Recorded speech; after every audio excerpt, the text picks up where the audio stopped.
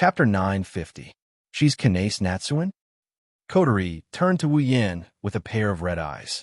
The silver-haired girl looked at Wu Yin with a pitiful and holy aura. She looked at Wu Yin with a strange look in her red eyes. Are you sure she's the target of the dungeon mission and not your target?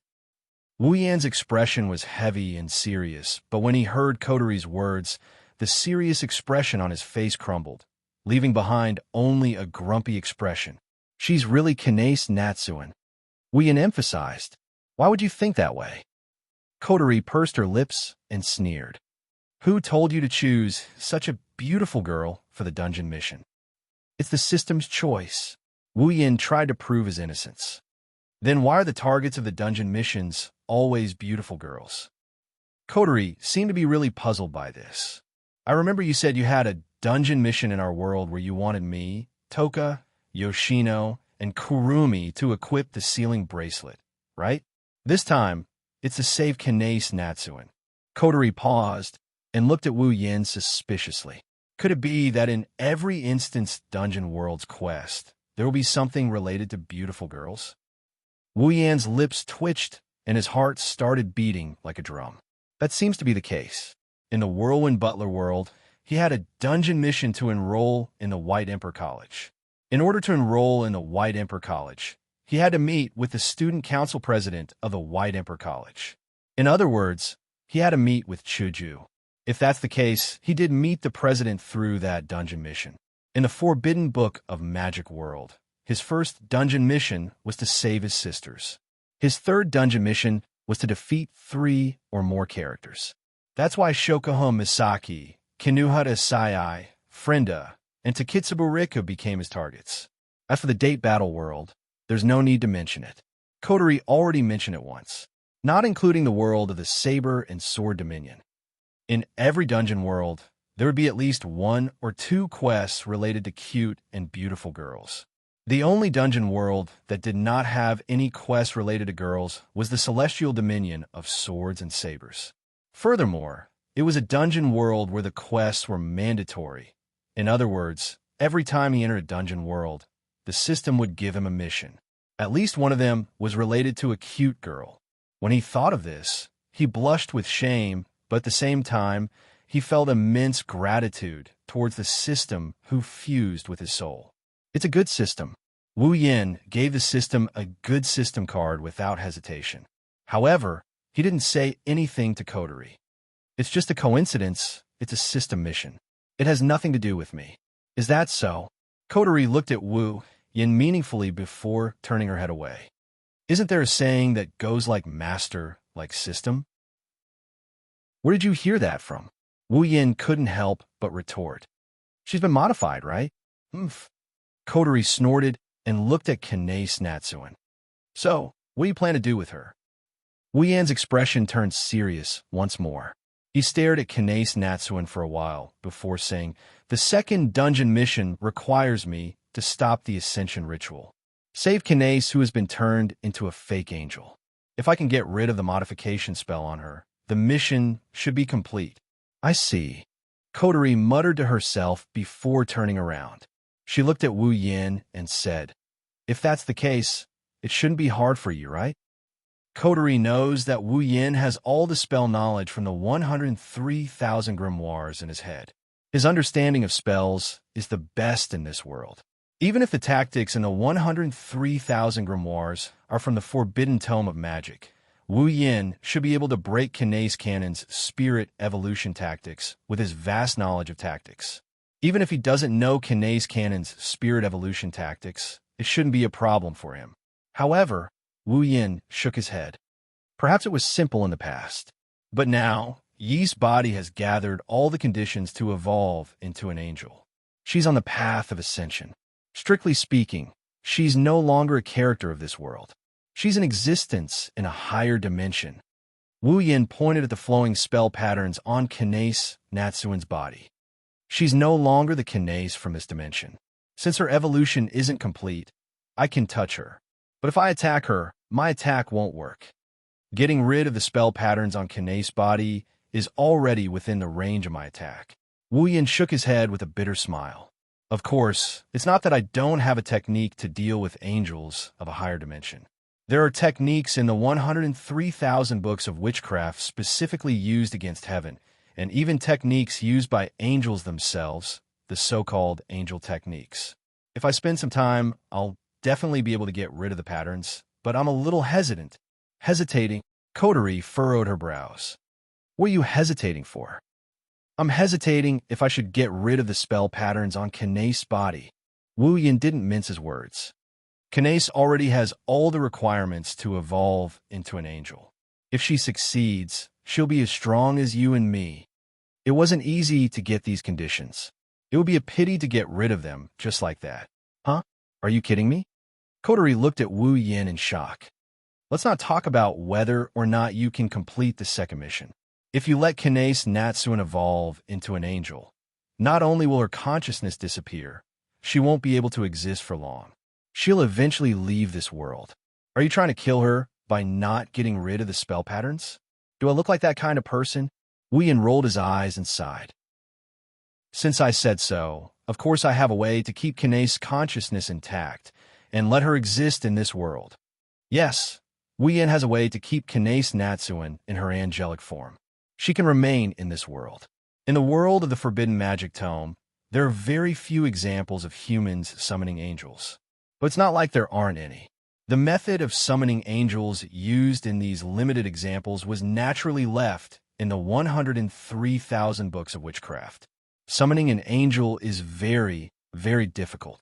Otherwise, in the original work, Yufeng Fire would not have spent so much effort to build a fortress just to bring an angel down to the mortal realm. He even almost sacrificed himself in the process. Therefore, even though Wu Yin has a way to summon an angel, he can't do it alone. However, it was much simpler to just leave the original angels in this world.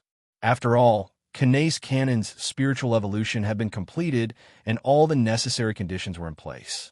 There was no need for him to prepare anything himself. All he needed to do was to modify the spiritual evolution technique on Canon's body, and it would not be impossible. The only drawback was that forcefully modifying an existing tactic required a level of understanding and an abnormally large amount of mana that exceeded the level of the tactic itself. However, with 103,000 grimoires, how could Wu Yin lack understanding of spell patterns? As a true ancestor, how could he lack mana? Therefore, Wu Yin meets the requirements to preserve Kanae Natsuan's angelic power and maintain her consciousness. However, if he does that, he will have to continuously transfer mana to the spell patterns on Kanae Natsuan's body to maintain them. Wu Yin didn't care about the price. He has a lot of mana, and it's still growing. If he didn't, all he would have to do is use Fantasy Killer on Kanae, and poke her a little bit. I wonder what Kanae Natsuan thinks. Wu Yin rubbed his forehead. If she only wants to live a peaceful life, I don't think it's appropriate for me to do this. Why are you so troubled? Coterie hit the nail on the head. Let's do it first. If Kanae Natsuan doesn't want to have angelic power, you can just remove the spell patterns on her body. If that's the case, my efforts will be in vain. Wu Yin didn't know whether to laugh or cry. That's your business. Coterie waved at Wu Yin and left. Work hard. Wu Yin was speechless. Chapter 9:51. Coterie's departure silenced the small room. Wu Yin stared at Canon, who was lying on the bed with her eyes closed. He didn't say a word. In the air, an extremely subtle sound was quietly reverberating. It was like the sound of a sophisticated computer calculating something. The source of the sound was none other than Canon's spiritual evolution rune patterns that were constantly flowing on her body. His eyes scanned the runes on Kanae's body like a machine. The simple and smooth runes looked like complex alphabets in his eyes. Each of them had their own purpose, and each of them was related to the other alphabets. Wu Yin's job is to find out the unimportant and unnecessary parts of these connections and remove them. Then, he will use his knowledge of tactics to fill in the new lines to create a new effect for the spiritual evolution tactic. Perhaps it would be more appropriate to describe it as an improvement. This wasn't a simple task. This was because the composition of a tactic was like an orderly formula. If you removed a part of it, then the entire formula would no longer be valid. It was the same for a tactic. It had its own composition rules. Removing a part of it was the same as destroying the entire tactic. The difficulty of modifying a perfectly good formula and making it work is comparable to the time when Wu Yin modified the structure of a mobile church. The difficulty of changing a single target defense to an area of effect defense is obvious. Even if he could do it, he would be as tired as a dead dog. Compared to the mobile church, the spiritual evolution tactic was not inferior at all. One was a tactic that could artificially create angels. The other is an ultimate defensive pattern. They are on par in terms of levels. Or rather, if it wasn't for the harsh conditions required for the spiritual evolution technique to create angels, and if it could be as effective as the moving church without any side effects or sacrifices, then this technique would be much more effective. It wouldn't be an exaggeration to call it the highest level of all tactics. No side effects or sacrifices. A pattern that can create real angels at any time. Just the thought of it is terrifying. Fortunately, no matter which world it was, tactics with heaven-defying effects like the spiritual evolution tactic had their limitations and conditions. Otherwise, Wu Yin wouldn't have dared to make a name for himself in this dungeon world. His mind flashed with the techniques from the 103,000 grimoires, including magic techniques, alchemy techniques, yin-yang techniques, and even angelic techniques.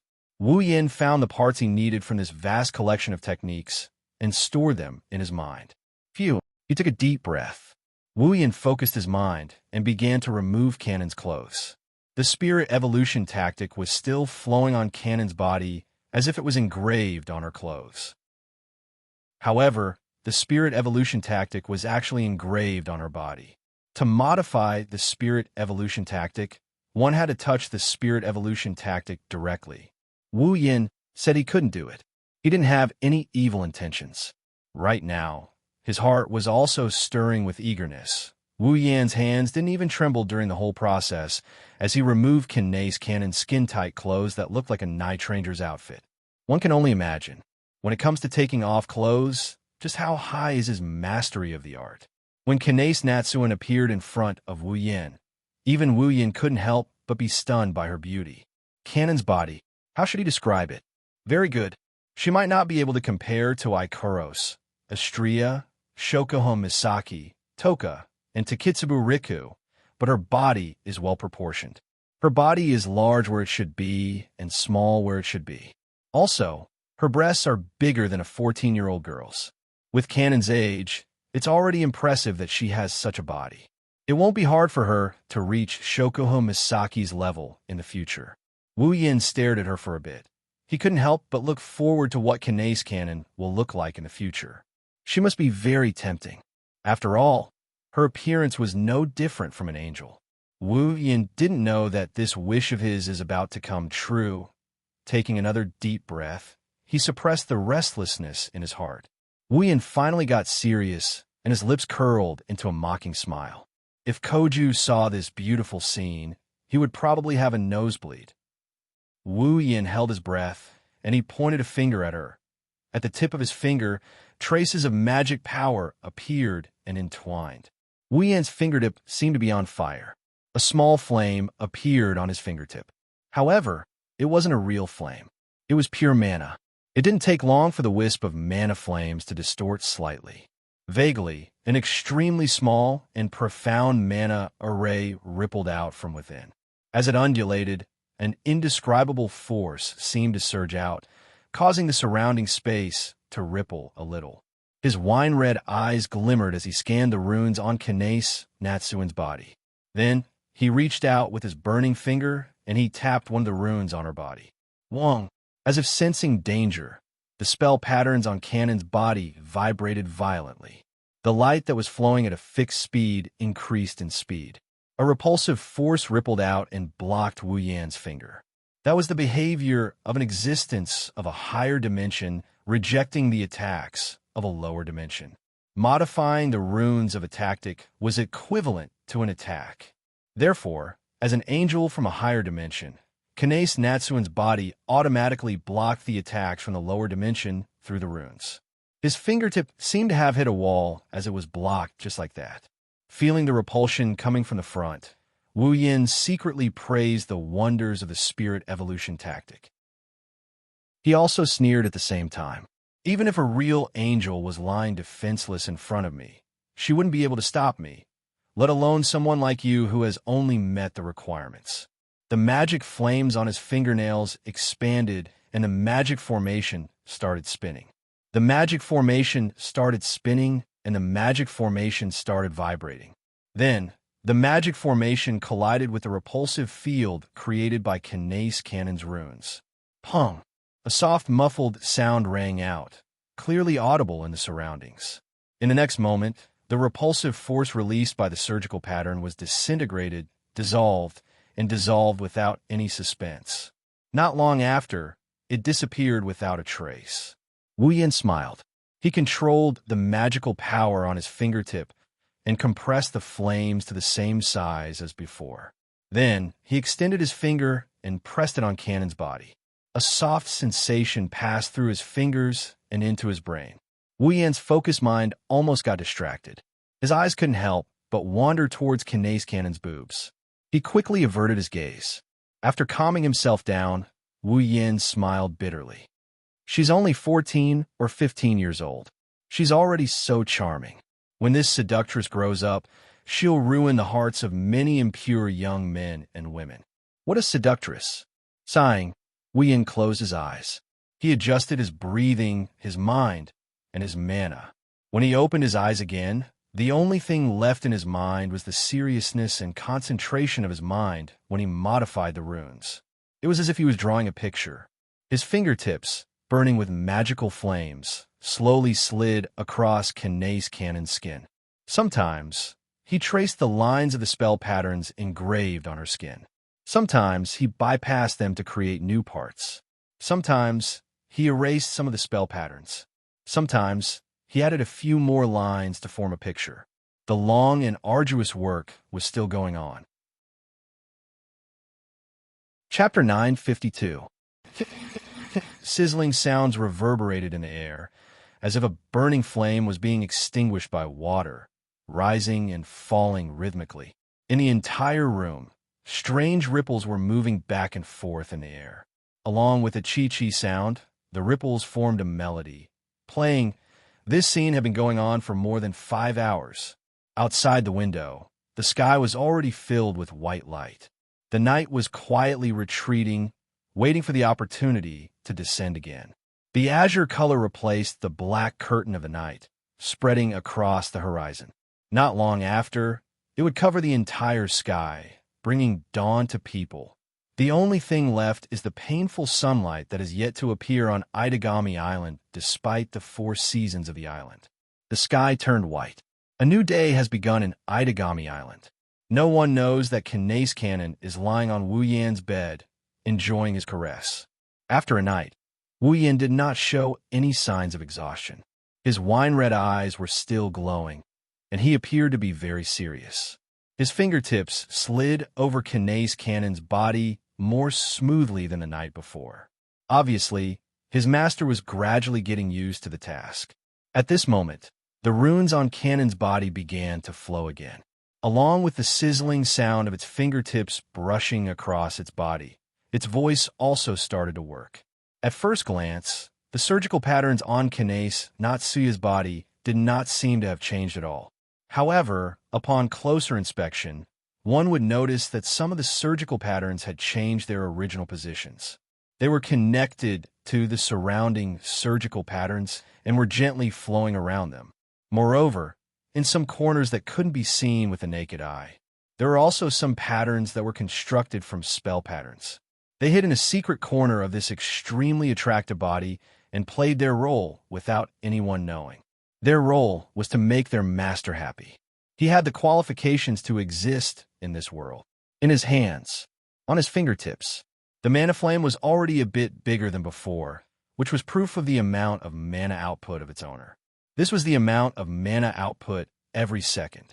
The amount of mana consumed is comparable to the amount of mana a powerful attack mage needs to cast a magic spell. In addition to the 5 hours of nonstop work, The amount of mana consumed during this period was enough for an old-generation pure-blooded vampire to summon his strongest familiar. However, Wu Yan's face was still glowing. He didn't look tired at all. Aside from battle and injury, this is the moment when Wu Yan looks the most like a true ancestor. After all, a true ancestor is synonymous with mana. As time passed, the mana output from his fingertips increased. Wu Yan's expression became more and more serious. This was because the final step had already arrived. His fingers skimmed over Cannon's soft skin. It passed through her shoulder and reached her chest. Each time his fingers skimmed over her chest, he would leave behind a rune mark. Then, he moved his finger and connected it with the rune mark on Cannon's chest. Bang! The moment his finger connected, the mana flame on his fingertips expanded by a few times. The mana output also increased by a few times and flowed into the surgical pattern on Cannon's chest. Almost at the same time, the runes on Kanace Natsuya's body emitted a humming sound that had been suppressed for an entire night. The light on the runes surged wildly like water through a dam. It lasted for about 10 seconds before it calmed down. Under Wu Yan's gaze, the newly constructed spiritual evolution pattern rippled and gradually melted into Cannon's body. At the same time, the pair of holy wings on Cannon's back slowly retracted into her body. The current Kanace Cannon looked exactly the same as she did before she was turned into a fake angel. She no longer looked like a monster. She was still as holy and noble as before. Her delicate and beautiful face exuded a delicate and pitiful aura. Her tightly shut eyes seemed to have relaxed and opened slightly. She was no longer as pitiful as before, as if she was having a nightmare. Phew! The magic flames on his fingertips slowly dissipated, but Wu Yan didn't stop channeling magic power at all. After a night of reconstruction, Wu Yan managed to connect the surgical pattern on Cannon's body with his. This way, even if he is not by her side, he can continue channeling mana to her to maintain the operation of the surgical pattern. As long as Wu Yan does not stop channeling mana, Cannon will be able to live normally in this world. However, the amount of mana required to maintain the operation of the surgical pattern is a bit too much. Even a vampire would not be able to handle it. Only a primogenitor would be able to maintain the operation of the surgical pattern without any hindrance. Wu Yan wiped the non-existent sweat off his forehead as he felt the connection between him and Cannon. A smile finally appeared on his face. He shifted Kanace Natsuin's body and covered her with a blanket. Covering up her seductive white hair, Wu Yan stroked her bangs and chuckled. "In that case, you're back, right?" Wu Yan said gently as he smoothed out the wrinkles on Cannon's forehead. "Kanace, welcome back." Maybe it's because she heard Wu Yan's voice. Kanace Cannon's frown loosened up. Her expression turned serene, and Wu Yan nodded in satisfaction. Just then, beep. Mysterious crystal awakening condition triggered. Mysterious crystal awakening. Beep. Mysterious crystal awakening. The sudden system notification caught Wu Yan off guard. Before he could react, the gate of Babylon opened up behind him. An incubator that looked like a human brain, a black crystal, 10 crystal balls that looked like small black holes, and a glowing crystal flew out from the gate of Babylon and floated in front of Wu Yan.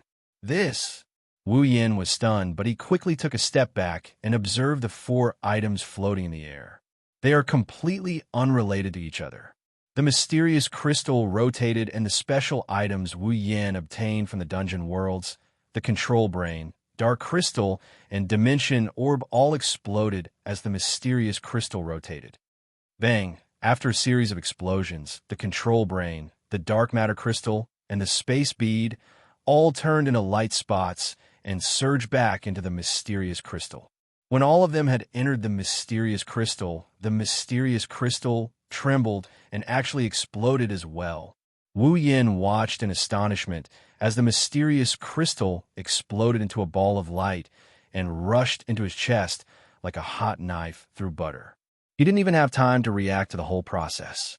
Staring blankly at his chest, Wu Yan regained his senses and quickly tore off the front of his shirt. On his chest, There were 3 red jade hooks silently announcing their existence, waiting for Wu Yin to wake them up. Above the 3 jade hooks, there was a white mark. That was the appearance of the mysterious crystal. Beep. Mysterious crystal awakening complete. Beep. Obtained demon beast mark. Demon beast mark? Hearing the system's voice, Wu Yin asked with a puzzled expression, "What is this demon beast mark?" User, the demon beast mark is the incarnation of the demon beast sealed in the mysterious crystal. Incarnation of the demon beast. Hearing the system's answer, Wu Yin was even more puzzled. Before he could ask again, the system answered on its own. The demon beast in the mysterious crystal has an extremely violent consciousness and almost no self-consciousness. After the system's judgment, the possibility of it being controlled by the user is infinitely close to 0. Therefore, the system automatically erased the demon beast's consciousness and body and turned it into a demon beast mark. As for the specific ability, the user is required to figure it out by himself. Wu Yin was at a loss. Even now, he was still in a daze. Chapter 9:53. The scorching sun shines down on Itagami Island. The atmosphere is hot and humid. Perhaps the weather on Itagami Island was really hard to come by. The temperature was unbearable for most of the people living on Itagami Island, but for those who had lived here for a long time, they were already used to it. Therefore, even though the temperature was terrifyingly high and their backs were covered in sweat, the pedestrians who were exposed to the sun continued to walk. Although their faces were almost covered in sweat, their expressions were abnormally calm. Only a few young people were complaining as they walked. In such weather, a gust of wind blew past the pedestrians who were hurrying on their way. At this moment, almost every pedestrian on the road revealed a satisfied expression. Some of them even stopped in their tracks to enjoy the refreshing wind. The wind blew through the streets, blew through the buildings, blew through the air, blew through the pedestrians, blew into the high-rise residences with wide, open windows, blew into the doors that they patronized. Kanase Natsuan was lying on the bed. She was lucky enough to be chosen by the wind that blew in through the window. Her bangs fluttered in the wind. Coupled with her exquisite face, she looked exceptionally beautiful. Kanase Cannon seemed to have felt the wind blowing on her body. She seemed to have been summoned by something. Her calm face and eyelids finally broke the silence. Her eyelids trembled slightly. Like a newborn chick, Cannon struggled to open her eyes. Her blue pupils were exposed to the air like crystals. A dazzling light flashed in her eyes, and her blurry vision gradually recovered. Kanase only regained her senses when she saw the white ceiling. Kanase Cannon blinked her eyes blankly. Her beautiful face was full of confusion. She looked around with an expression that was so cute that it would cause nosebleeds. He took in a full view of the room that was filled with a fragrant scent that warmed his heart. Cannon's expression became more and more perplexed as she looked at her surroundings. Are you awake? Kanase Cannon was still trying to sort out her memories, trying to recall why she was here. Suddenly, a voice came from beside her. She heard a voice that made her want to cry. Kanase Cannon abruptly turned her head to the side, which was the direction of the room's door. The tightly shut door opened without anyone noticing, and Wu Yin is standing there. He was holding a tray in his hand. On the tray, plates of delicious and steaming dishes were lying quietly. In a short while, the entire room was shrouded in a fragrant aroma.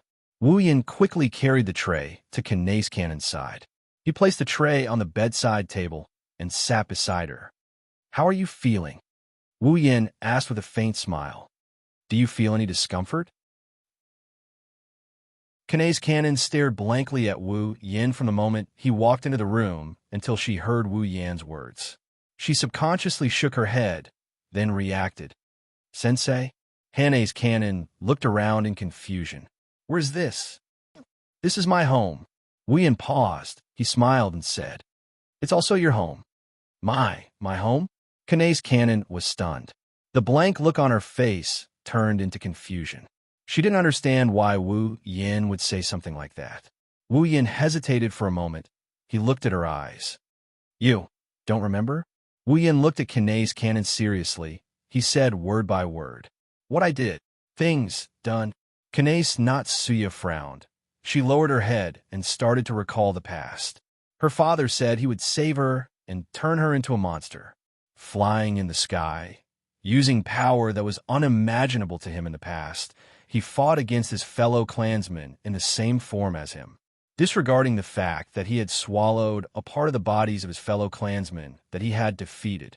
Also, he had to stab the heart of this friendly and smiling teacher in front of him. In the end, it was the scene of the pair of hands that he was so familiar with, covered in the blood of others. The confusion faded away. It was replaced by disbelief and deep sorrow. Kanei's cannon shrunk her body. The light in her eyes slowly turned into sadness. Right, I hurt a lot of people, and hurt. Teacher. The terrifying memories returned to Kanei's cannon's mind, causing her face to turn paler and paler. In the end, it was so pale that there was not a trace of blood on her face. Kanei's cannon's hands were stained with blood. She didn't want to admit it, but she was a very kind person, so kind that she couldn't even abandon an abandoned cat. For someone like her, these memories were simply too cruel. Looking at Kanei's cannon's pale face and dejected eyes, Wu Yin lowered his head, but he quickly looked up again. He reached out and touched Kanei's cannon's silver hair. Is it painful? Kanei's cannon didn't answer. She didn't know how to answer. Should she say it's painful? But at that time, she had lost all her emotions. No pain? Then, what was with this dull pain that was reverberating in the depths of his heart? Wu Yin looked at Kanei's cannon with a gaze that could see through her heart. He smiled and spoke. It's okay. Kanei's cannon was stunned. She turned around and looked at Wu Yin. It's okay. Wu Yin caressed her hair, as if he was trying to convey his thoughts to her. He chuckled. Even if your hands are stained with blood, even if your body is stained with blood, you are still you.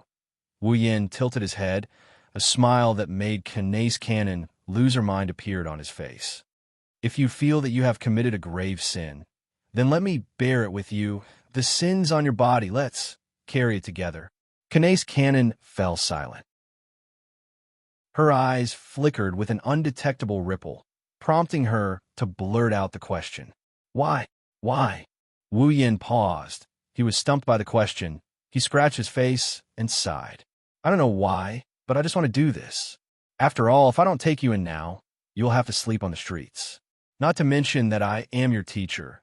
Even though I've only met you once, I'm still worried. Kanei's cannon was stunned.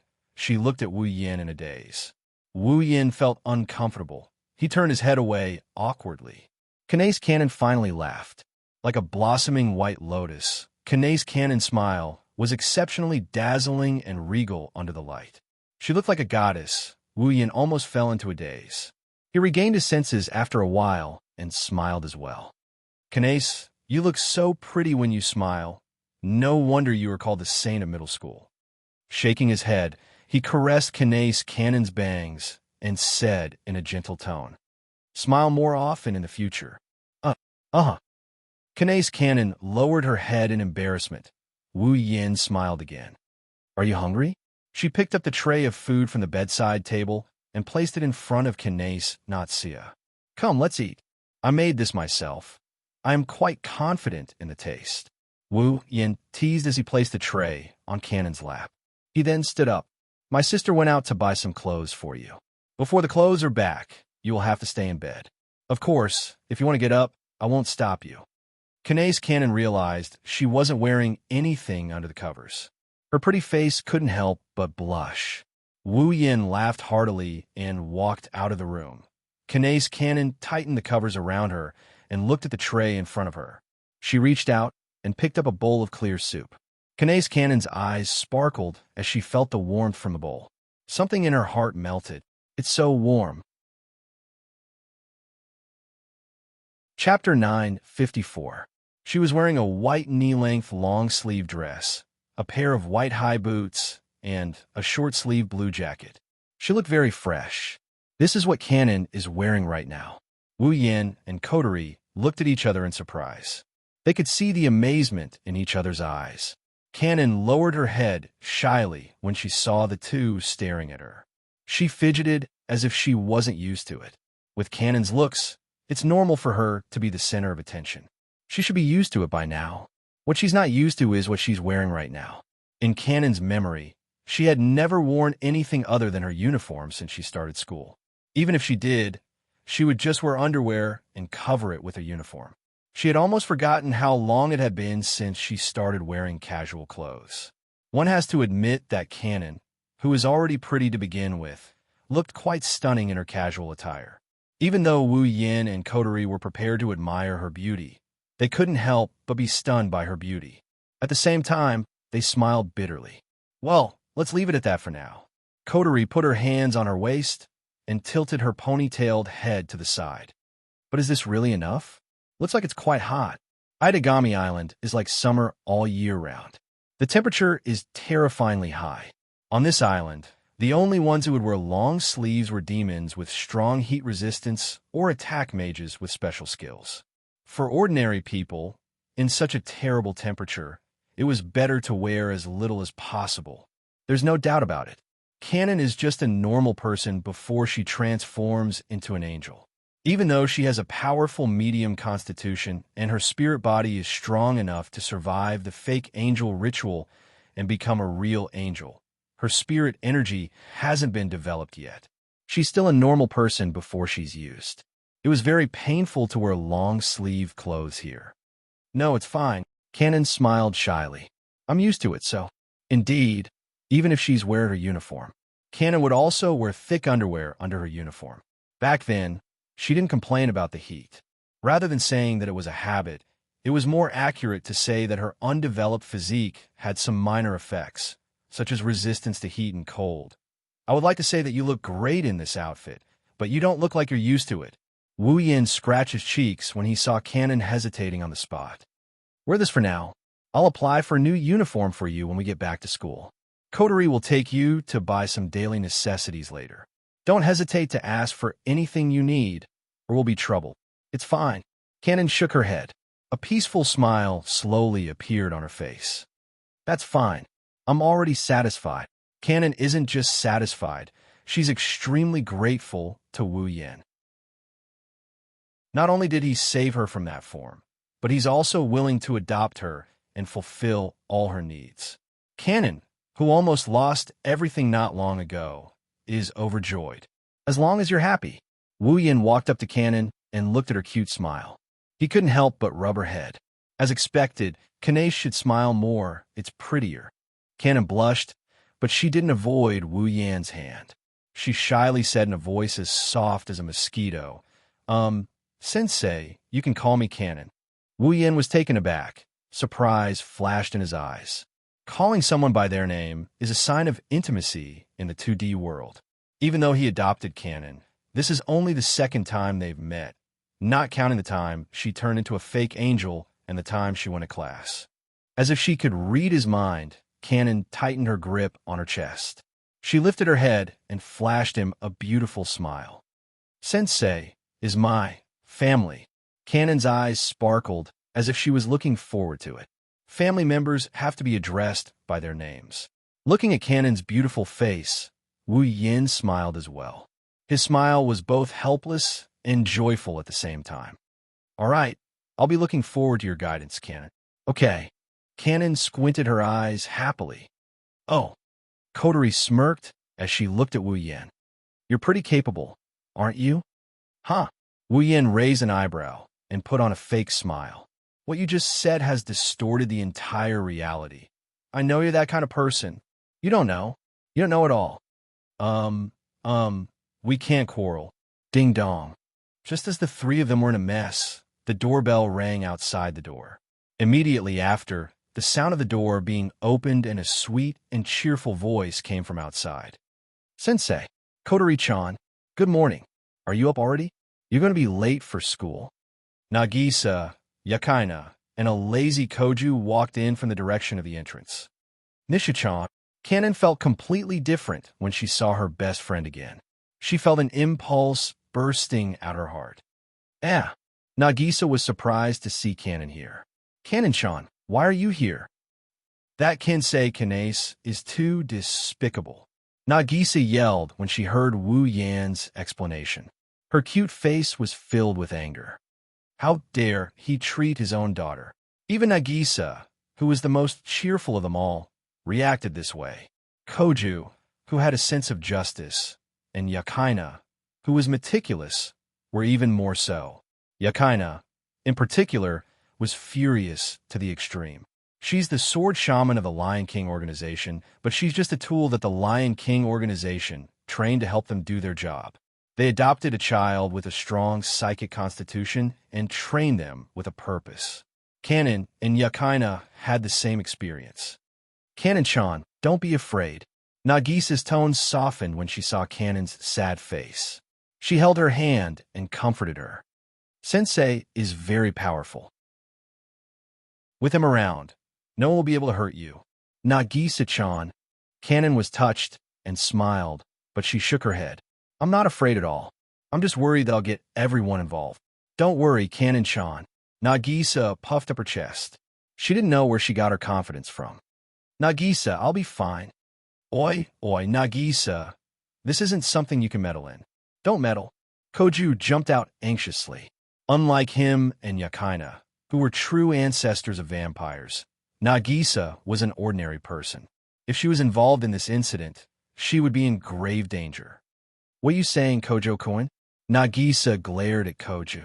Kanon-chan is a very important friend of mine. How can I not help her? But you. Koju didn't know what to say. Should I say that you're a normal person and shouldn't get involved in this? But on the surface, he and Yakaina are normal people too. Sensei. Yakaina frowned and looked at Wu Yan. Why don't you talk to Nagisa? Wu Yan pursed his lips and smiled. I say, Koju, Jijua, don't underestimate Nagisa. She's stronger than you think. Nagisa puffed up her chest proudly. However, Wu Yan's next sentence made her choke on her words. I'm still afraid of the demons. That last sentence is unnecessary. Nagisa shouted angrily. Everyone in the hall burst into laughter. Chapter 955. As dusk approached, the temperature on Itagami Island finally dropped. The stifling air was gradually replaced by a sea breeze that swept through every corner of Itagami Island. It was as if the island was trying to lower its temperature. Not long after, the temperature dropped to a level where people who didn't exercise wouldn't sweat. Of course, if they were running around outside, they would still feel hot. However, Wu Yan, Kotori, Nagisa, Kanon, Yakaina, Koju, and the others didn't have much to do with this. They entered a large shopping mall. The air conditioner filled the mall, isolating the outside world from the inside world. Wu Yan and Koju let out sighs of relief when they entered the mall. We're alive. Moa. Nagisa pouted unhappily when she saw their half-dead state. It's rare for us to go shopping together. Can you two be a little more spirited? No. Why are you still so spirited? Wu Yan wiped the sweat off his forehead. Kotori, Nagisa, Kanon, and Yakaina didn't seem to be sweating at all. Wu Yan couldn't stay calm. Normal people wouldn't be able to stay spirited in that kind of temperature, right? That's right. Koju agreed. No matter what, they wouldn't be sweating. Isn't that a little too much? Hearing the two's words, the four girls appeared to be rather disdainful and indifferent. Kotori was a fire spirit, so she wouldn't be afraid of high temperatures. Yakaina was a sword shaman, so she had a certain amount of spiritual power in her body, so she could easily move around in high temperatures. As for Kanon, even though she hadn't developed her physique yet, her physique was extremely powerful.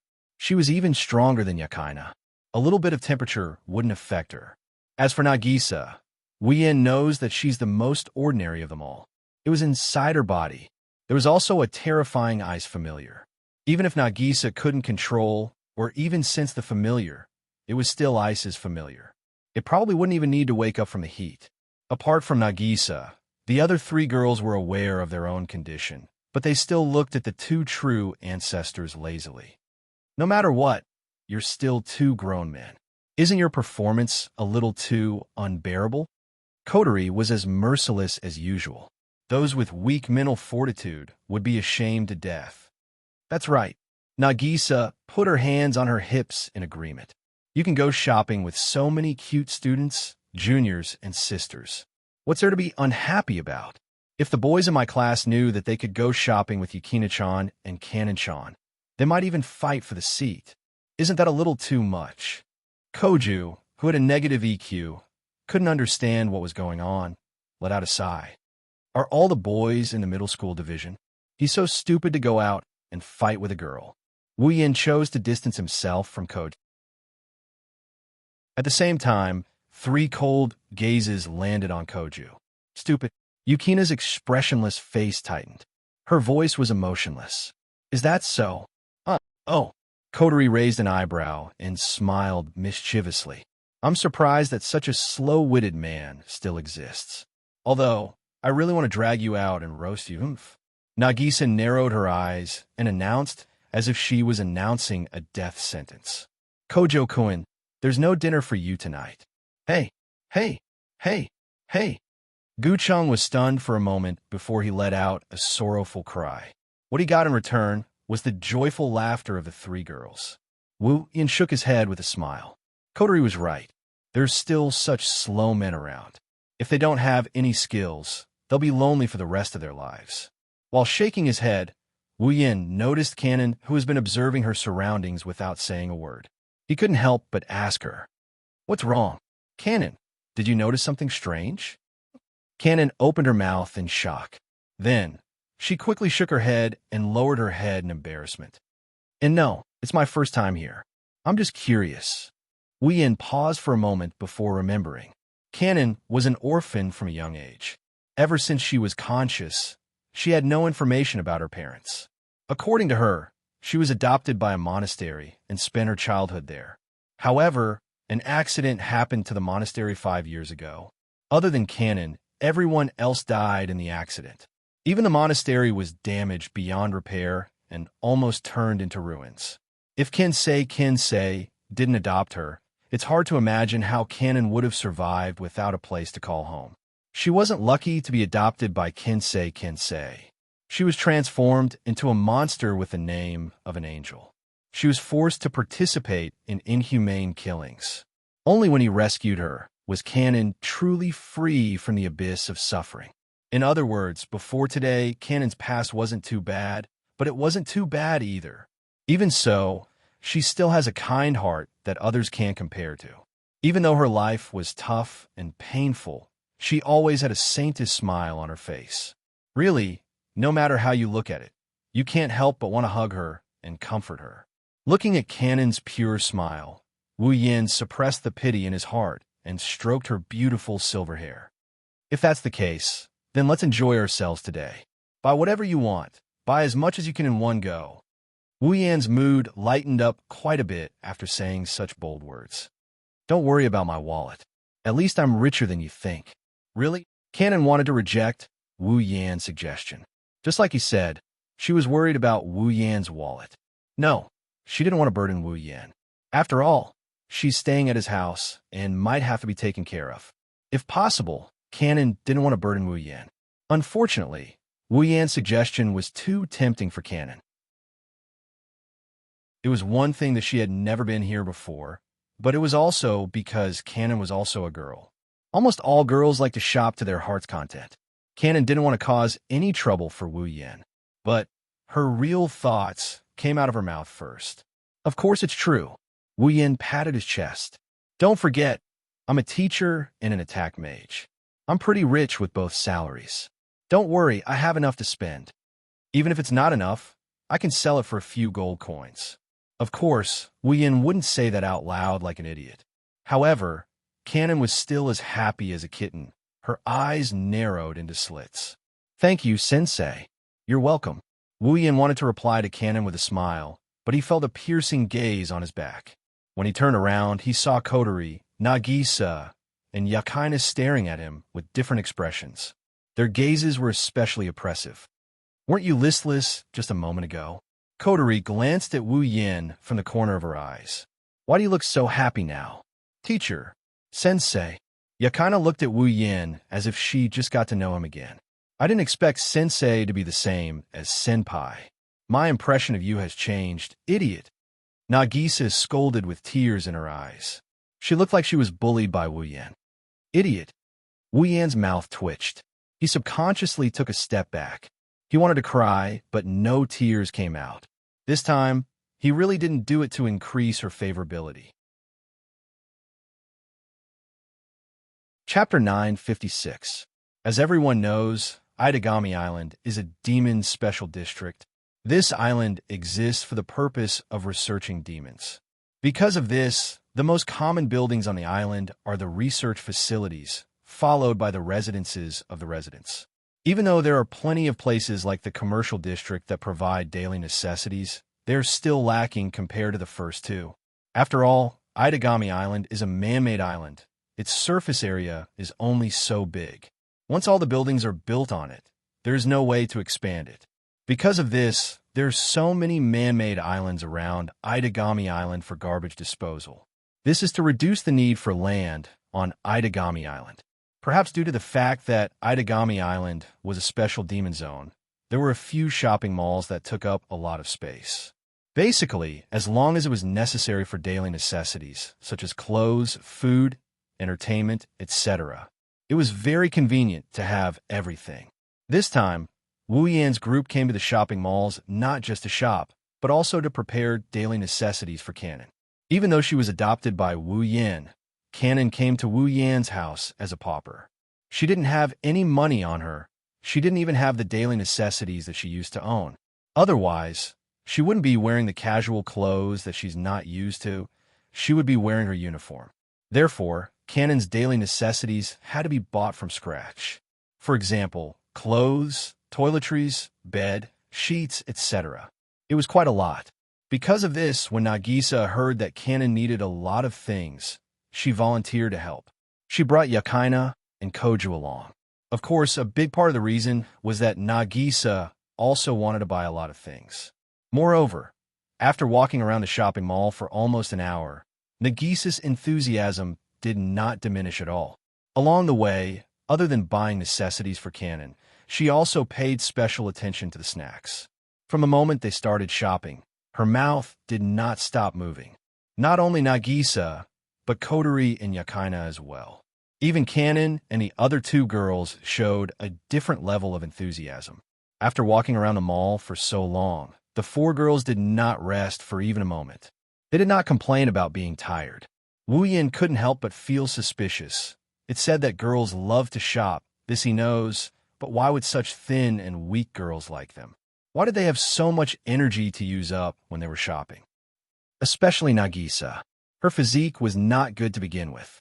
She was not good at sports, but after walking around for an hour, she was still as energetic as ever. Not only Wu Yan, even her brother Koju was confused. Looking at the four beautiful girls who were running in front of him, laughing and chatting along the way, he felt a chill run down his spine. Wu Yan, who was carrying bags, sighed. He asked Koju, who was also full of bags. Koju, do you think we're the immortal vampires or immortals? Why are they all so energetic while we're half dead? Who knows? Koju was sweating profusely. I haven't been able to figure out the answer since the first time I went shopping with Nagisa, Koju said. Wu Yan was speechless. Is this really a natural ability of girls? Entering a state of unlimited energy while shopping? Huh? Koju said with a fake smile. If there is such a skill, I want one too. For example, entering a state of unlimited energy in the morning. Koju hated the fact that his vampire physique caused him to laze around in bed. Wu Yan used to spies on him. How can you understand how blissful it is to sleep in the morning? Hey, do you think this is something a teacher should say? Koju complained. Shouldn't you say something like early to bed and early to wake up? It's good for your health. Huh? This time, it was Wu Yan's turn to smile. Although I teach junior high school, I'm still a kindergarten teacher. In your heart, do I look like a kindergarten teacher to you? Tisk, who knows? Koju's tone was laced with hatred. Regardless of whether it's kindergarten or middle school, I don't have a good impression of a bad teacher like you who laid your hands on your own students. Wu Yan's mouth twitched. This damned Siscon. Fortunately, he didn't know Nagisa was taken down by Koju otherwise. The image of Koju going berserk and releasing Lion's Gold when he found out his sister was taken down surfaced in his mind. For some reason, Wu Yan was looking forward to it. He was looking forward to Koju's reaction. You two, come over here. While the two true ancestors were engaged in a meaningless conversation, Nagisa waved at them cheerfully with a cheerful smile on her face. Her short ponytail swayed from side to side with Nagisa's movements like a puppy wagging its tail at its owner. She was extremely adorable. In an instant, the vampire teacher and the Siscon vampire, who had already subdued their student, were shaken. Without hesitation, the two of them lifted their feet and immediately wanted to rush forward. Just as the two of them were about to rush forward, a strange feeling emerged from the bottom of their hearts, causing their charging posture to abruptly stop. The movements of their feet also became sluggish on the spot. This feeling, Koju frowned, his nose twitched. The smell of blood. Wu Yan's eyes flashed, and he stopped moving. Yakaina suddenly ran over with a serious look on her face. Senpai just now. It was obvious that Yakaina, with her extraordinary astral vision, also felt that something was wrong. Wu Yan waved his hand to calm her down. He took off the bags on his body and handed them to her. You two stroll around. I'll be right back. Are they here for Yanasi-san? Yakaina took the bags from Wu Yan. She stared at Wu Yan. I'm not sure. Wu Yan shook his head. But apart from this, I don't know any other reason why we would be targeted. Are you still not going to let Yanasi-san go? Koju clenched his fists and gritted his teeth. He turned around and looked at Wu Yan. I'll go with you. If you leave alone, Nagisa and the others will be suspicious. Wu Yan pondered for a moment and nodded. Yakaina hurriedly said, Then Jijua, you don't have to go. Wu Yan interrupted her. If too many people go, it'll only arouse suspicion. But Yakaina panicked when she heard Wu Yan. If Senpai does something stupid, as the fourth primogenitor, Koju is still incomplete. But because of that, his familiars could easily wipe out the entire island if he goes on a rampage. How could Yakaina let him out of her sight under such circumstances? Don't worry. Wu Yan smiled at Yakaina. Don't you have me to watch over him? That's why I'm worried. Yakaina didn't try to hide her thoughts. Sensei, don't forget that you're a vampire that's no safer than Senpai, she said angrily. Don't confuse me with Koju. Wu Yan retorted. It's not like I only know how to summon familiars. Do I look like the type of person who would casually summon familiars? In fact, Wu Yan only used his familiars once during his first battle with Vatler. Apart from that, he only used his familiars once during his first battle with Vatler. To him, vassal beasts were his trump cards. Who would use them unless it was absolutely necessary? Besides, Wu Yan narrowed his eyes at Nagisa and the others. You still have to protect them. Yakaina hesitated. All right. Wu Yan patted Yukina's shoulder. It won't take long. I'll leave them to you. Wu Yan ignored Yukina's reply. He looked at Nagisa, Kanon, and Kotori, who nodded at him. He turned around and left with Koju. Chapter 9:57. Unbeknownst to him, the number of people in the shopping center had suddenly decreased. The originally bustling shopping center was still as lively on the upper 10 floors. However, on the first floor of the shopping center, the number of people was decreasing bit by bit. They either went to the higher floors or directly left the shopping center. Now, the entire first floor of the shopping center was empty. Gu Chung and Wu Yan stood side by side at the entrance of the shopping center. Gu Chung looked around with surprise. How did you do it? Gu Chung turned to Wu Yan with a strange expression. There were so many people here just a moment ago. I used a dispel idler's spell. Wu Yan didn't try to hide it.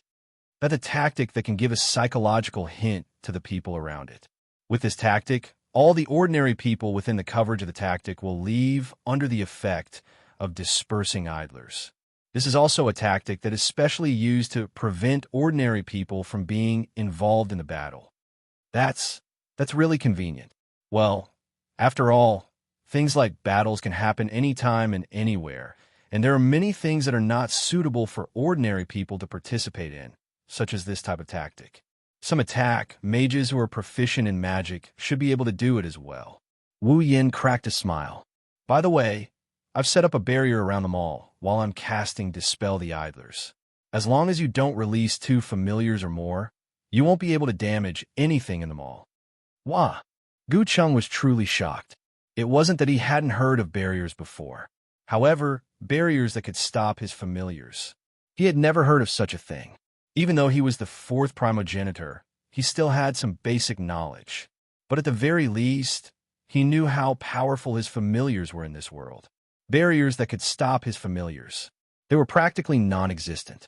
But now, the vampire teacher in front of him said he set up a barrier that could stop his familiars. How could Gu Cheng not be suspicious? Even if he wasn't a complete primogenitor, he was still a primogenitor. He looked at Gu Cheng's expression. Wu Yin knew what he was thinking. He rolled his eyes at him. Don't think that my barrier is that powerful. No matter how powerful it is, it won't be able to stop a primogenitor's familiar. I'm only relying on my powerful mana to fill the surface of my barrier with mana. That way, if the barrier is attacked by a familiar, it'll more or less neutralize a portion of the damage. Wu Yin glanced at Gu Cheng. Besides, even if I did that, it would only be able to fend off the attack of 1 familiar beast, and that would only be the aftermath of the attack. Don't let your familiar beast hit the magic screen, or you'll be in big trouble. Of course, if you want to be cut into pieces by Jizhua, I have no problem with that. I can't protect this shopping center, but I'm confident that I can protect the people in the shopping center. No need. This is enough. Gu Cheng's face was covered in sweat. He hurriedly said, I'll only use 1 familiar. I won't let it crash into the barrier. That's a story for another time. Wu Yin shook his head and sighed. Let's hope the enemy doesn't force you to unleash your familiars to take care of them. Gu Cheng's expression froze. He nodded solemnly. At this moment, the automatic door of the shopping center suddenly opened. Under the watchful eyes of the two, a group of soldiers covered in black armor and armed with assault rifles rushed in from outside the shopping center. They seemed to want to go deeper into the shopping center. The soldiers charged in one direction without hesitation. Wu Yin and Gu Cheng immediately realized what was going on. Their whereabouts had been exposed long ago. The soldiers rushed over in unison. When they saw the two people in front of them, they stopped and split up. They formed an arc around Wu Yin and Gu Cheng. They raised their assault rifles. Who are these guys? When Gu Cheng saw the black-armored soldiers, he was stunned and frowned. No, the smell of blood didn't belong to them. They don't smell like living humans. Wu Yin stared at the soldiers. Are they robots? Or zombies? Sa. Gu Cheng's tone became heavier. They're coming. As soon as he finished speaking, the black-armored soldiers in front of him raised their submachine guns and pulled the trigger without hesitation. Tut, tut, tut, tut, tut. Sparks flew out from the muzzle of the gun. Amidst the sounds of gunfire, a barrage of bullets broke through the atmosphere of the space, whistling through the air as they flew towards the two of them from all directions. Faced with the collective spurting sparks and listening to the gunshots in the air, the two true ancestors of vampires did not change their expressions at all.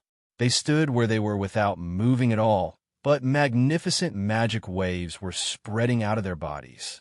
The mana on Gu Cheng's body transformed into a golden barrier that protected his body.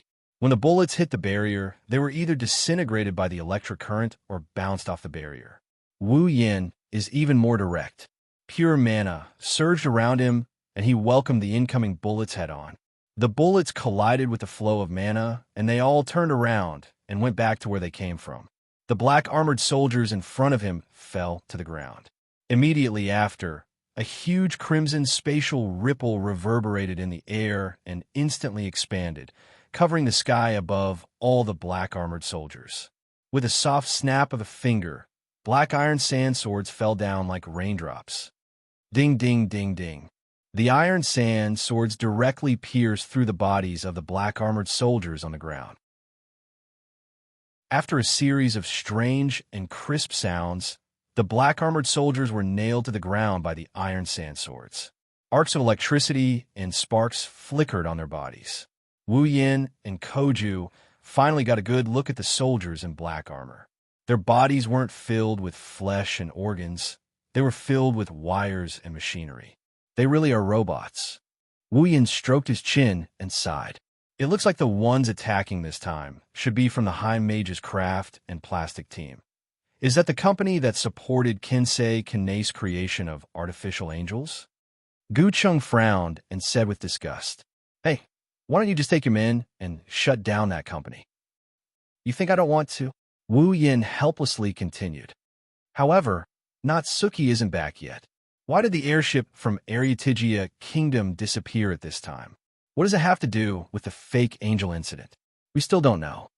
It's absolutely inadvisable to act rashly without investigating thoroughly." Guqing nodded and opened his mouth to say something. His expression suddenly changed. Wu Yan's expression froze as well. He and Guqing both turned their heads and looked at the sky.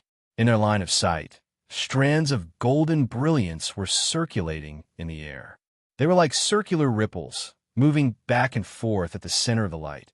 A young girl wearing fur clothes with a pair of wings on her back and a mask on her face slowly appeared. "That's..." Gu Chung gasped. "Masked parasite." "No, it's not the masked parasite." Wu Yin was shocked. "It's a clone of the masked parasite." "Clone?" Gu Chung looked at Wu Yin. "But didn't you say that the two masked parasite clones were already?" Wu Yin frowned and looked at the masked parasite. His eyes narrowed. "Looks like Sorcerer's Craft and Plastic has more than two masked parasite clones." Wu Yin guessed wrong. Sorcerer's Craft and Plastic only had two masked parasite clones. The one in front of him was created after he rescued Cannon. To get Cannon back.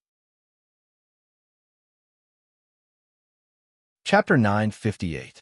Wu Yin and Koju's expressions turned ugly as they watched the masked parasite spread its wings and stare at them like an eagle. In the light, two more masked parasites slowly appeared next to the masked parasites. They spread their wings and flew in the air, looking down at the two true ancestors of vampires on the ground. There was not the slightest ripple in their eyes, and they were as dead as death. "Three masked parasites." Wu Yin murmured and sneered as the three masked parasites were reflected in his eyes. "You really put in a lot of effort, sorcerer craftsmanship." "Of course." A voice full of anger and resentment came from the entrance of the shopping center, attracting the attention of Wu Yin and Koju. When the automatic door opened, a calm-looking man in a white lab coat walked in with a blonde-haired woman. Their gazes locked onto Wu Yin. One of them had a serious look while the other had a hateful look. They were Kinsei and BB. The one who spoke was BB. Her face was full of resentment, and she held a spear in her hand. BB sneered and said, "In order to take back that monster, I want to cut you into pieces." "In order to cut you into pieces, I've invested all the remaining assets of the company into the three masked parasites. So, I'm sorry, but can I ask you to die?" Hearing that, Wu Yin raised an eyebrow and smirked. He taunted her. "You're just a rat that barely escaped from me by relying on your vampire's life force. Ugly, I can't believe you have the guts to say something like that." "Shut up," BB sneered. Originally, her looks are pretty decent, but this kind of behavior ruined her pretty good looks. Just like what Wu Yin said, she's an ugly freak right now. Wait until I poke you into a beehive. Then, I'll take care of your mouth. I really don't know where you get your confidence from." Wu Yin shook his head. He didn't even look at her as he looked at the three masked parasites hovering in the air. "Is the source of your confidence from them?" Yes. Not bad, right? Our company's product." BB sneered with a remote control in her hand. "Although it's not as good as that monster's fake, it's surprisingly useful." Hearing BB say that monster and that monster again and again, Wu Yan's face suddenly turned cold, and then he smiled again. "Do you believe that before my mouth is taken care of by you, I can make that mouth of yours unable to open its mouth to speak?" BB was angry and wanted to refute, but when she saw Wu Yan's cold eyes hidden under his smile, her chest seemed to be blocked by something and she couldn't say a word. At this time, Koju stood out. Are you Kinsei Kanase? His face was calm and composed. The calm Kinsei Kanase. Koju clenched his fist. Tell me, why did you transform Kanase into a fake angel? Faced with Koju's reprimand, Kinsei lowered his head and said something that almost made Koju explode in anger. I transformed Kanon into a fake angel. I made the decision when I adopted her. As if he was talking about a tool and not his daughter, Kinsei Kanase slowly said, no matter what, this is her fate. Fate? Koju was so angry that he laughed. You're saying that this is Kanase's fate? Did she say that she wanted to become an angel? Did she say that she had such a fate? Traces of golden electricity flashed across Koju's body, showing his master's mood. Lowering his head and gritting his teeth, Gu Cheng yelled angrily. You transformed her into a fake angel without permission and claimed that all of this is her fate. You have no right to be Kanase's father. Kinsei Kanase's eyes flashed with a strange light, but his expression didn't change. This made Koju even angrier. He couldn't help but take a step forward. However, a hand landed on his shoulder and pulled him back. His indifferent eyes met Kinsei Kanase's gaze. The two looked at each other for a moment before Wu Yin spoke. Kinsei Kanase. Wu Yin softened his tone as he continued. First of all, let me thank you. Kinsei Kanase was stunned. Even Koju and BB were stunned. Thank you for raising Kanon for 5 years. Without giving Kinsei Kanase a chance to react, Wu Yin looked him straight in the face.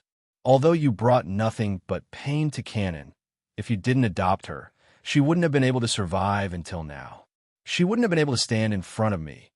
Therefore, I want to thank you for raising Kanon for 5 years. Wu Yan's tone suddenly changed. However, from now onwards, no, from today onwards, Kanon is my family. Kanon's future will be created by the two of us. Taking a few steps forward, Wu Yin looked at Kinsei, who is still in a daze. His unquestionable tone came out of his mouth. You, the one who adopted Kanon, gave her a fate without a future. Now, Kanon is no longer your daughter, but my family. Her fate will be decided by me. Let me tell you, if you want to snatch Kanon away from me and turn her into a mindless monster. Wu Yan's lips curled into a cold smirk as his voice reverberated throughout the area. You, don't even think about it. Kinsei Kanase's expression changed drastically. He lost his composure as he looked at Wu Yan, who made a declaration to him. He couldn't help but take a step back. The anger in Koju's heart dissipated silently. He smiled and walked forward to stand beside Wu Yan. That's right. Kanase's fate. It's not something you can decide anymore. You. Kinsei Kanase trembled. His face was filled with anger. What do you know? What do you know? You don't know anything. What right do you have to deny me everything? What right do you have? Wu Yan lowered his head and slowly raised it again. You think you can touch my family? You, sensei. Kinsei Kanase's face was filled with anger. However, he was immediately interrupted by a familiar voice. He froze on the spot. Wu Yan and Koju were shocked. They turned to look at the source of the voice. Kanon walked out of the mall's elevator. Kotori and Yakina followed behind her. Why are you here? Koju quickly asked. Where's Nagisa? Nagisa didn't come down. Yakina replied. There seems to be a spell formation that dispels ordinary people. Nagisa was also affected. That's why she didn't come down. Koju heaved a sigh of relief. Kanon. Wu Yan frowned and looked at Kanon reproachfully.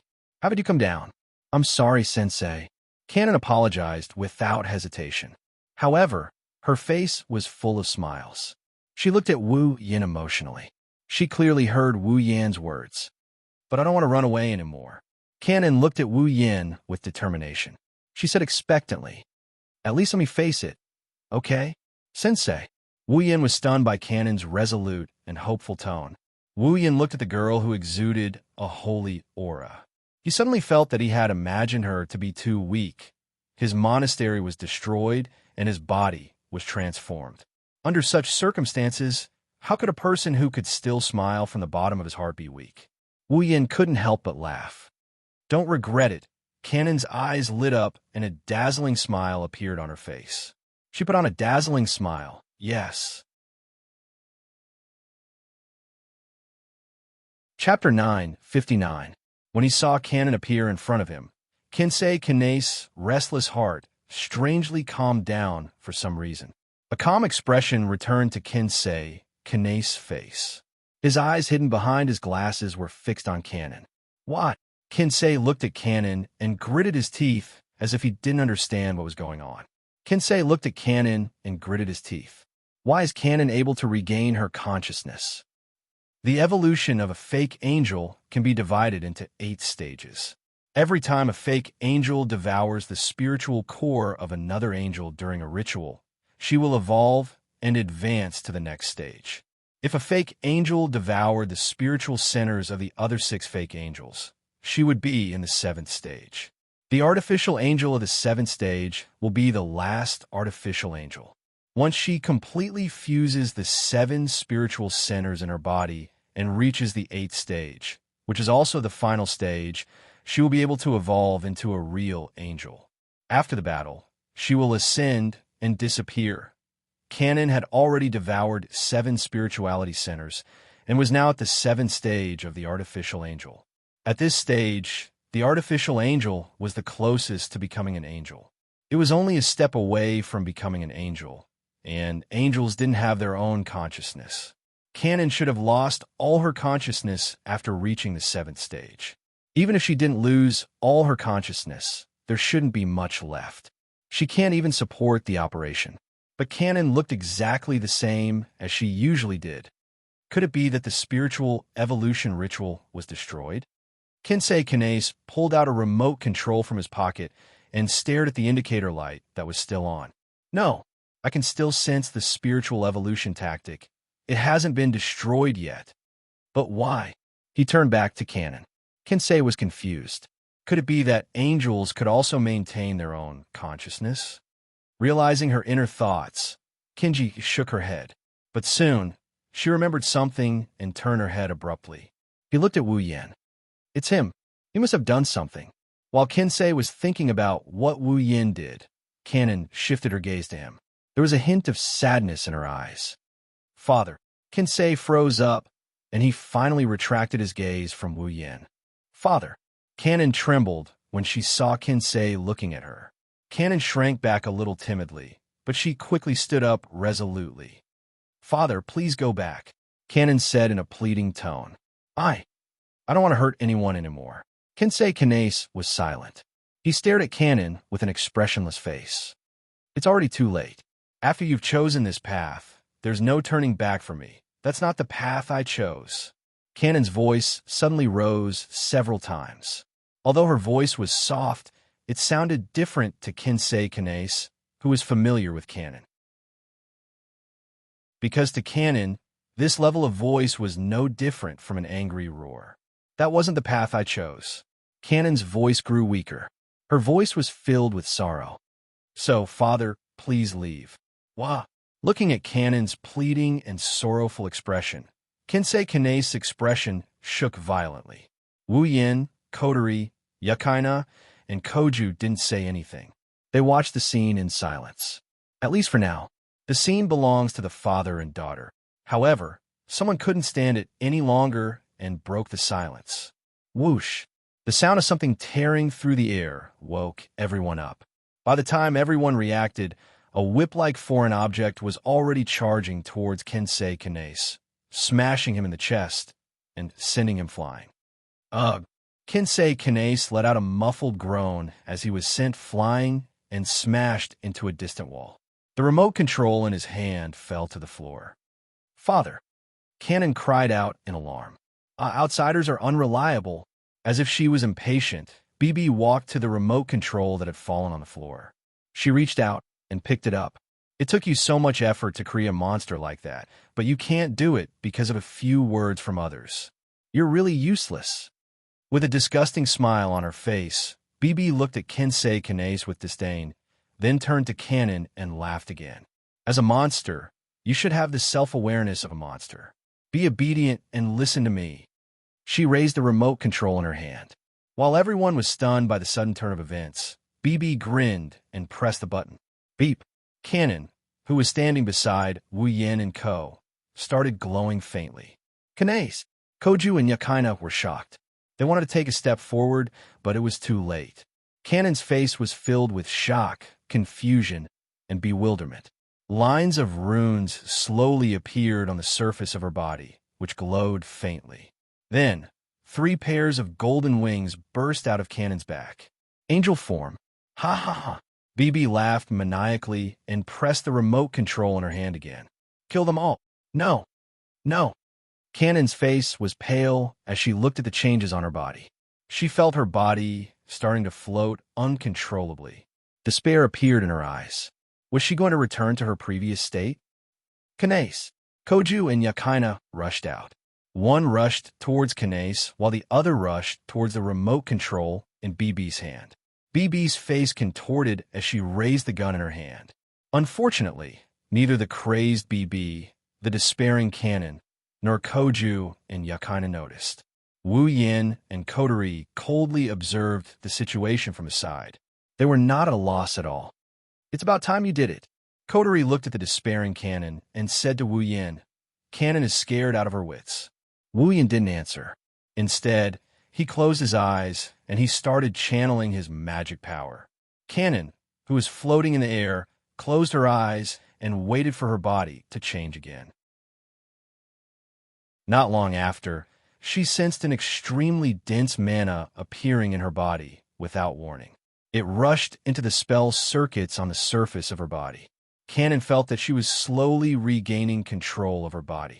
Kanen sensed the return of control over her body and a magical power that helped her regain control of her body.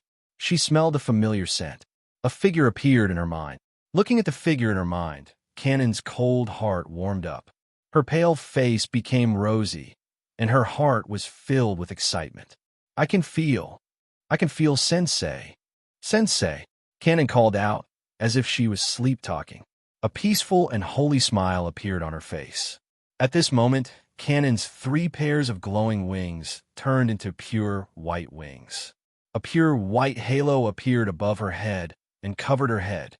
The ominous aura that belonged to the fake angel turned into waves of holy aura. The flowing tactical circuits quietly shattered, as if they had never existed in the first place, scattering into light spots that filled the sky. I can feel it. It's Sensei's figure.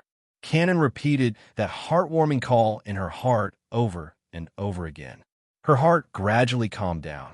Under everyone's gaze, Kanen's body slowly disintegrated into feathers. They floated to Wu Yin and merged into his body. What's going on? This time, even Wu Yin is shocked. He had no idea this was happening. At the same time, ding! Character Kanase Kanen has transformed into an angel. You have obtained the power of an angel. Ding! Character Kanase Kanen has fused with user's body. Their minds are compatible. The nature of its existence was in line with the activation conditions of the demonic beast mark. Demon Beast Seal activated. Character Kanase Kanen has transformed into a familiar. Ding! You have obtained the familiar, holy angel. Chapter 960. Ding! Character Kanase Natsuan has transformed into an angel. Obtained angel's power. Ding! Character Kanase Natsuan has fused with user's body. Mental compatibility. Beast Mark's activation condition is met. Demon Beast Seal activated. Character Kanase Natsuan has transformed into a familiar. Ding! Obtained familiar angel of holiness. The contents of the system notification stunned Wu Yin, who was in a state of confusion. Kanase has transformed into his familiar? What the hell is going on? What the hell is going on? BB shouted out Wu Yin's thoughts. She glared at Wu Yin with a ferocious expression. What did you do? Even though BB didn't care about Kanase's life or death, she couldn't accept the fact that her most powerful weapon disappeared right in front of her eyes. Kotori snapped out of her daze and looked at Wu Yin in shock. What's going on? This. Wu Yin smiled bitterly. Why are they asking me questions? He wants to know what's going on too. A living person has turned into his familiar, and she's now residing in his body. This is even more unexpected than merging with the girls' lives. Wu Yin didn't expect this. However, Wu Yin can clearly sense Kanae's presence in his body. She's sleeping with his other two familiars. She's residing in his blood, just like any other familiar. The only difference was that vassal beasts were a collection of mana, but Kanon's vassal beasts were real. While obtaining a familiar, Wu Yin learned all about the familiars, including Kanae's. Now that she's his familiar, Wu Yin can even read Kanae's measurements. Her existence is the same as well. That's why Wu Yin knows that if he releases Kanae, she'll appear in her real body. She's the same as other familiars, summoning Kanae to maintain her existence. Both require magical energy to support her, but she's immortal. As long as the host doesn't die, the familiar will never die. The host only needs to expend magical energy to summon the familiar again. That's what's happening to Kanae. In other words, she's a real familiar. Other than having an extra body, she's the same as a real familiar. Wu Yan's mind was still in a daze. It's strange to have an extra person in his body. Taking a deep breath, Wu Yin suppressed the questions in his mind. He told Kotori in a low voice, "I don't know what's going on. Let's talk about it later." "Sensei." Koju and Yakaina came to Wu Yan's side. They looked at BB. They were also full of questions. They wanted to know what had happened and where Kanon had gone. But now is not the time to talk about this. You guys. BB's face was full of anger as she slammed the remote control on the ground. After smashing it into pieces, he picked up the remote control. "Forget it. I have plenty of weapons like that." The three masked parasites that had been floating silently in the air suddenly came to life. They dived down towards Wu Yin and the others. Looking at the three masked parasites diving towards him, Wu Yin reached out his hand and placed it on his chest. "Although I still don't know what's going on, it seems like we've become one." Wu Yin closed his eyes and muttered softly, ignoring the masked parasite that was about to attack him. "I know you can hear my voice. So, Kanon, come back to me once again." Wu Yin opened his eyes. Unlike his usual berserk demonic power, a gentle and holy aura surged from his body. As the gentle mana surged, the hand on his chest turned black at a speed visible to the naked eye. Then, a few blood-red lines appeared on his hand. In the next moment, a thick blood mist gushed out from the black hand that was covered in red patterns. "Descend, holy angel!" Following Wu Yan's summon, the bloody mist turned and its color was replaced by gold. It floated into the air and twisted into a ball of light. Within the ball of light, a beautiful figure slowly appeared in front of everyone. Her silver hair fluttered without wind, and three pairs of pure white wings fluttered up and down. A gentle golden brilliance circulated on the surface of her body, and with the halo of an angel, she opened her blue eyes. Kanon, Koju, Yakaina, and Kotori shrieked. They didn't expect Wu Yin to summon a familiar, the so-called Angel of Holiness, to be Kanon. No way. BB was also dumbfounded. As if she didn't hear their cries, Kanon spread her arms, and the three pairs of beautiful wings on her back spread out. The feathers danced in the air. A faint smile never left her face. Kanon closed her eyes again, and holy mana surged around her. The ball of light around her expanded and illuminated the entire area. Everyone involuntarily closed their eyes under the strong light, but they felt extremely comfortable. It was as if they were exposed to sunlight in winter. Everyone revealed a satisfied expression. However, the three masked parasites were different. Under the bright light, the three masked parasites cried out in agony and fell to the ground in agony. Waves of black gas rose from their bodies and dissipated in the bright light like a miasma.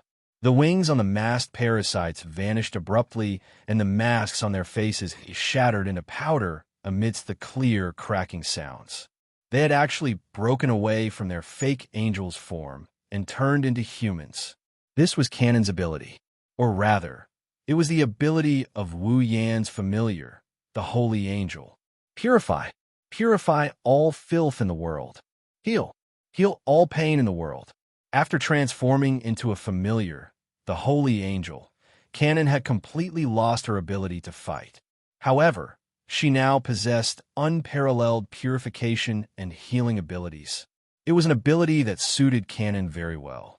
That's impossible. BB cried out in shock as she retreated. The weapon that she relied on to survive, the weapon that she planned to use to revive the magic shooters, was actually defeated in a single exchange. She had used up all the remaining funds in the sorcerer's craft molding to create the clone. Is it over just like that? Damn it. Her face was covered with twisted resentment. BB raised her head and looked at the angel-like cannon, roaring crazily. I want you dead. He swung the spear at Canon like a whip, but under the purifying light of the angel of divinity, the spear was vaporized with a cry of anguish. What? BB was shocked. Before she could react, a petite figure flashed and appeared in front of her. The corners of Coteries' lips curled into a sinister arc. She swung her petite arm, and a stream of flames lashed over.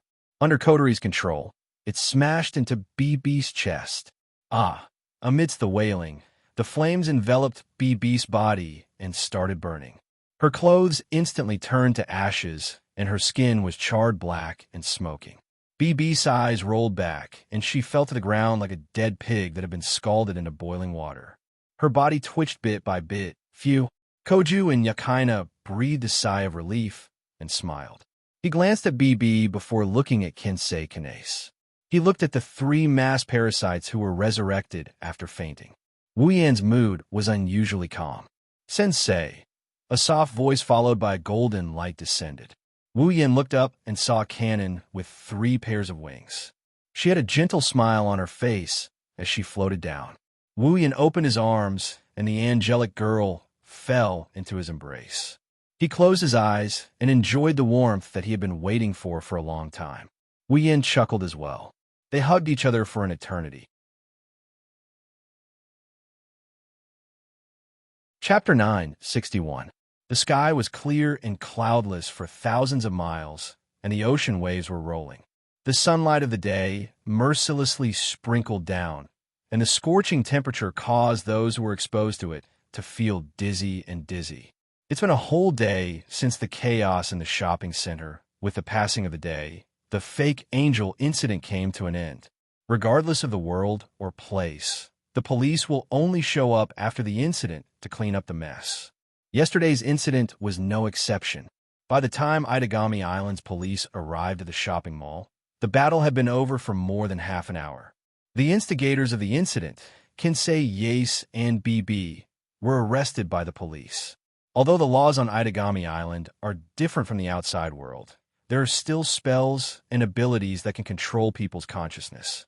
Therefore, the instigators of the incident won't necessarily be detained. However, Kinsei and BB, who caused this series of events, will definitely receive a heavy sentence. There is no room for change in an incident caused by one's own motives.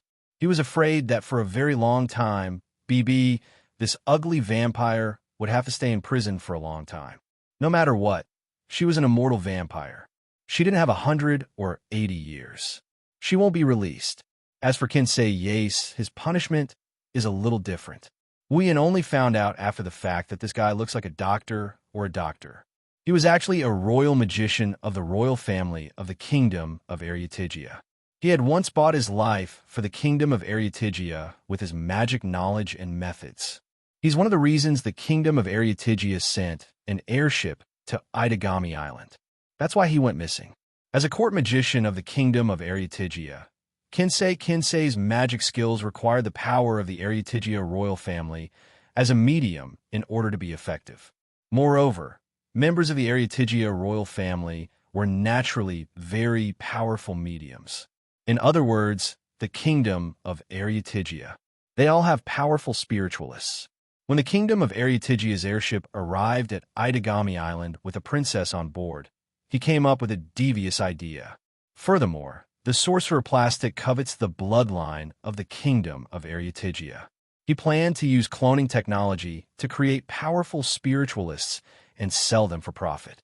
The sorcerer's craft had attacked the Kingdom of Arietigia's airship and caused it to go missing. Fortunately, the princess managed to escape at the last moment. Otherwise, she would have ended up in a worse state than Canon. At the very least, she would have ended up as a test subject for Kensei Kanase. Kensei Yase is a royal magician of the kingdom of Arietigia. He's very knowledgeable in magic. Otherwise, he wouldn't have been able to create an artificial angel.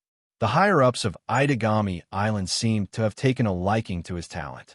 He's probably working for them for a while.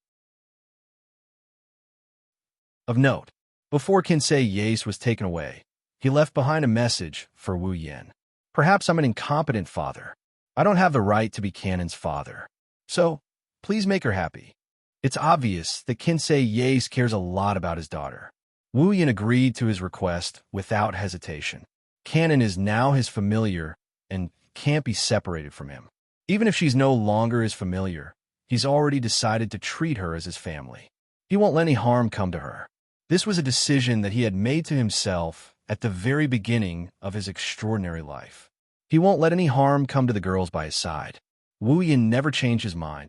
Of course, knowing that Kensei Yase cares about Canon is one thing, but what he did is another. No matter what, he treated Canon as his experimental subject. That's unforgivable.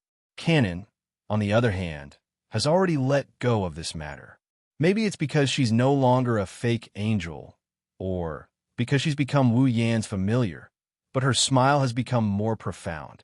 She's also more cheerful. She's both cute and holy. Wu Yan and Koju couldn't help but glance at her. After the incident, Canon managed to get a chance to meet Kensei Yase through Wu Yan. Canon stayed for more than an hour during that meeting. Wu Yan didn't know what she was talking about with Kensei Yase. He only knew that Canon was in a good mood when she came back. Wu Yan didn't know what they talked about during the meeting, but he did learn a surprising piece of news. Canon's mother is Kensei Yase's younger sister. Even though Canon isn't Kensei Yase's daughter, the two of them are related by blood. Maybe it's because she knows she has a real family in this world that Canon was so happy when she came back. She's such a lovable girl. In short, the incident has come to an end, and the ending seems pretty good, excluding some people's resentment. Itagami Island, Southern Residential Area, Room 704.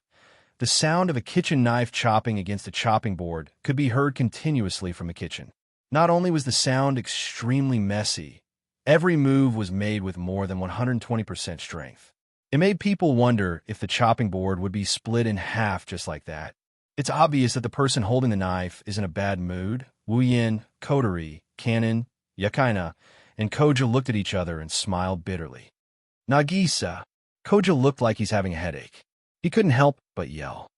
If this continues, you're going to tear down the entire kitchen. It's none of your business. Nagisa didn't even turn her head.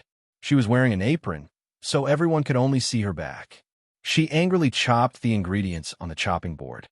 Who told you to leave me alone? Who told you not to let me join? Who told you to hide it from me? Who told you to hide it from me? Nagisa has a nagging personality to begin with, and now she's showing it to the fullest. She kept mumbling as she chopped the chopping board. The two voices mixed together is the most terrifying noise in the world. Wu Yin rubbed his forehead and looked around at everyone. Seeing the helpless look on everyone's face, he sighed and stood up before heading to the kitchen. He's Nagisa's secret lover. If he doesn't console her when she's upset, who else can? All right, Nagisa. Wu Yin rubbed Nagisa's head, and he bitterly smiled. I know you want to help Canon, but, if you were there, we wouldn't be able to rest easy. But Nagisa can't accept it. Nagisa pouted with tears in her eyes. She looked like she's about to cry. Kotori-chan, Yukina-chan, they all helped Canon-chan, even Kojo-kun. I'm the only one who doesn't know anything. I didn't help at all. Nagisa can't accept it. I can't accept it. It's okay. Canon, who also came into the kitchen, said. Canon held Nagisa's hand with a comforting smile. She looked at Nagisa with her blue eyes. I know Nagisa-chan's intentions, so I'm happy. Really? Nagisa puffed up her cheeks. Don't you think I'm useless? Of course not. Of course not. Canon quickly denied. Nagisa is amazing too. Is that so? Nagisa's eyes lit up like a child being praised. Wu Yin didn't know whether to laugh or cry. She's still a child. Chapter 962. Ding dong. Outside the doorbell suddenly rang, interrupting Nagisa, who was about to continue throwing a tantrum. All eyes that were on Nagisa subconsciously turned to the door. Before anyone could open the door, a weak wave of light flickered in the hall. Then, a petite figure accompanied by a strangely dignified voice entered everyone's ears. "Oh, you're all here?" Seeing so many people gathered at the scene, the person who came seemed to be a little surprised. Hearing the voice of the person, everyone reacted one after another. Wu Yin was the first to cry out in surprise. "Natsuki!" Koju also reacted and shouted without thinking, "Natsuki-chan!" Bang! Just as Gu Cheng finished speaking, the tip of a parasol pierced his forehead. Without any suspense, Gu Cheng screamed and fell onto the sofa. He held his head as tears flowed out of his eyes. Don't add the word Chan behind teacher's name. Her face was as expressionless as ever, like a doll's delicate expression, and her gem-like eyes flashed with serious dissatisfaction. "You can call the vampire teacher over there, but why do you call me by my name? You even added the word Chan." Hearing this, the crowd couldn't help but laugh. "Well, Natsuki, this is your student showing affection to you. Don't be so obvious about it." Wu Yin shrugged, and he teased her. "It's your fault for being so cute." "Yes, Teacher Minamiya." Nagisa quickly stood up but said politely, "Teacher Minamiya is so cute. Koju is an idiot. He must think so too. That's why he called her that." "Don't call your brother an idiot." Gu Cheng rubbed his head in pain as he said unhappily, "Who would say that about their own brother?" Nagisa made a funny face at Koju.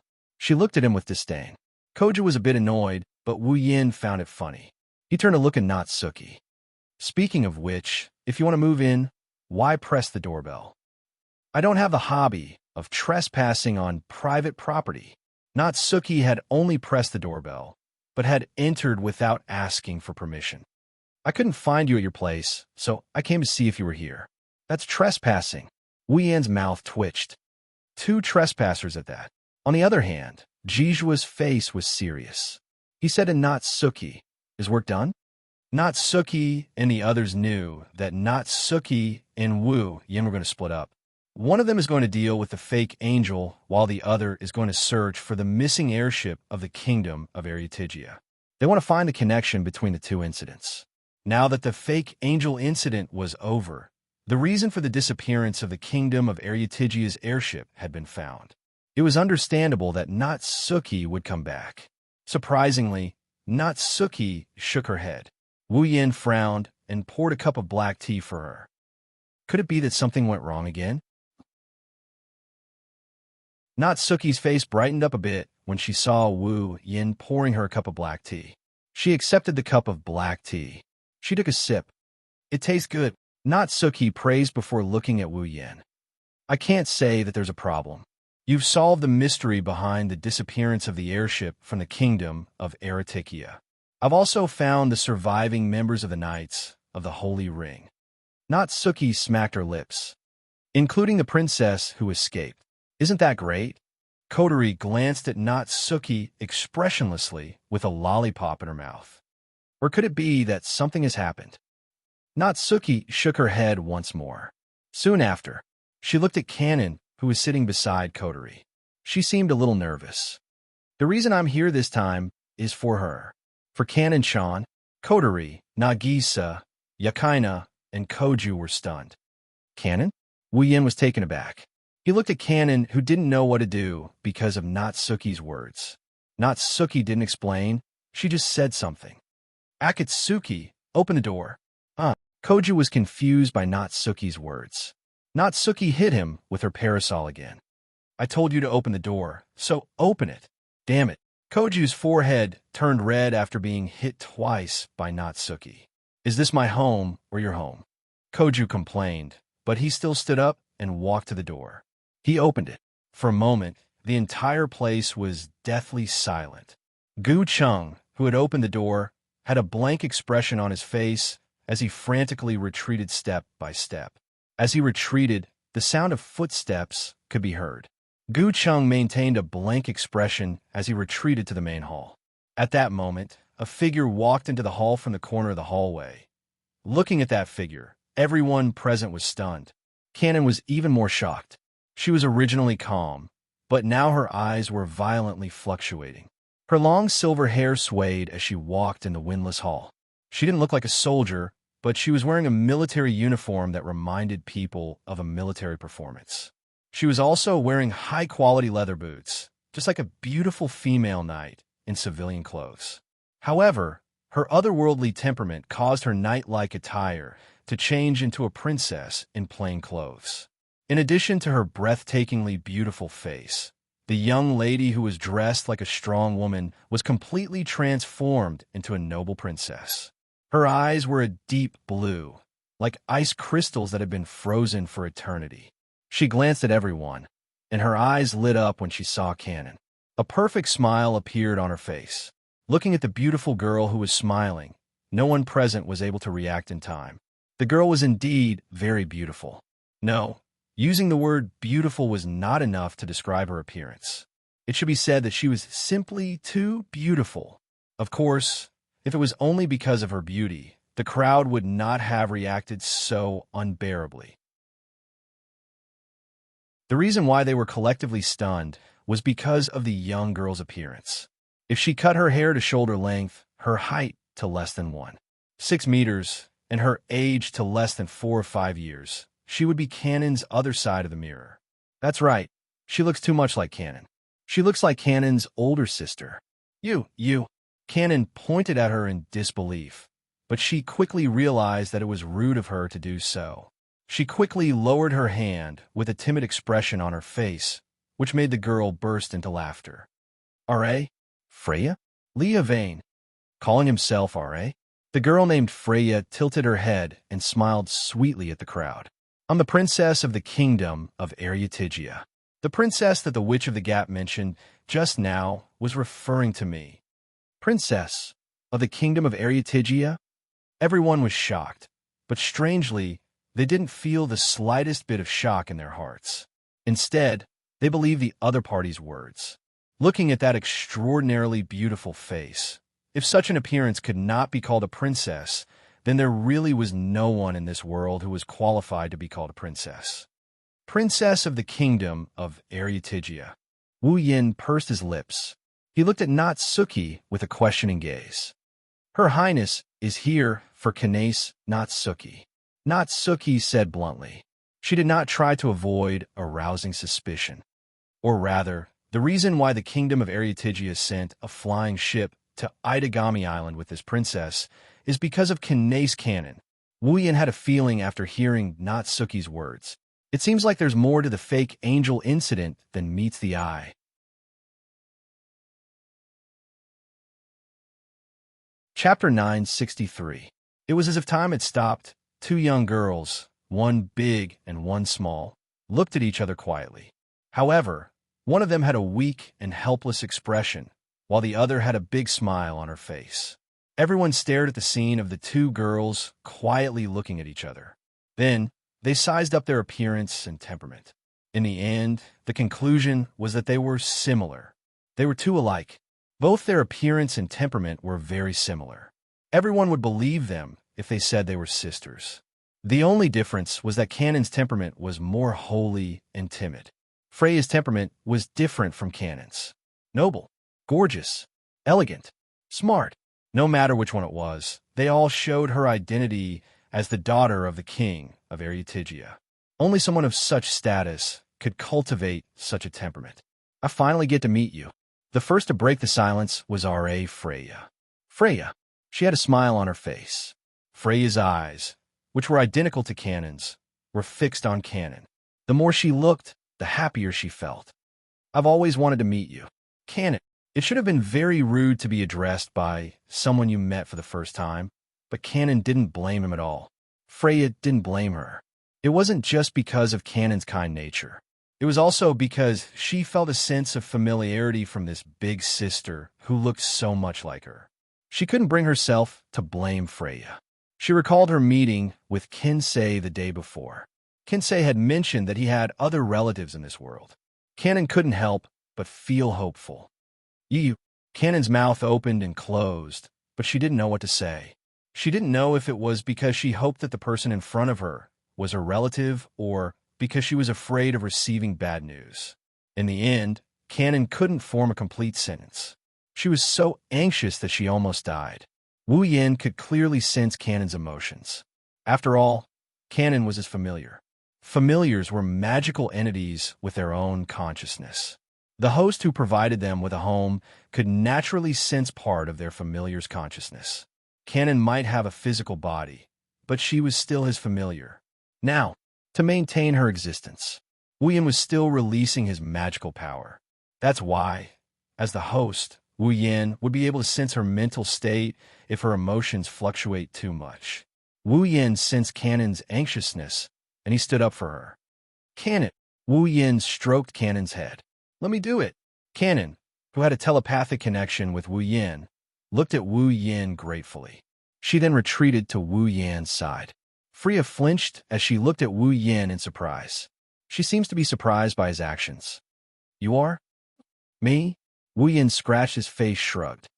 There are a lot of people who are related to Cannon, like her teacher, her guardian, and so on. Hearing this, Freya nodded in relief and smiled. You're Wu Yan, right? Huh. This time it's Wu Yan's turn to be surprised. You know me. I can't say that I know you. I only found out about your existence yesterday. Freya tapped her cheeks and said, I'm Cannon's guardian at this stage, after all. I hope you don't mind me asking around a little. Well, it doesn't matter. He looked at Lala. Freya glanced at him, and he pursed his lips. But you seem to be very interested in Cannon's situation. Plus, with your looks, can you tell me why you're looking for Cannon? And Wu Yin glanced at Cannon. Your relationship with Cannon. R.A.? Freya's smile faded. She looked at Wu Yin and Cannon, who was looking at her expectantly. She smiled bitterly. I do have a relationship with Cannon. A look of surprise instantly appeared on Cannon's face.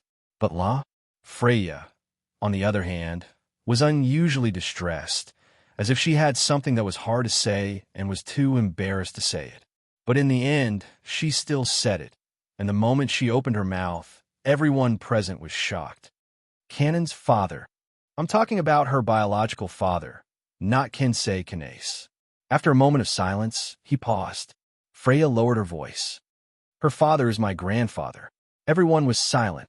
Grandfather? Wu Yan's eyes widened. Wu Yan wasn't the only one who was shocked. Everyone, including Cannon, except Natsuki, couldn't stay calm. You mean grandfather? Grandfather? Wu Yan's eyebrows twitched as he asked carefully. Are you sure he's not her father? Is he your father? It's a pity. Freya forced a smile and sighed. But it's true. Cannon's father is my grandfather. In other words, Cannon is my aunt. Everyone looked at R.A., who was 17 or 18 years old. Freya paced back and forth between Cannon, who was still a little immature despite her charm. Then she fell silent. If the two were to be reversed, then R.A.? Everyone could still believe that Freya was Cannon's aunt. But Cannon is R.A.? Freya's aunt. A huge sense of dissonance continuously attacked everyone's heart. Rubbing his forehead, Wu Yin organized his words. Suddenly, he realized something and exclaimed in surprise. Doesn't that mean Cannon is a member of the royal family? Everyone finally realized this, and their faces stiffened at the same time. Only Cannon was at a loss. This isn't that strange, is it? R.A.? Freya pointed at her cheeks and shook her head helplessly. Kensei Yanasi is a royal magician of the kingdom of Ariatigia. A large part of his magic requires the help of a member of the royal family. Speaking of which, R.A.? Freya glanced at Cannon and sighed. A magic ritual like the artificial angel creation that can artificially create an angel can't be done without the help of a member of the royal family. If Cannon wasn't a member of the royal family, Kensei Kanase's artificial angel creation ritual wouldn't have reached the final stage. R.A. With Freya's words, everyone finally felt a little relieved. Indeed, the technology of artificially creating angels was too heaven-defying. If it could be used casually, the world would have been in chaos long ago. Wu Yin thought that the requirement for the spirit evolution was to use a powerful medium as the source material. Canon is just a super powerful medium. That's why she was able to evolve to the final stage of the spirit evolution. But it seems like the limitations of the spirit evolution spell is greater than he thought. You can't succeed if you're not a member of the royal family of Arietigia. This limitation was indeed very big. At this moment, Canon suddenly stood up. She clasped her hands and placed them in front of her chest like she's taking a deep breath. Canon took a deep breath. She asked nervously and expectantly, "Then my father, is he doing well now?" "R.A.?" Freya was taken aback. Looking at the expectant look in Canon's eyes, she smiled. Her smile was dazzling. "After the people in the palace found out about you, the fact that grandfather had an illegitimate daughter was also exposed. In order to avoid grandmother's wrath, grandfather ran away." With a face full of smiles, he said the words that made everyone present sweat profusely. "La." Freya looked straight at Canon. "But he's doing well, there's no doubt about it. Is that so?"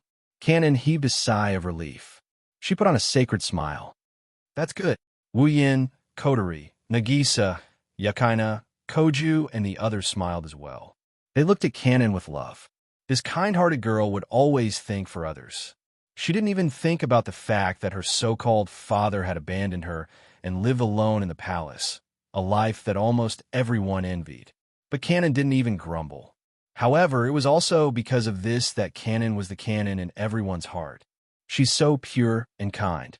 They have to admit that Canon is beautiful in all sorts of ways.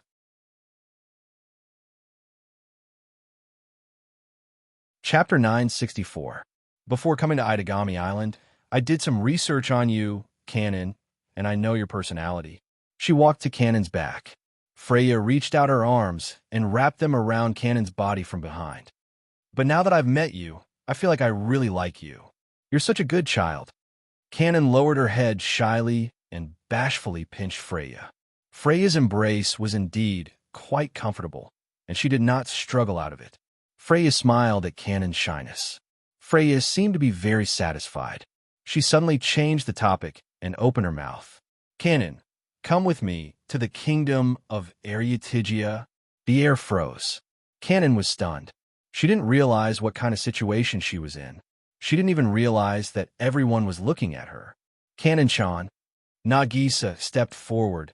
She wanted to say something, but Kotori grabbed her hand and shook her head. Nagisa fell silent.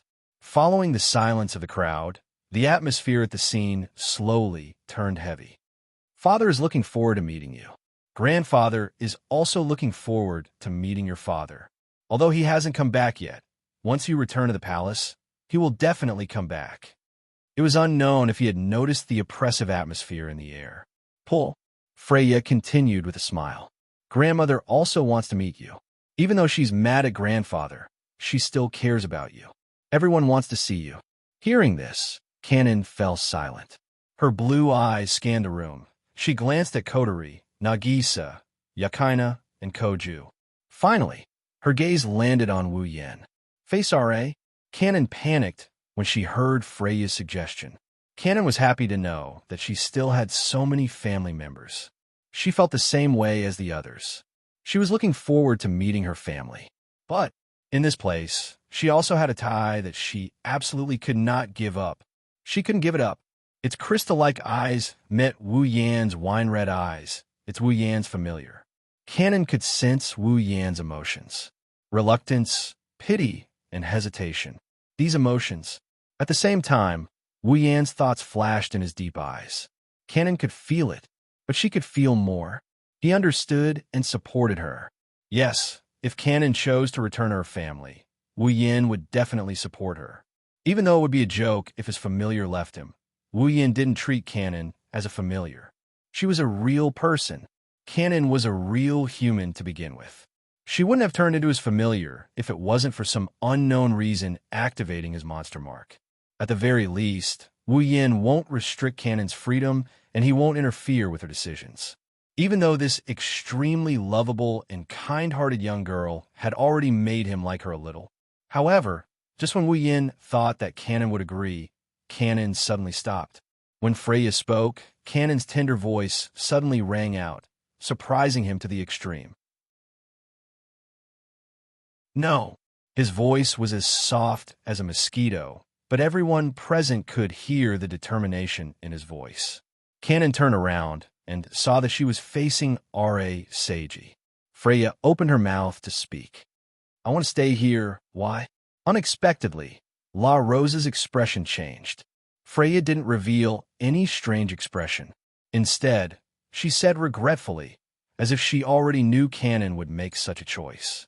But at the same time, she also wanted to know Cannon's reason. This time, Cannon is no longer timid. She looked straight at Wu Yin with a smile that belongs to her, as usual. Here, I have my family too. Wu Yin, Kotori, Nagisa, and the others all laughed. However, Cannon's next sentence caused their smiles to freeze on their faces. Cannon's gaze gradually turned shy. She turned her head away shyly. Her voice, which was as soft as a mosquito's buzz, drifted into the ears of the people who were completely frozen. Also, I've become Sensei's woman. That's right, Cannon is Wu Yan's woman now. To be more precise, she's Wu Yan's familiar. As vassal beasts residing in the blood of vampires, unless the host died, the vassal beast would remain in the host's body forever. Even if the host died, the vassal beast residing in the host's blood would die with them. The betrayal here isn't like what happened to Koju, where a group of familiars threw a tantrum and refused to listen to him. It's true betrayal. For example, Koju's familiar may be disobedient, but it still exists in his body. When he's in danger, it's a bit rough and uncontrollable, but in the end, it's to protect its master's safety. No one has ever heard of a familiar leaving its host's body to gain freedom. Therefore, in a way, the relationship between the host and familiars couldn't be broken. As Wu Yan's familiar, it's reasonable for Cannon to say that she belongs to Wu Yan. However, this sentence, in the ears of those who did not know the cause and effect of this matter, it was different, belongs to Sensei. La. Freya's smile froze for a split second. She quickly recovered, but it's a bit forced. She looked at Wu Yin, who's also frozen in place. La. Freya swept a glance over his body, her gaze gradually becoming thought-provoking.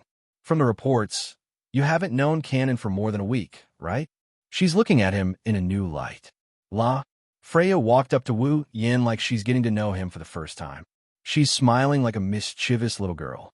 I didn't expect you to act so quickly. It seems like I've underestimated you. No. Wait, Sensei. Wu Yin was about to explain what happened when Nagisa started tearing up. She looked at Wu Yin like a naive girl who got cheated by a heartless man. Why you? You even? Cannon-chan, it's not like that, La. It's LA's turn this time. Freya interrupted Wu Yan's explanation. She looked at Nagisa in shock, her eyes filled with disbelief. Don't tell me that even this cute little girl over here belongs to you as well. Tis. Wu Yan's forehead started to sweat. Cannon's side might be a misunderstanding, but Nagisa's side might belong to him too quickly, but their relationship isn't pure. Wu Yan's reaction is a tacit agreement in the eyes of others. No, it can't be. Gu Chung was stunned as if he was struck by lightning. His body trembled violently. It was obvious that his heart was shaken. Surprisingly, he's a very popular person.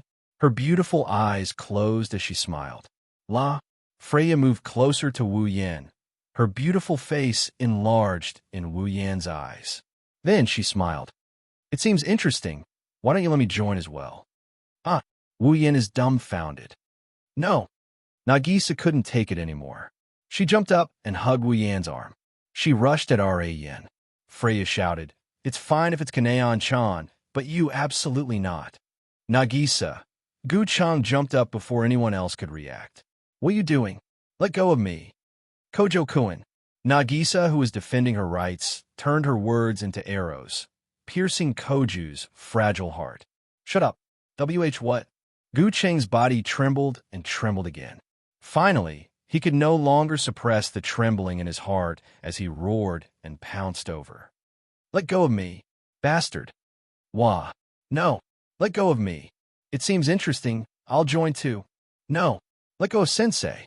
Canon-chan, come help me. Why yes. Didn't I tell you to let go of me? They looked at La, who was hugging Wu Yan's arm together with Canon. La, who was hugging Wu Yan's other arm. Freya, Nagisa, Kotori, Yakaina, and Natsuki turned around expressionlessly. Nagisa, and Kotori turned around while Koju grabbed him by the neck. Idiot. Pervert. Boring.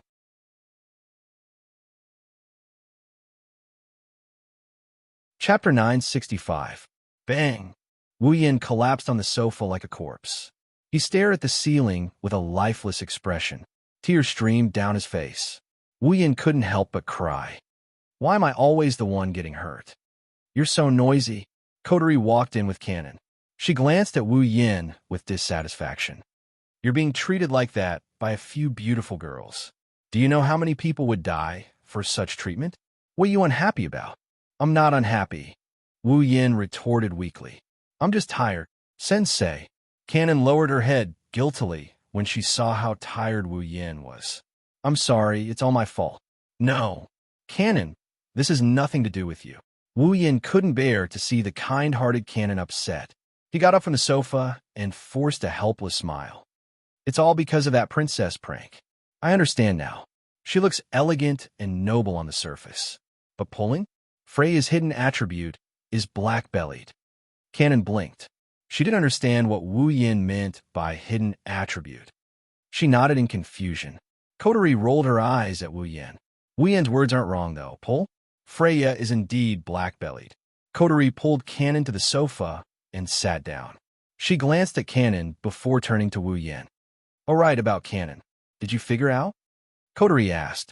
Wu Yan slapped his cheeks, and his expression turned serious. He knew Kotori was asking him why Canon became his familiar for no reason. That's right. It's strange. A living human turned into a familiar or something like that. Before this, Wu Yan had never heard of such a thing. Wu Yan wasn't the only one. Even Yakaina, who came from the Lion King organization and learned a lot about demons, was confused. She had never read about humans turning into familiars in books, let alone seen or heard about it. Her head was full of question marks. Wu Yan knew the reason Canon became his familiar was because of the Yao beast mark he obtained from the mysterious crystal. After all, the system notified him when Canon turned into a familiar. However, the system only notified him that he activated the Yao beast mark and turned Canon into a familiar. It didn't tell him the reason for it. Why would the activation of the monster beast mark turn a perfectly fine human into a familiar? Wu Yan asked the system about this after the incident, but the system only gave him the following answer. The user will have to figure out the specific ability. That's all. That's all. Not only did the system not tell him the ability of the Yao beast mark, it didn't even tell him why Canon turned into a familiar. It's not that the system doesn't want to tell him. According to the system, a mysterious Yao beast king was originally sealed within the mysterious crystal. That Yao beast king's consciousness was inclined towards violence. It didn't have much of a will of its own. It only had a strong desire to destroy. After he met all the requirements to unseal the mysterious crystal, the system determined that unsealing the Yao Beast King would only bring him harm. Therefore, it erased the Yao Beast King's consciousness and body, leaving behind only the Yao Beast King's strength and abilities to form the Yao Beast mark. However, the composition of the demonic beast seal was completely a manifestation of the demonic beast king's strength and ability. Its composition had nothing to do with the system itself. On top of that, the system had already erased the consciousness and body of the Monster King, resulting in the birth of the Monster Mark. The system had no way to directly specify the ability of the Monster Mark. The only thing it could do was to give him a hint when a Monster Mark was activated and its effects were produced. To put it simply, this demonic beast mark had nothing to do with the system. Therefore, even the system couldn't directly analyze its ability. After all, the Yao beast mark has only been activated once. It hasn't shown what it can do yet. If even the system is clueless, Wu Yan is even more clueless. In the end, the system only gave him the information it analyzed the last time the Yao beast mark was activated. First, the Yao B seal was activated, which allowed the target character to become the user's familiar. Second, in order to activate the Yao Beast mark, the Yao Beast King must meet the requirements of the Yao Beast mark. It must also be compatible with the user's body and mind. Both sides must be compatible. This was the information that the system obtained when the Demon Beast mark was activated for the first time. In order to get more information, the Yao Beast mark has to be activated as often as possible. It has to be activated at least a few times to confirm its ability. That's what the system said. Because of this, Wu Yin is very confused. However, the activation of the Yao Beast mark isn't a bad thing. Canon might be his familiar, but she'd rather be Wu Yan's familiar than be a fake angel who only knows how to hurt people. She doesn't hate being turned into a holy angel either. The holy angel didn't have any fighting ability, but it had unparalleled purification and healing abilities. For a kind-hearted canon who grew up in the monastery and had always wanted to be a nun, it was something she couldn't even dream of. Not only does she not need to hurt people, she can also help and heal people. Canon isn't opposed to being turned into a holy angel. Not only that, but the holy angel also retained a part of her angelic nature, allowing Canon's nature to transcend the lower dimensions and become an existence of a higher dimension. In the future, low-dimensional attacks would not be able to harm her. She might not have any combat abilities, but she's invincible in healing, and can purify filth. Now, Canon was that kind of existence. Moreover, Canon has a good impression of Wu Yan. That's why she's not against becoming Wu Yan's familiar. After telling Coterie all the information he got from the system, Coterie fell into deep thought. She held the jewel in her mouth, but didn't do anything. She's helping Wu Yin analyze the information he got from the system. Wu Yin praised Coterie in his heart, as expected of the commander of Ratatosker. He pulled Canon, who has no idea what the system and the Yao Beast mark are, to the side and waited for Coterie to speak. In other words, since the Yao Beast mark has only been activated once, there's no information to prove its abilities. That's why the system wants you to figure it out on your own, right? Yes. Wu Yin scratched his cheek and nodded. Coterie nodded when she saw Wu Yin nod. She then gave an order. Then go find someone to conquer it. Huh? Wu Yin almost spat out a mouthful of saliva. What did you just say? Say it again. I said, go and find someone to conquer. Coterie chuckled in a calm tone. Didn't you say there's not enough information? Then let your demonic beast seal activate a few more times, and the information will naturally come out. Wu Yan's jaw dropped. But why do we need to find a person to activate the demonic beast seal? If you don't want someone to conquer it, what do you want to do? Coterie narrowed her eyes. Oh, by the way, Nagisa has already conquered you, but she hasn't been turned into a familiar. She can't be your target. That's not the point. Wu Yin yelled in frustration. What I mean is, why do we have to find someone to guide us? Are you an idiot? Coterie slandered him. If I don't conquer it, who would want to fuse with your body and mind? Wu Yin opened his mouth, but he didn't know what to say. Coterie's red eyes stared at Wu Yan's face. She smirked and crossed her arms. Don't worry, Ratatosker exists for times like these, right? Although the target isn't an elf, I'll do my best to support you. Let's begin. Coterie snickered when she saw Wu Yan's stupefied expression. Our war.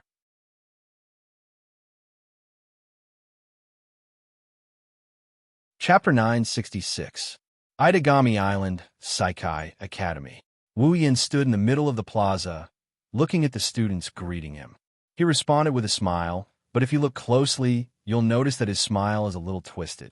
Selectively ignoring the male students, Wu Yin swept his gaze over the female students in uniform. At first glance, he looked like a pervert, but when he looked at the female students, there wasn't a trace of smugness in his eyes. Instead, it was filled with bitterness. Sigh. Wu Yin let out a long sigh. He wanted to cry, but no tears came out. This time, I really have to live up to my title as a perverted teacher who laid his hands on his own students. I don't care about that kind of thing. While Wu Yin is mourning for the darkness that awaits him in the future, Coterie's cold voice came from the earpiece beside his ear. It's not like you didn't do anything, right? Whose fault is it? You're the one who instigated Nagisa. Wu Yin gritted his teeth. Also, where the hell did you get the wireless equipment? Oof. There was a hint of pride in Kotori's unabated voice. Radio equipment is the most basic equipment in every battle. If you don't even know this, then you're still far from it. Don't tell anyone that you're from Ratatoskr when you go out. We can't afford to lose face. I'm just a combat officer. I haven't even been here for 2 months. How would I know about this? Wu Yin retorted without a second thought. Also, do you think Ratatoskr's existence is something you can just tell others? Besides, this isn't your world. Don't bring Ratatoskr's tricks here. Ratatoskr exists wherever I am, Kotori said arrogantly. Then, she changed the topic. By the way, don't keep telling me all this nonsense. Hurry up and find me a target. How am I supposed to find a target? Wu Yan's eyebrows twitched. There's so many students in Saikai Academy, but I don't know many of them. Kotori's impatient voice entered Wu Yan's ears. Then hurry up and find me a random target. I'll tell you, are you really my sister? Wu Yan felt like he was going crazy. You want your brother to find a random target? What the hell is in your head? Isn't this good? A little sister who fights for her brother's happiness. Kotori's voice was flat. Her words pierced Wu Yan's heart. Don't you like this kind of setting? Wu Yan's words left him speechless. He felt a little guilty. Could it be that Kotori had already seen through his desire to have a capable younger sister? Humph. Kotori sneered as if she knew what Wu Yan was thinking. All right, hurry up and find me a target. I've been waiting for you for an entire day. Before Wu Yan could say anything, Kotori added, I'm not the only one here. Kanon is also helping. After saying that, Kanon's timid yet gentle voice sounded from the other side of the earpiece. Sensei, you can do it. Even though she's cheering him on, Wu Yan couldn't help but feel weak all over. He exhaled helplessly and resumed his scanning mode. Now that school was over, except for those students with clubs who were still active in school, the rest of the students who had nothing to do would be returning home at this time. Therefore, there were quite a few students who passed through this path to leave the school, and among them, there were quite a few who were particularly beautiful. Of course, this is just a relative term. In other people's eyes, this might be the case, but for someone like Wu Yan, who has a bunch of wives that are as pretty as flowers and jade, they aren't enough to move his heart. This is why he hasn't decided on a target yet. However, part of the reason is that he doesn't want to drag normal people into his life. If he really does, it's fine if he doesn't succeed, but if he does, she will leave this world with him and go to the Spalier world. Plus, with the summons of life intertwining, his fate with the person he loves will be forever linked. Therefore, Wu Yan can't just pick a random target like Kotori said. It's fine if he doesn't succeed, but if he succeeds, it will be a lifelong thing. Therefore, even if he really wants to pursue a girl, he must be very careful. At the very least, he can't drag those normal people who don't like to take risks into his life. For example, Asuna. Although she struggled to survive in SAO for 3 years, she's a gentle person who likes to live a peaceful life. Being able to be with the person she loves, being with her daughter Yui, is all she wants. Because of this, Wu Yan didn't summon Asanai and Yui over. If you put it nicely, he and the girls are living like an adventurer group. If you put it bluntly, it's more like they're roaming around. They don't have a place to call home.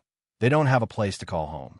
At the very least, he has to wait until he has a place to stay in the Spalier world, a place that he can call home. Only then can he summon Asuna to his side with peace of mind. Even Mikoto, Shokoho Misaki, and the other girls who don't want to live a peaceful life think that he's their heaven and earth. I have to think about the people I love. With this thought in mind, Wu Yan glanced at the girls while sizing them up. All of this happened without anyone noticing. Otherwise, Wu Yan would have been treated as a pervert at this time. Why are you standing here? A familiar voice entered his ears, causing Wu Yan to be slightly dazed. He turned around and saw Natsuki in a white gothic costume, holding a fan in her hand. Wu Yan immediately saw her. Don't you usually run home as fast as you can after school?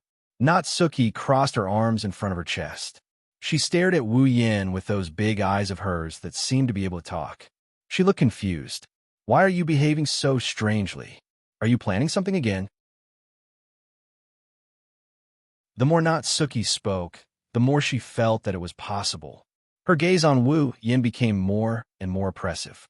Wu Yin's heart skipped a beat, and he almost ran away.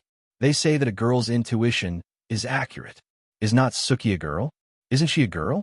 That this is our chance. Just as Wu Yin was about to use his great bewitching charm to brush her off, Kodo's high-pitched voice sounded from his earpiece. That's her. Our target. What? Wu Yin shrieked. His sudden shriek startled not only Natsuki, but also the other students who were passing by. What the hell are you doing?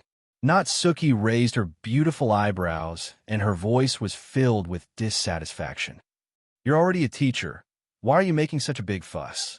Aren't you afraid of being laughed at by the students? Huh? Wu Yin laughed dryly. He ignored Natsuki's confused expression and turned around to yell into his earpiece. Don't make any noise. Are you trying to get me killed? I'm here to support you, Kotori emphasized. Natsuki should be your target, right? Hey, are you serious? Wu Yan's mouth twitched. Natsuki's words fit his requirements, but this troublesome fake loli isn't that easy to deal with. Isn't that great? Kotori had a different opinion. Aren't you afraid that you'll be seen as a perverted teacher who harms his students? Natsuki is a teacher like you, and you're close in age. It's not strange for a boy and a girl like you to be together, right? Well, your analysis makes a lot of sense. Wu Yan's heart started twitching. But if you can consider the appearance of both of them before that, I'll be happier. Isn't Natsuki's appearance to your liking? Kodo said bluntly. Are you a man or not? If you're a man, then go for her. You brat. Wu Yan's veins popped up on his forehead. She's already gone this far. I can't take it anymore.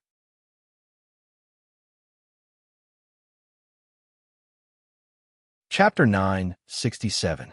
Hey, Natsuki. When Wu Yin turned around to face Natsuki, he had a bright smile on his face. He was acting weird just a second ago, but now he changed so quickly that Natsuki was stunned. She didn't know that a certain wolf was baring his fangs at her. What do you want to do next? Huh? And then, Natsuki regained her senses, and she looked at Wu Yin in confusion. What do you want? Nothing. It's nothing. Just answer me. Natsuki stared at Wu Yin with even more suspicion. She tried to read his expression, but all she saw was a bright smile on his face. His wine-red eyes are also filled with joy. Other than that, Natsuki couldn't see anything else. Nayu narrowed her eyes and snorted. The fake angel incident has come to an end. Kinsei Yanasi, Sorcerer Tsukasa, and the other related personnel have all been arrested. Yesterday, the people from the Lion King organization have also taken away that troublesome princess. I can finally relax. At least, I won't be wandering around the school like you. In other words, Wu Yin interrupted Natsuki with a grin on his face. You're free, right? What do you want? Natsuki's tone became more and more impatient. Her eyes showed a bit of displeasure. If you have something to say it quickly. Wu Yan's smile didn't change, but he felt helpless, as expected of the Witch of the Void. No matter how cute Natsuki looks, no matter how strong she is, she's still a witch. At least, every word she says is filled with malice. I need to reorganize my emotions. Wu Yan also removed the fake expression on his face. It was replaced with helplessness. It's really nothing. I just heard the new coffee shop open nearby. I heard that the black tea there is good, so I want to join you. Let's go there and have a seat. Oh, Natsuki heard Wu Yan's words.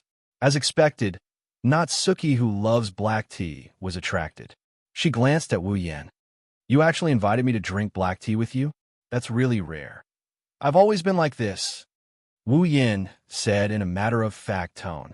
Kotori on the other side of the earpiece looked at him with disdain. You just don't know. How long have you known me? Although it's a lie, the truth is pretty much the same. Natsuki didn't know Wu Yin for long. It hasn't even been a month. Thinking of this, Natsuki's emotions started to become complicated. I've known him for less than a month. During this period of time, Wu Yin stayed at her house for a week or two, spending time with her day and night together. Even after he moved out, as a teacher of the same school and a temporary colleague, Natsuki felt like she had known Wu Yin for a very long time. Natsuki suddenly realized that she and Wu Yin have only known each other for less than a month.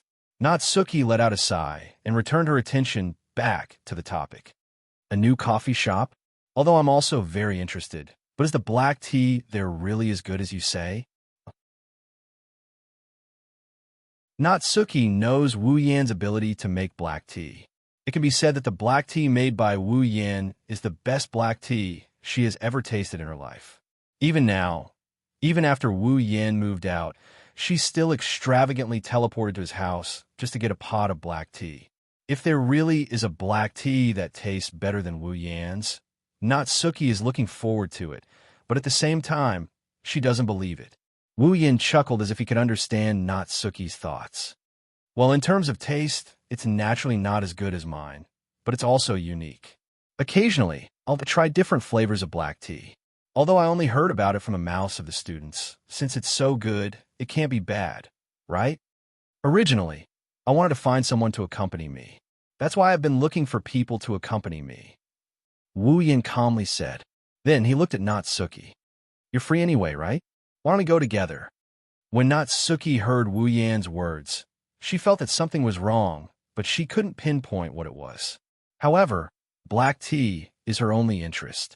Even though she has her favorite brand of black tea and loves to drink Wu Yan's black tea, she is still willing to try different types of black tea. Okay. Natsuki nodded expressionlessly and walked in front of Wu Yan. Let's go and try it. Wu Yan let Natsuki walk past him with her back to back. He smiled and secretly made a victory pose. As expected of my brother, Kotori didn't hold back her praise. Her sweet voice, which can only be heard when she's in her sister mode, entered Wu Yan's mind, and he almost felt like he was floating. Not only that, Kanon's voice of admiration and longing came from his earpiece as well. Sensei, you're amazing. Wu Yan smiled proudly. He turned around and saw Natsuki walking far away. He quickly followed after her. On the other side, Kotori pulled off her earpiece. She had the confidence of a commander. She turned around and looked at the people in front of her. Kanon isn't the only one there.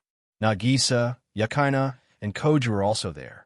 Basically, all of Kotori's friends and family in this world are there. However, when they stand side by side, their expressions, how should I put it?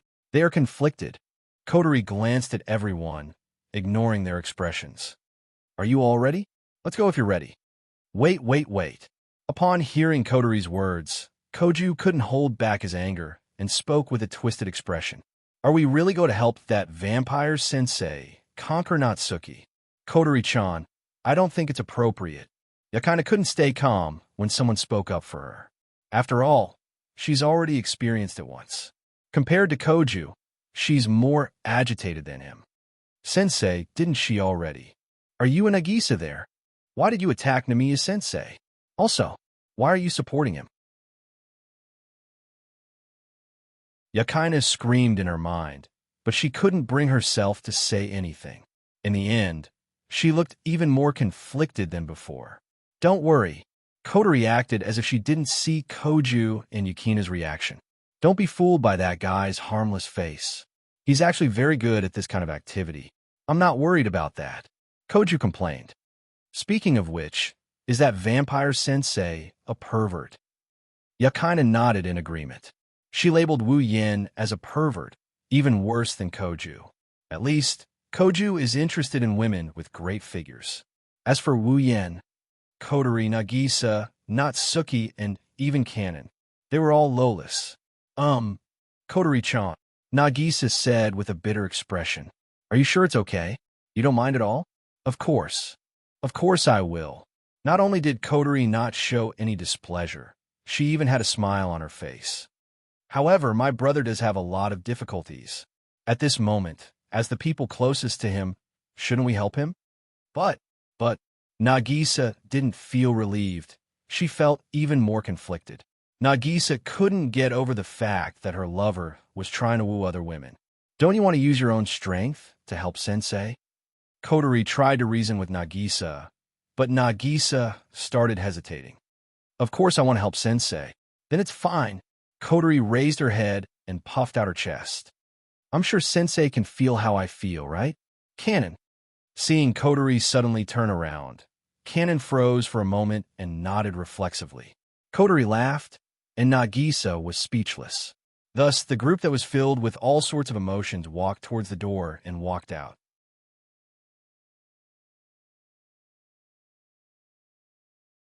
Chapter 968. Itagami Island. In a corner near Saikai Academy, there's a coffee shop. It wasn't very big, but the interior decoration was quite luxurious. The walls were painted in a golden color, and there were lace curtains hanging from the edges. On the ceiling, there were luxurious chandeliers that looked like they would be used in a ball. There was a chandelier hanging from every table. Although it was a nighttime, they were still emitting a soft light. Natsuki and Seiji sat across from each other at a table in the corner by the glass window. The steaming black tea gave off a rich color and aroma. Even though there were only 2 cups of black tea on the table, it didn't affect the two of them at all. Natsuki came here for the red tea. It doesn't matter if she doesn't have anything else as long as she has the red tea. Wu Yin, on the other hand, has an ulterior motive. Coming here is just an excuse. It doesn't matter as long as Natsuki is here. One kept staring at black tea, while the other kept sneaking glances at Nayu. As a result, a strange atmosphere began to spread around the two of them, without Nayu noticing anything. This is the highly praised red tea you were talking about. Natsuki took a whiff of the red tea and took a sip. She frowned. It's not that the red tea isn't tasty, it's just plain and simple. For those who don't have high standards for red tea, it's good enough. Natsuki is different though. First, she's very picky about red tea. This red tea isn't bad, but it doesn't reach her standards. Second, this isn't her favorite brand. Even if it's good, it's not as good as her favorite brand. Third, this red tea. In terms of taste, it might not lose to her favorite brand. But compared to Wu Yan's tea, bad. It's not just bad. It's easy to imagine how picky Natsuki is about red tea and how much she loves Wu Yan's red tea. It's really not that good. This is the personal comment of Master Chef Wu Yan. However, his face was full of smiles. However, I originally came here to try a different flavor for my own black tea. Now, I've already memorized this flavor. When I go back, I'll be able to taste it. Based on this taste, I can make a tasty red tea that doesn't lose its unique aroma. Natsuki's eyes lit up as she looked at Wu Yan. You have such a skill? Of course. Of course, Wu Yan said in a proud and high-spirited manner.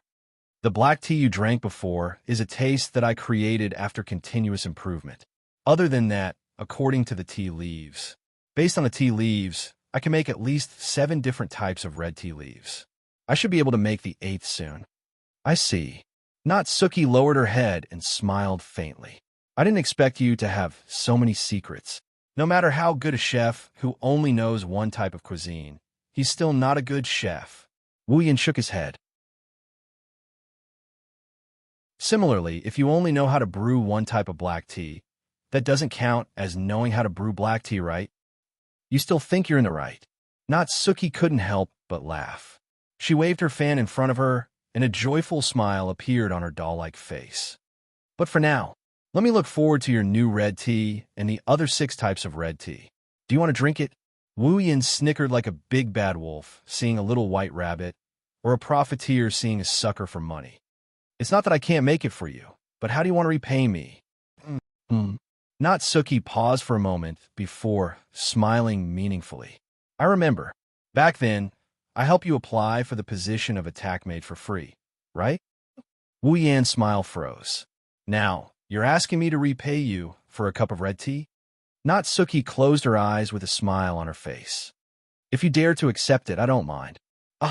Wu Yan chuckled dryly. He's done for. Since you put it that way, I wouldn't dare ask you for anything. Natsuki curled her lips and picked up the black tea in front of her. Although the taste was not to her liking, it was not to the point that she hated it.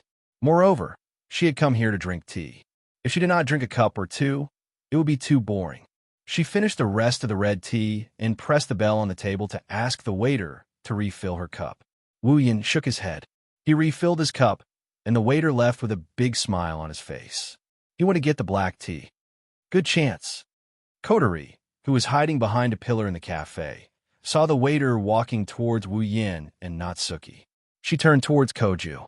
"Akatsuki, wait for my orders if I tell you to do it, you." "What?" Hearing Kotori's words, Koju cried out in surprise, but was immediately knocked down by Kotori's fist. "Don't shout so loudly." Are we really going to do that?" Koju didn't mind. He held his head and his heart was pounding. "Do whatever I tell you to do." Kotori activated her commander mode and pressured Koju. Koju only managed to hold on for a second before he nodded. But Kotori didn't stop there. She seemed to have thought of something and turned to look at Yakaina. "Yakaina, you too. Take out that frost wolf sword that can break magic and wait for my orders." Yakaina didn't expect to have a part in it, but since she has worked with Kotori before, she didn't hesitate and pulled out a silver gun from her guitar bag. It's the Type 7 Assault Demon Subduing Machine Gun. This was the name of the gun, also known as Snow Frost Wolf. It's a weapon developed by the Lion King organization to fight against demons with special abilities. It's shaped like the streamlined silhouette of the latest fighter jet. That's why it's called a machine gun. It's said that there are only 3 such guns in the world, and it's the most powerful weapon for personal use. After all, it's a weapon that can kill a primogenitor. Of course, no one knows if it's been used to kill a primogenitor or not. There are only a few primogenitors, and there are only 3 7 Assault Demon Subduing Machine Guns. There's no proof that it can kill a primogenitor. However, it was a fact that it could kill immortal vampires. The Frost Wolf Spear was engraved with a quintessence vibration wave activation spell, which could instantly erase all mana from the target it pierced. That was why demons who lived on mana, even vampires, would die if they were pierced by it. No matter what, vampires weren't truly immortal. The only ones who could truly be immortal were the true ancestors. Kotori looked forward and stared at the waiter. When the waiter was about to reach his seat, Yakaina took out her Frost Wolf and stared at the waiter. "Now, Akatsuki." Gu Chung gritted his teeth, and his expression turned serious. With a flick of his hand, an extremely small golden electric current shot out like lightning and struck the waiter's foot. The waiter only felt his legs go numb, as if he had been electrocuted by something. Then his whole body went limp. In his hand, the tea set filled with black tea suddenly fell out of his hand and was thrown into the air. The black tea immediately splashed forward, and in front of the black tea that flew out, there was a figure. It's Natsuki. Natsuki faintly felt that something was wrong and looked to her side. When she looked, she saw a stream of black tea splashing down on her face, causing her to frown slightly. Natsuki didn't dodge. Instead, she tapped the table with her finger. Immediately after, an obscure magical power flew out and met Black Tea's attack head-on. Wong. Suddenly, there's a slight vibration. No one heard it, not even Natsuki. However, Natsuki discovered that the magic she had unleashed had suddenly disappeared. Before she had time to be surprised, the black tea had been splashed over her head.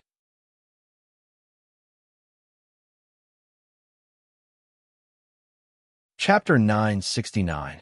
Wu Yin wanted to laugh when he saw Natsuki sitting in front of him. However, he didn't dare to laugh out loud. He could only force his face to turn red. I'm sorry. To the side, the waiter serving the black tea was bowing to the seat in front of him as he apologized profusely. Natsuki was sitting in the seat in front of him. However, at this moment, Natsuki's majestic image was completely ruined. She was wearing a white, gothic lowly outfit. Everything above and below her shoulders was wet, including her head. Her long, curly black hair was completely wet. Not a single part of her hair was dry. She closed her eyes and crossed her arms in front of her chest. Natsuki didn't say anything. She didn't do anything either. She just sat there for 5 minutes like she was disconnected. Only Wu Yin knows that Natsuki is feeling depressed right now. Wu Yin held back his laughter and waved at the waiter. All right, you didn't do it on purpose. You can leave now. Yes. The waiter retreated in fear and trepidation, as if he's one of Wu Yan's subordinates. He almost rolled and crawled away, which made Wu Yan laugh again. Natsuki, Wu Yin called her with a smile. However, Natsuki ignored him. She continued to cross her arms with her eyes closed. Her expression didn't change at all. At this moment, she was like a real doll. Who would know that she was just embarrassed? Natsuki had no intention of paying attention to him. Wu Yin pursed his lips in a bored manner. Rolling his eyes, he called out with a smirk. Natsuki-chan, do you want to die?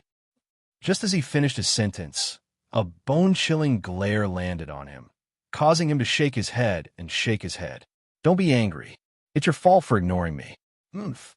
Natsuki turned her head away like she didn't want to lose face. In Wu Yan's eyes, she's like a child throwing a tantrum while pretending to be an adult. It's just too cute. Are you okay? Wu Yan smiled until his eyes narrowed. I didn't expect the legendary demon assassin, the Witch of the Void, Natsuki Nangon. You couldn't even avoid a small tea set. Natsuki coldly glanced at Wu Yan.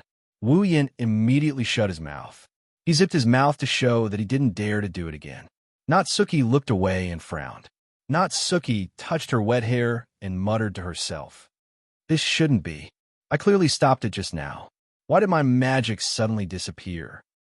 Wu Yan paused for a bit before he recalled something. He started looking around as if he was searching for something.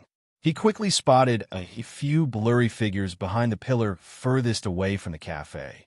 Immediately, Wu Yan understood. What are you looking at? Nothing. No, nothing. Wu Yan quickly turned his head back. He looked at Natsuki, who was staring at him with a serious expression. He wanted to laugh. Ahem, ahem. Coughing a couple of times, Wu Yan pretended to be kind and asked, Don't you feel hot? The most standard temperature for brewing black tea is at least 80 degrees Celsius. It's none of your business, Natsuki said in a muffled voice.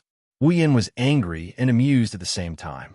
Wu Yan took out a handkerchief out of nowhere, and he started wiping Natsuki's face. Now you froze on the spot. Natsuki felt the handkerchief rubbing against her face. Looking at Wu Yan's smiling face, Natsuki's heart sped up for a split second. I'll do it myself. Natsuki felt awkward and placed her hand on Wu Yan's hand. She wanted to pull it off, but she was no match for Wu Yan in terms of strength. Don't move. Natsuki's hand froze, but Wu Yan's hand continued to move. Natsuki grabbed Wu Yan's hand and gently rubbed her face with it. As for Natsuki, her mind went blank. She couldn't react in time. As expected of my Oni-san. Kotori nodded approvingly after witnessing the scene. Grabbing every opportunity you get, as expected of our Ratatasker's god of strategy. Natsuki-chan. Koju looked at the scene in front of him. Cold sweat dripped down his forehead. No, that can't be Natsuki-chan. If it's Natsuki-chan, she should be smashing her fan into that vampire sensei's face. Sensei, Yukina's eyebrows twitched.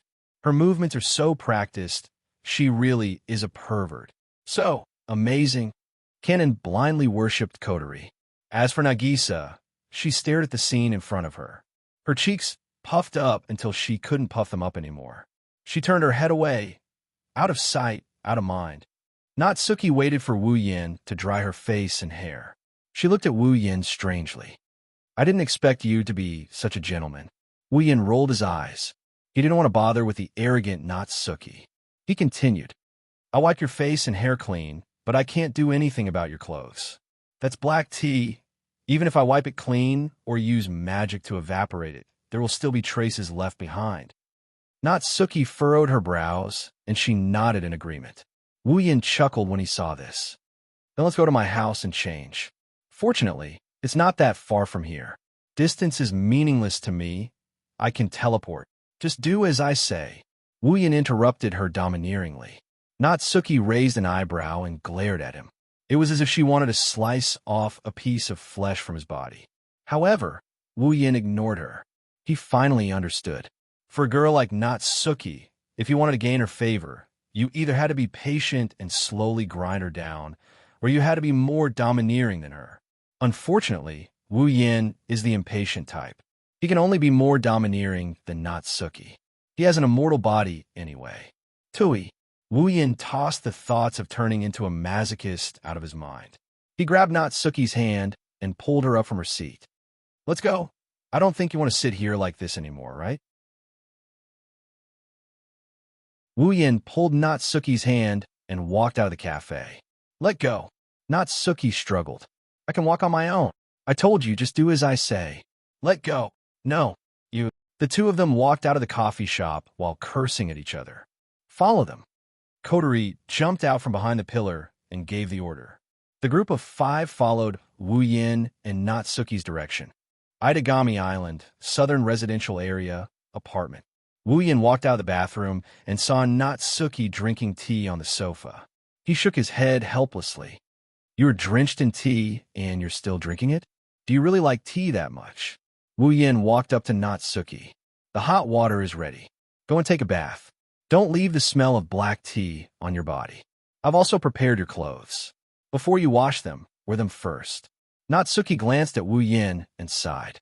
She didn't think she would one day have to take a bath in a man's home. But this is also Kotori and Kanase Cannon's home, so it shouldn't be considered a man's home. It shouldn't count. After comforting herself, Natsuki stood up, walked into the bathroom, and closed the door with a bang. Wu Yin laughed dryly. She ignored me. Natsuki took off her clothes that were stained with the smell of black tea. Natsuki's young and charming body was exposed to the air. Then, she picked up a piece of clothing from the shelf. Just as she was about to walk into the bathtub filled with hot water, she glanced at the corner of the clothing in her hand and froze completely. Natsuki abruptly pulled up the clothes in her hands and spread them out in front of her. When she saw the full picture of the clothes, veins popped out on her face.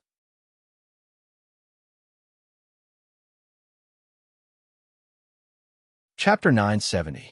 Natsuki walked into the bathroom, and he heard the sound of running water coming from the bathroom. Wu Yin sighed in relief, and he slumped down on the sofa. Then, he got up from the sofa in a tired manner. Hello, Kotori. Wu Yin spoke into the headset in his ear in a tired voice. Where are you? As soon as he said that, Koto's voice sounded. We're next door. At Nagisa's house? Wu Yin rubbed his forehead and smiled bitterly. Then you don't know what's going on here? How are we going to support them? Don't worry. Don't worry. Kotori's calm voice came from the headset. We're ready. Ready? Wu Yin tilted his head, and his expression changed. Are you spying on us with high-tech gadgets again? What do you mean by spying? This is called support. Kotori was displeased. Besides, we didn't install any cameras. We don't know what you're doing in there. Huh? Wu Yin chuckled awkwardly. Are you hinting at something? Huh? Kotori giggled. Wu Yin didn't know what she was talking about. He also had a bad premonition in his heart. This girl, could it be that she's secretly doing something that I don't know about? Just as this thought flashed through his mind, in the next second, a sonic boom broke through the air, and with an irresistible force, it flashed towards Wu Yin. Wu Yin, who was in deep thought, jumped in fright when he saw this. Pack! Wu Yin extended his hand and grabbed the culprit that caused the sonic boom in his hand. Upon closer inspection, he found out that the culprit is actually a person. It was a Black Lace fan. He knew who it was. Who was the one who did this? Wu Yin wasn't happy about this. I say you. Turning his head towards the bathroom door, Wu Yin wanted to grumble. However, the scene that appeared in front of him caused the words that were about to reach his throat to be stuck in his chest. He couldn't get out. His mouth gradually widened and his eyes slowly widened. His eyes were filled with disbelief. That. Wu Yin felt his throat dry up. His voice was trembling and he couldn't say anything. Na Yu, who was standing at the bathroom door, frowned and the unfriendly look in her eyes sharpened. After all, even though Na Yu looked like a cute little thing on the outside, she actually contained an inconceivably dignified aura, causing others to be unable to view her as a pure child. However, for the first time, in her dignified eyes, there was actually a trace of unnaturalness and shyness. That's right, shyness. Because at this moment, she was only wearing a smock. The white one. As for Na Yu's smooth white thighs, they were completely exposed to the air. Coupled with her petite frame, waist-length hair, doll-like delicate face, and unnatural stern expression, Wu Yan's heart couldn't help but beat faster. She's Too tempting. Gulp. He gulped, and under Natsuki's murderous glare, Wu Yin turned his head to the side with a stiff face. He clicked his tongue like a robot, and he tilted his head to the side. He wasn't pretending to be a gentleman, but he was afraid. He was afraid that he wouldn't be able to control himself and would pounce on her. When the time comes, it will be fun. Natsuki. Wu Yin carefully and meekly spat out those words. What are you doing? Looking at Wu Yan's twisted expression and his trembling voice, Natsuki's uneasiness slowly subsided. She turned into a grumpy one. You. Wu Yan glanced at Natsuki and shook his head with a wry smile. Why are you dressed like this? Huh? Natsuki's expression didn't change, but her eyes were filled with anger. Huh? Wu Yan said. Didn't you prepare these clothes? Me? Wu Yan flinched. He recalled what Coterie said about being prepared for a long time. His face turned awkward. It was most likely Coterie's doing. The clothes I prepared were clearly Coterie's own clothes. But it seems like this blouse is also Coterie's clothes. Natsuki didn't know whether to laugh or cry when she saw Wu Yan's expression. She raised her chin and sighed helplessly inside. She didn't know why, but she felt that she was very tired today. Also, it's a bit strange. It seems like someone is manipulating everything behind the scenes. Natsuki furrowed her brows and fell silent. Natsuki lived up to her reputation as one of Itagami Island's top attack mages. Her intuition told her that someone was playing tricks behind the scenes. Her nickname, Witch of the Void, wasn't just for show. However, she doesn't have enough evidence to prove her conjecture. There's nothing she can do. She tossed aside her distracting thoughts and laughed self-deprecatingly. I'm a bit unlucky today, but I don't think someone would scheme against me just to embarrass me. Indeed, Natsuki's conjecture is correct in a way. However, he doesn't want to embarrass you. He wants you to fall into his arms. Natsuki shook her head and sorted out her thoughts. She lifted her chin again and looked ahead. What she saw gave her a fright. In front of her, an incomparably large face was looking at her with a serious and thoughtful expression. The breath from his nose even hit Nayu's face, causing her to be unable to recover for a moment. Looking at that petite yet attractive face, Wu Yin sized her up and he laughed. If you take a closer look, Natsuki, you're actually quite charming. Wah! Natsuki was stunned for a moment. She came back to her senses and looked at the face that was less than 5 centimeters away from her. She almost jumped away. You. Natsuki suppressed her urge to run away and pretended to be calm. Do you think I'll be happy if you say that? Get away from me. As expected of Natsuki, she's still pretending to be dignified at a time like this. While admiring him, Wien also felt that this is going to be a bit tricky. Natsuki's attitude made him feel like he doesn't know where to start. It was too challenging. This girl. But if he were to move closer by 5 centimeters and kiss those cold lips of hers, would she still be able to maintain her composure? Wu Yan grinned wickedly. Natsuki's heart started beating faster.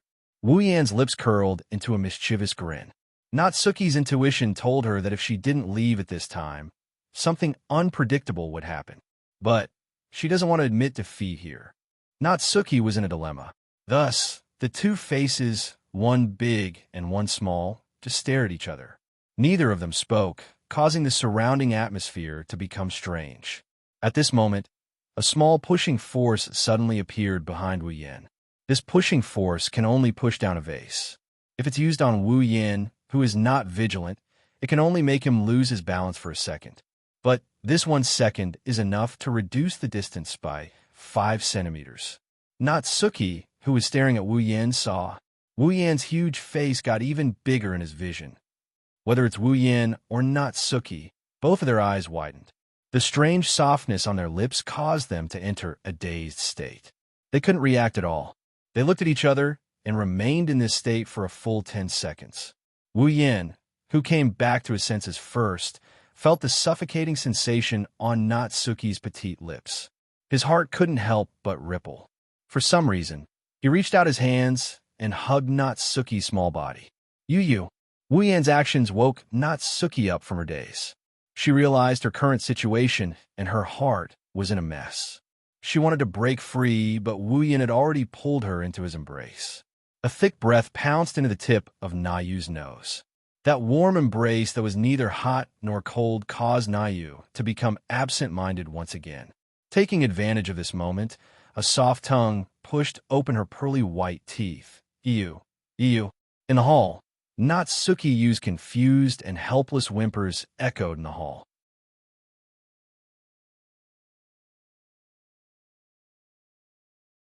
Chapter 971. On the other side, Nagisa and Koju's home. Kotori, Nagisa, Kanon, Yakaina, and Koju were all huddled in front of the TV.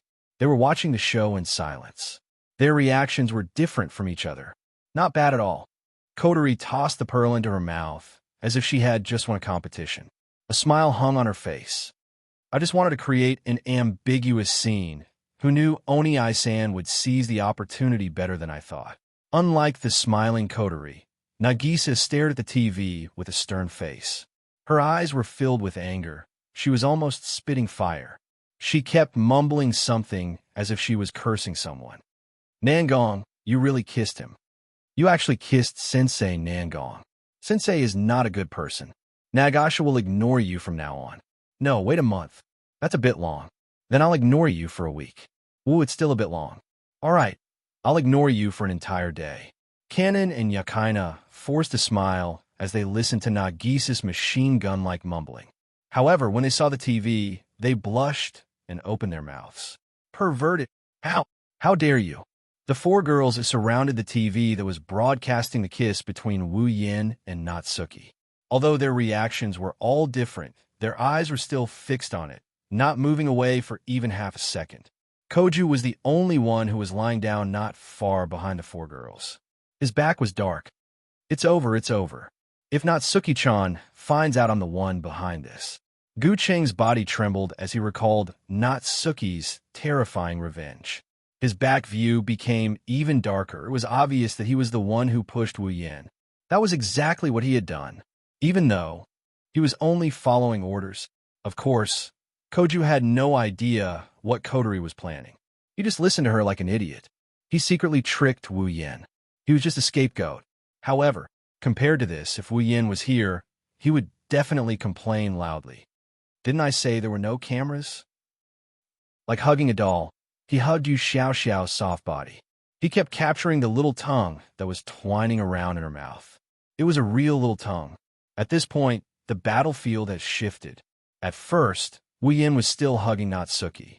Due to Natsuki being too short, Wu Yin lifted her off the ground and held her in his arms as he gently kissed her on the lips. Wu Yin is sitting on the sofa, and Natsuki is straddling Wu Yin's thighs. Their lips are moving in a very intimate manner. But Wu Yin is the only one who's doing all of this. As for Natsuki, she was dazed by the series of events. She didn't react for a long time. It couldn't be helped. Although Natsuki was already 26 years old, she looked like a young girl who wasn't even 15 years old. So, up until now, the most important topic for girls was nothing more than a luxury for Natsuki. Natsuki's looks were absolutely top-notch, and she was the ultimate temptation for uncles with special interests. However, coupled with her unbelievably dignified aura and temperament, she had never been touched by a man before at the age of 26. In fact, there weren't even many women who had touched her hand. It was easy to imagine how much of an impact this was to Natsuki. Even Natsuki can't face this with her dignified aura and calmness. She can only stare blankly at Wu Yan's face. Under Wu Yan's lead, she passively responded. She has lost her usual calmness and composure. His hand subconsciously slid down Natsuki's back. He caressed her beautiful ivory legs and continued moving up until her round buttocks fell into Wu Yan's hands. Wu Yan, who was concentrating on his mouth, couldn't help but be startled when he felt the smoothness of her buttocks. His eyes were filled with astonishment. That was because the feeling that came from his hand was that there was no obstruction at all. Natsuki isn't wearing anything. Wu Yan didn't notice that his actions caused Natsuki to snap out of her stupor. Natsuki, who was attacked, on her private parts came back to her senses. Her tongue was captured, her buttocks were controlled, and she was still sitting in Wu Yan's arms. Natsuki's eyes were filled with panic when she realized her current situation. She pushed Wu Yan away and jumped to the other side of the sofa. Huff, huff. Natsuki looked at Wu Yan, who was pushed to the sofa by her. She gritted her teeth with hatred. You bastard! How dare you? Wu Yan blinked. Natsuki's eyes were filled with hatred, making him feel a little awkward. He smiled bitterly and lowered his head. I was careless. Stop talking. Before he could finish, Natsuki rudely interrupted Wu Yan. She didn't know if she was embarrassed or angry at Wu Yan, but her face returned to its usual expressionless state. Her eyes gradually calmed down. Forget everything that happened just now. Don't ever mention it again. Natsuki's voice was exceptionally cold when she said this, as if someone had touched her reverse scale. Wu Yan sensed that something was wrong with her mood, and his smile disappeared. He frowned. I said, do you know what you're saying? Yes. Of course I know. Natsuki replied faintly.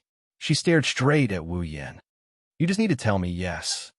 An inexplicable anger burned in Wu Yan's heart when he heard Natsuki's words. What if I say no? Yes. Hearing this, Nayu became silent. After a long time, an ice-cold sentence came out of her mouth. Then I will break off our relationship and never come into contact with you again. What? Wu Yan's heart trembled. His expression changed completely. He could hear the decisiveness in Nayu's words. She was definitely not joking.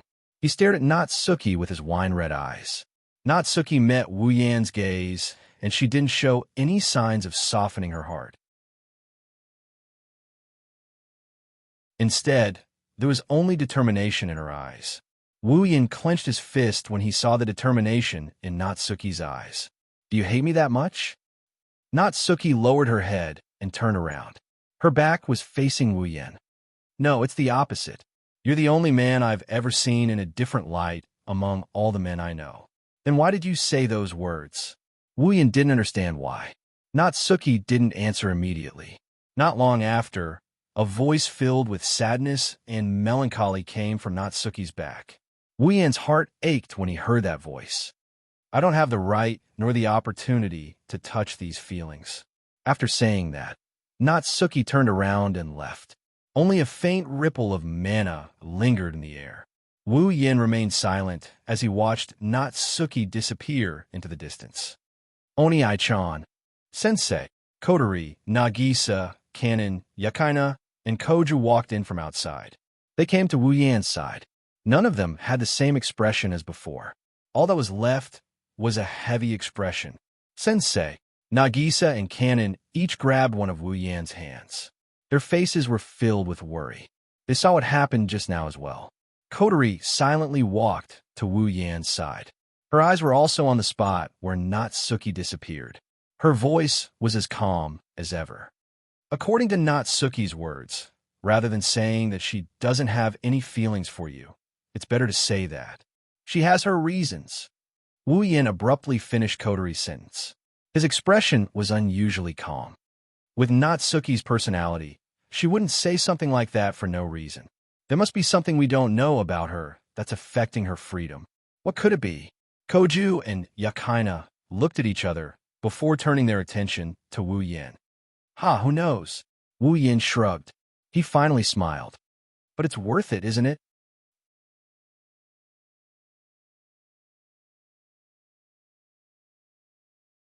Chapter 972.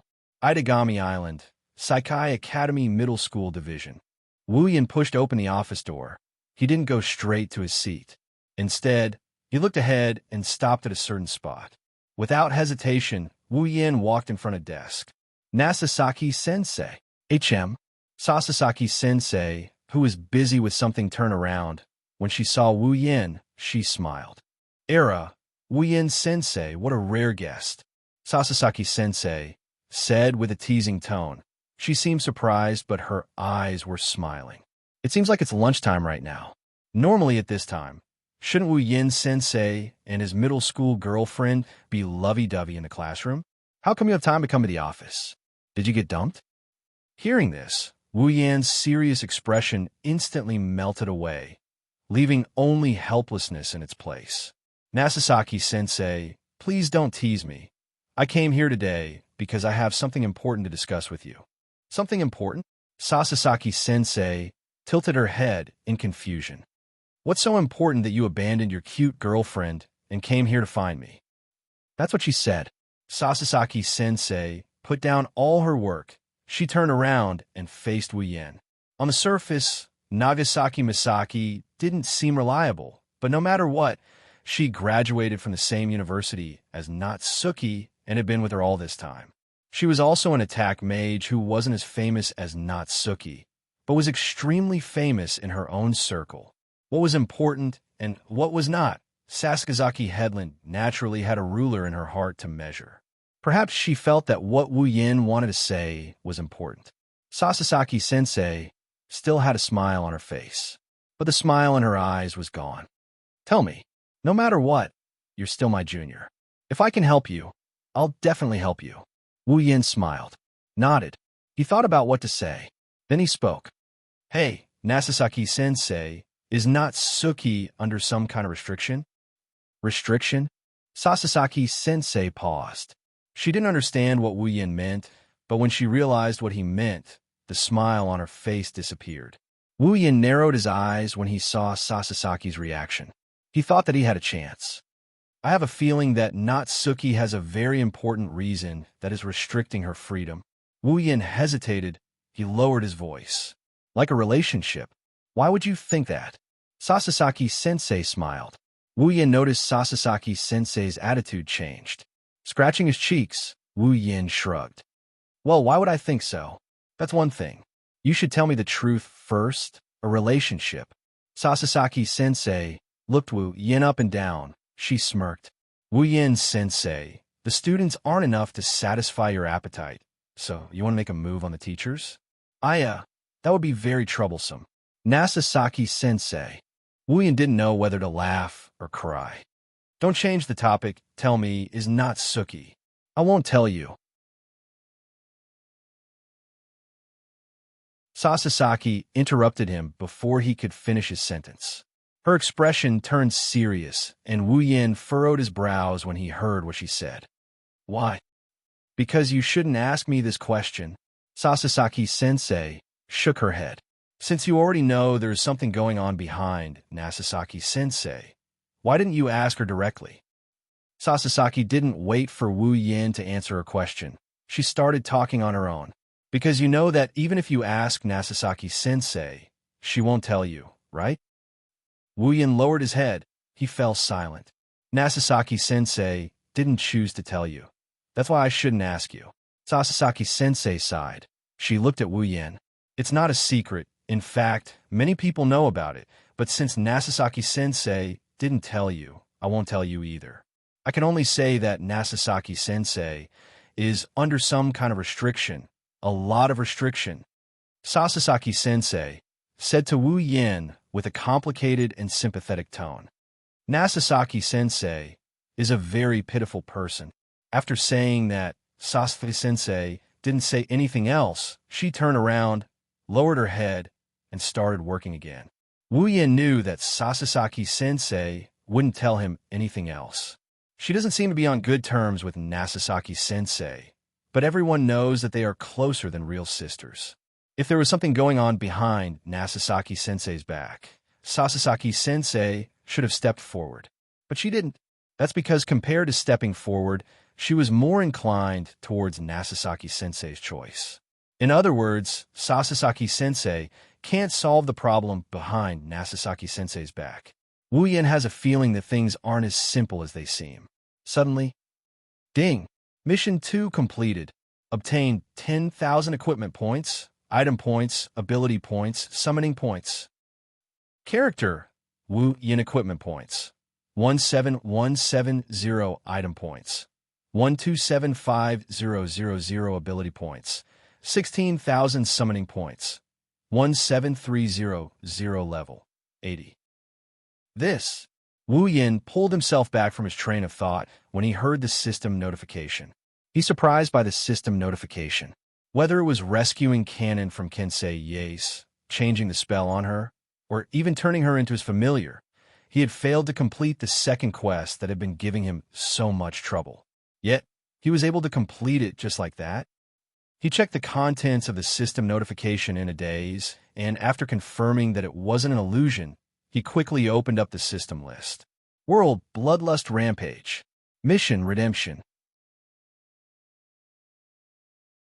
Mission 1. Become an attack magician in Itagami City. Completed. Mission reward. 5,000 equipment points, item points, ability points, summoning points. Mission 2. Stop the Ascension Ritual and save the fake angel, Kanace Cannon. Completed. Mission reward. 10,000 equipment points, item points, ability points, summoning points. Mission 3. Find out the secret behind Nasasaki-sensei and deal with it. Mission reward. 30,000 equipment points, item points, ability points, summoning points. The moment he saw his quest 3, he laughed very happily. Even the system is on my side. Nasasaki-sensei, looks like my meeting with you has decided our future. If you accept your fate, just wait for me to show up again. Sasasaki, who was peeking at Wu Yin, curled up his lips in a manner that made Sasasaki, who was peeking at Wu Yin, question marks all over her head. Wu Yin didn't ask any more questions as he left the office. After closing the door behind him, Wu Yin walked towards the high school building. He took out his phone and dialed a number he got not long ago. After a series of busy tones, a frivolous voice came from the phone. "Yo, Scandal teacher, how come you have time to call me?" Wu Yin could hear the teasing and dissatisfaction in the other person's voice. "I came out of my delicious lunch just to pick up your call. Do you have work to do?" But I didn't receive any information. Quietly listening to the other party's complaints, Wu Yin didn't say anything. When the other party was about to finish his sentence, Wu Yin said something. "Come out and meet me." Perhaps the other person noticed Wu Yan's unusual tone. The other person's voice became serious. "What's the matter?" "Yes." Wu Yin smiled and looked at the rooftop of Saikai Academy's high school building. "Private matter."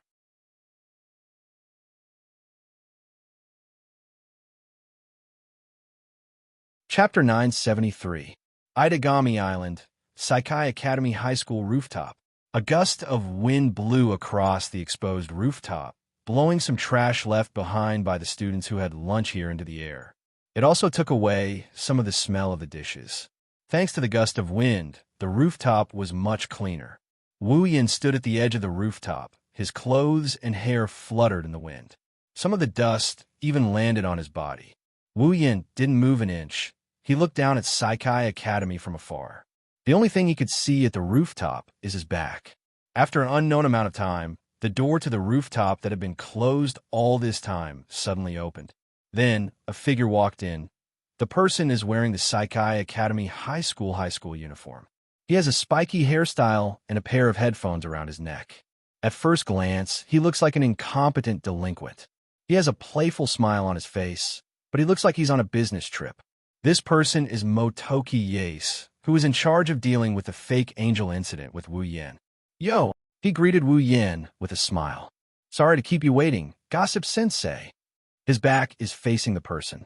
Wu Yin shook his head and turned around to face Motoki Yace. When he turned around, he saw another person standing next to Motoki Yace. She's wearing the Saikai Academy high school uniform.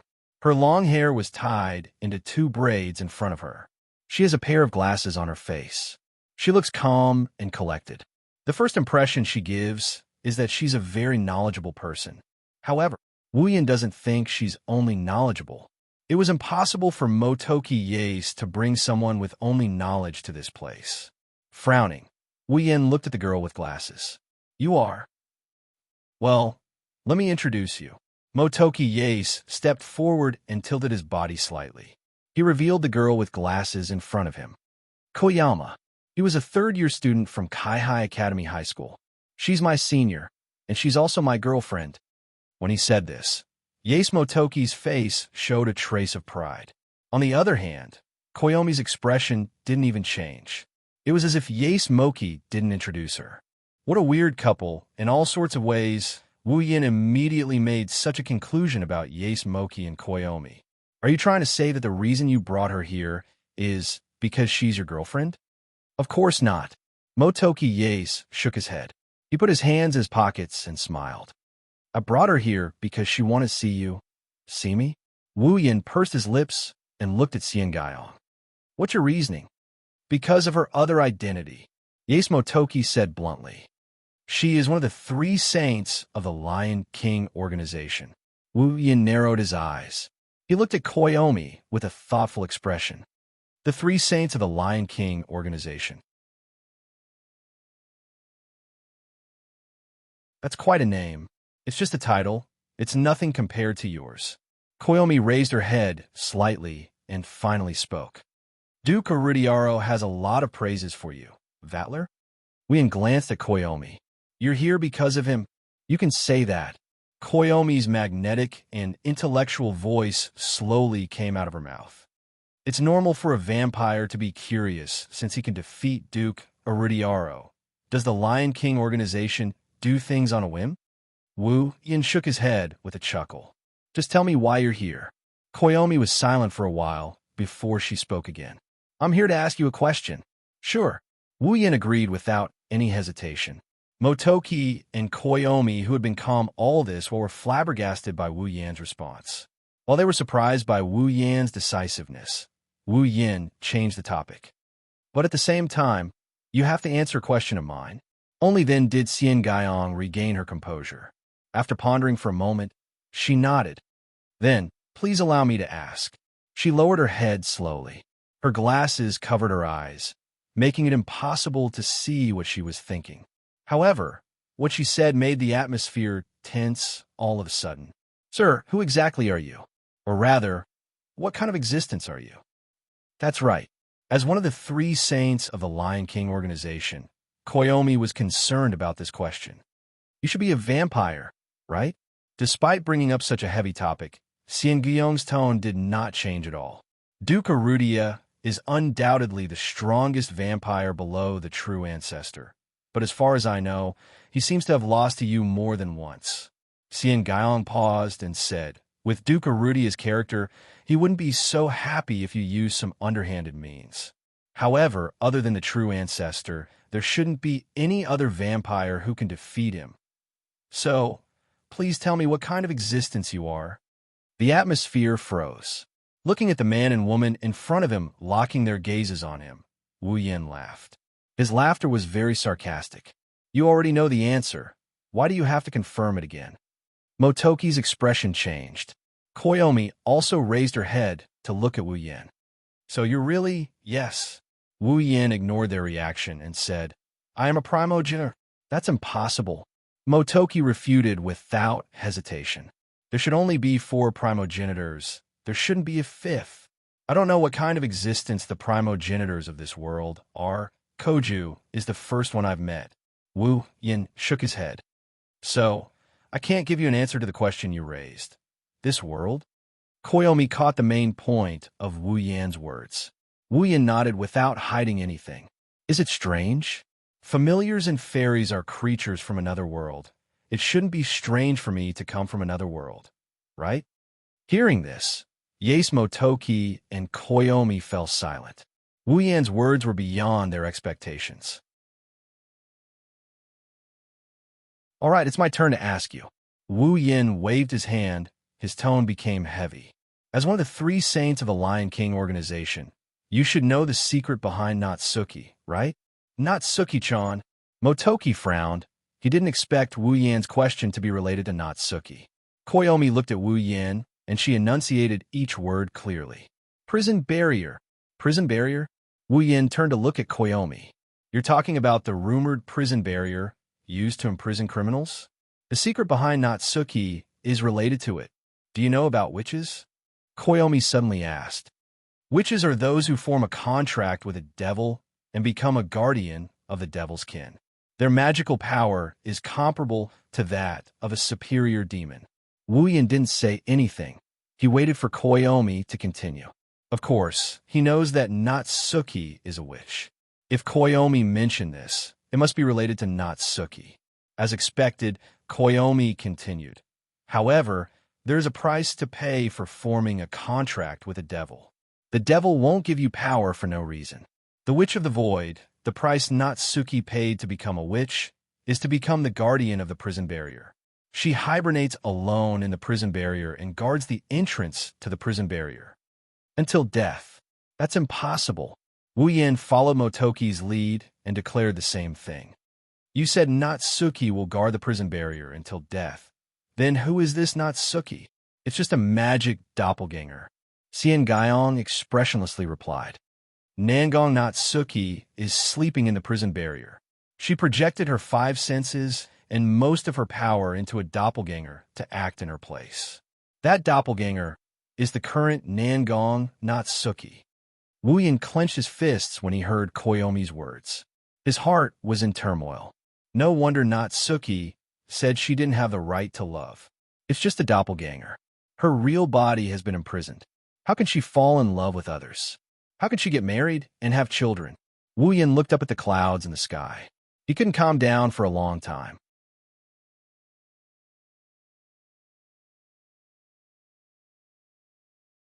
Chapter 974. Nighttime. Lying in his bed, he stared at the cold ceiling. Wu Yan's wine-red eyes were filled with a sense of loss. He couldn't calm down for a long time. Wu Yan recalled the information he got from Xian Gaiyong during the day. His emotions became complicated. Even though he just became an attack mage not long ago, he has heard about the prison barrier. In this world, demons and attack mages weren't everywhere, but at least in a special district like Itagami Island, they were quite common. Naturally, there were some who were much stronger than other demons and attack mages. Powerful strength often made people complacent and led them to the path of spiritual depravity. Among those demons and attack mages who possessed powerful strength, some of them were quite perverted. There are many examples in the history of Itagami Island after it was built. Many times, Itagami Island was attacked by powerful demons and attack mages, resulting in a large number of deaths. However, the demons and attack mages who caused these terrorist attacks would usually mysteriously disappear not long after the incident. No one had heard any news about them ever since. Naturally, the residents didn't care about the lives of the humans and demons who brought harm to their lives. They were just curious as to why these criminals who had committed serious crimes would disappear for no reason. Since the criminals disappeared, the residents of Itagami Island started guessing that the criminals were captured by powerful individuals and sent to an unknown prison. As time went by, this rumor spread far and wide. In the end, an urban legend of a prison made specifically for criminals was born. The rumor spread across the entire Itagami Island. Of course, this is only an urban legend. After all, no one knows if the prison barrier is real or not. The residents of Itagami Island treated it as an urban legend, something to joke about. Even Wu Yin was the first to hear about it. Wu Yin believes that all legends have their own basis. No legend is groundless. Even if it's exaggerated countless times, the legend still has its source. Just like in Academy City, behind those urban legends, there's always a secret that no one knows about. Itagami Island's urban legend must be the same as well. However, Wu Yin didn't think about verifying it. He also didn't think that the prison barrier would have anything to do with him. Unless he caused a terrorist attack on Itagami Island, the prison barrier would only be a joke for Wu Yin. Now that the prison barrier isn't just an urban legend, it's a real thing. It confirms Wu Yan's suspicions. He didn't expect this to be the truth behind the prison barrier. According to Xiao Guyong, the prison barrier was actually a dream of Natsuki's body. Natsuki used it to hypnotize herself and turn the dream into a magic barrier that was hidden in another world. As long as Natsuki did not wake up from the dream, the prison barrier would always exist. If he wanted to awaken Natsuki from her eternal slumber and save her from the price of becoming a witch, the first step would be to destroy the entire prison barrier. Other than that, if he wants to free Natsuki from the price of becoming a demon, he will have to go through all sorts of troublesome methods. Before that, the hardest thing to deal with is the prison barrier itself. If Natsuki is saved, the prison barrier that originated from Natsuki's dream will no longer exist. If that happens, the powerful criminals who have been locked up in the prison barrier for God knows how long will be released in an instant. When that happens, Itagami Island will be plunged into a crisis. If that happens, even if he doesn't mind, Natsuki will never forgive him. What should I do? Complicated thoughts ran through his mind, making him more and more irritated. He clenched his fists so hard that they made cracking noises. Not asleep yet? A voice accompanied by a figure entered Wu Yan's ears. Kotori's pretty face slowly appeared in Wu Yan's vision as he stared at the ceiling. She's wearing her usual calm expression as she chewed on a lollipop. She's looking down at Wu Yan from above. Kotori pursed her lips when she saw the unfocused look in Wu Yan's eyes. The sweet taste of the lollipop spread from her mouth. Looks like you're really troubled. Wu Yan panted when he heard Kotori's words. He suppressed his annoyance and smiled bitterly. How can I not be troubled? No matter which side I'm on, I'm not human. Oh, Kotori raised an eyebrow. She met Wu Yan's gaze and smiled faintly. You're not human. You're a vampire. You're still in the mood to joke. Wu Yan's bitter smile deepened. I'm so envious of you. I'm so troubled. Kotori snorted. Who told you to do such a thankless task? Thankless task? Wu Yan rolled his eyes at Kotori. Who was the one who told me to conquer Natsuki? Now you're saying it's a thankless task. Who told you I was talking about this? Kotori took out the treasure in her mouth and waved it around. I'm talking about your troubles. Troubles? Wu Yan frowned. What do you mean? You still don't get it? Kotori glanced at Wu Yan. She stared at him and said something emotional.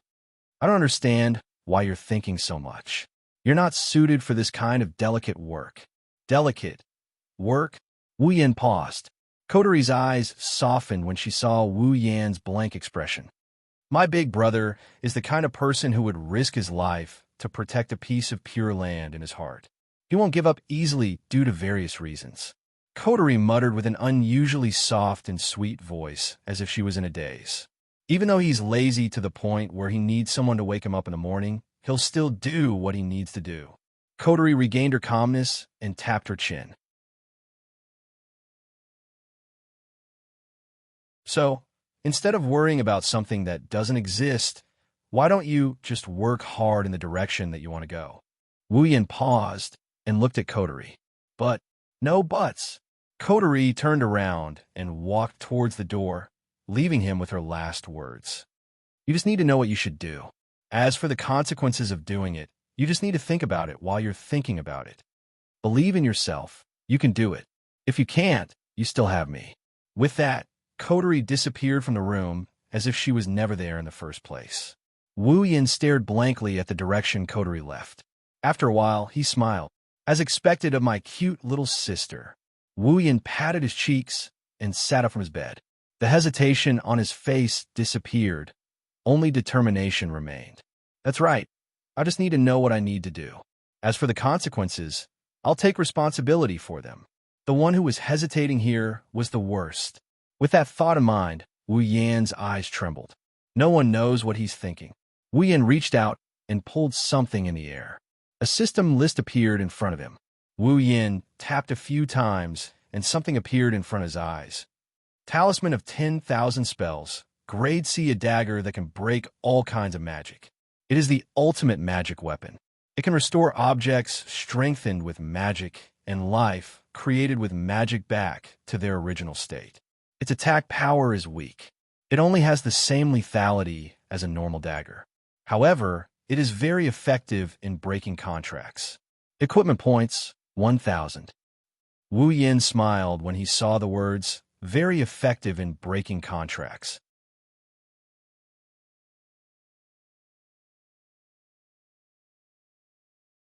Chapter 975.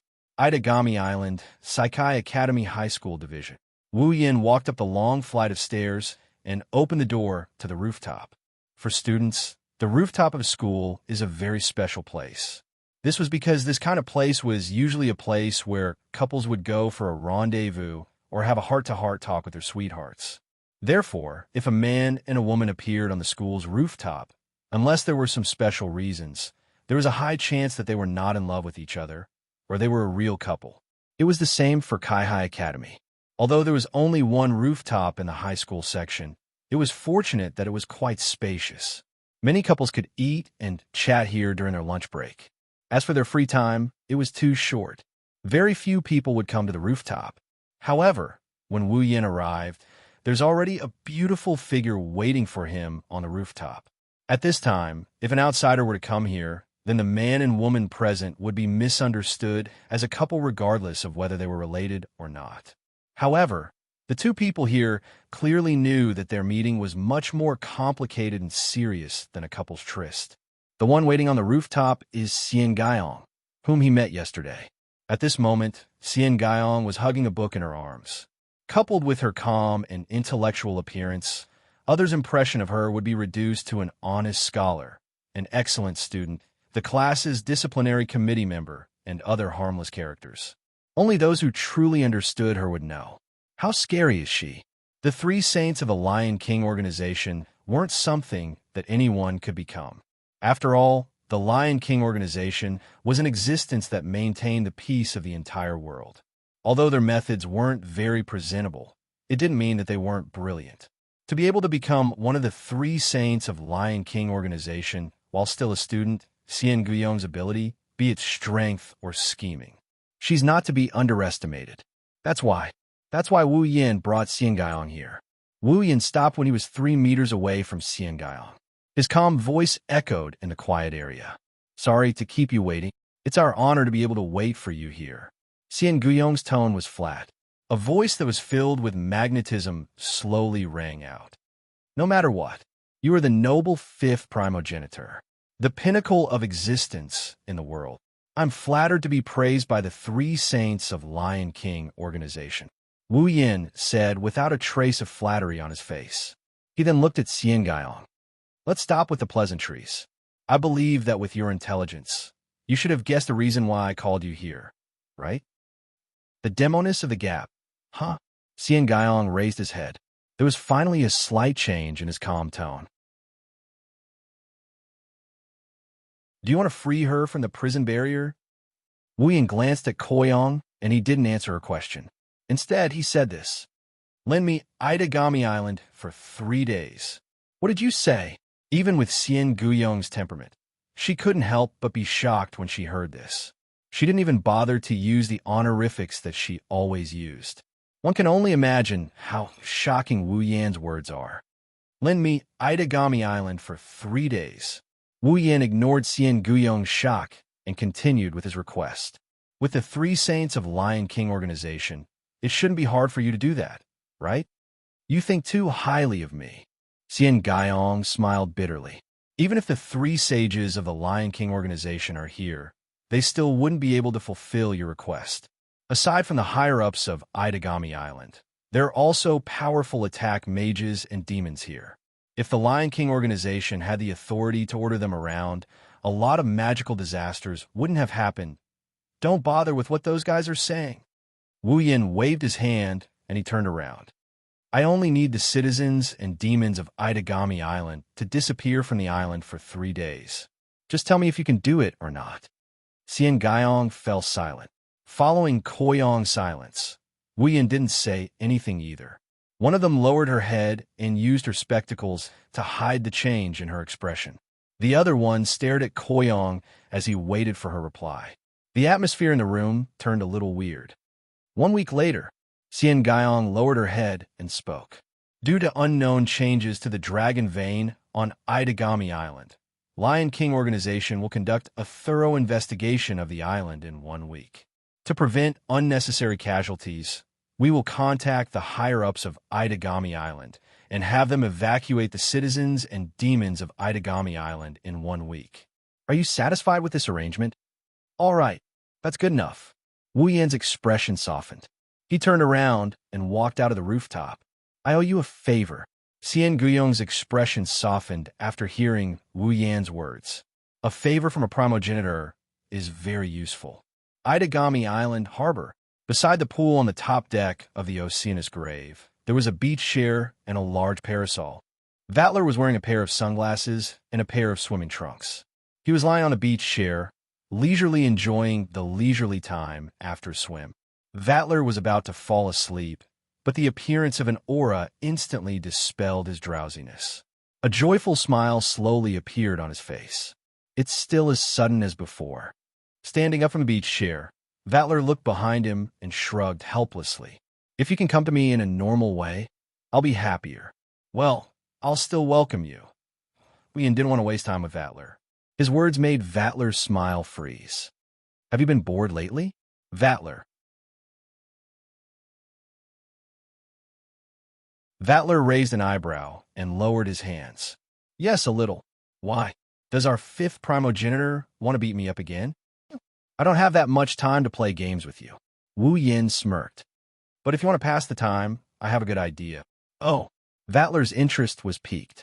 He knows that Wu Yin has always been unhappy with him because of his bad taste. In the past, every time Wu Yin saw him, even if he didn't start a fight, he would still hurl insults at him.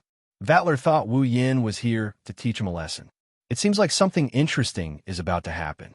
Wu Yin didn't know Vattler for long, but he could tell what Vattler was thinking based on his expression. His grin widened. Prison barrier. I'm sure you've heard of it. Narrowing his eyes, his wine-red pupils gradually congealed. In about a week, I will destroy it. Destroy the prison barrier? Vattler was stunned. He was puzzled. Why? Don't you like this island very much?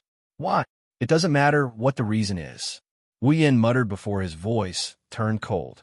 Once the prison barrier is destroyed, the prisoners inside will flood out. I only have one question for you, Vattler. Are you interested in hunting the criminals of the prison barrier with me? Wah! Vattler flinched. Wu Yin didn't look like he was faking it. He laughed. Ha ha ha ha. Vattler clutched his head and laughed maniacally. Wasn't fighting exactly what he wanted. Moreover, his opponents were powerful criminals who had been imprisoned in the prison barrier. Of course Vattler was tempted. Of course he was excited. Since it's an invitation from the Honorable Fifth Primogenitor, I can't refuse. With a fanatical smile, Vattler placed his hand on his chest, and he saluted Wu Yin like a noble. In the name of Duke Iridiaro, I'm happy to serve you. Wu Yin looked at Vattler, who bowed. Wu Yin lifted his head with a sharp glint in his eyes.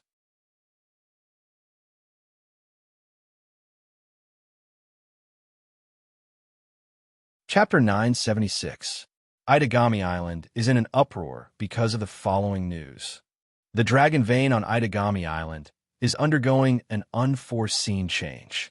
In order to investigate the cause of the dragon vein and prevent any unnecessary harm to Itagami Island, from today onwards, all residents of Itagami Island will be evacuated from the island for a week to cooperate with the investigation. These were the exact words of the higher-ups of Itagami City. What was a dragon vein?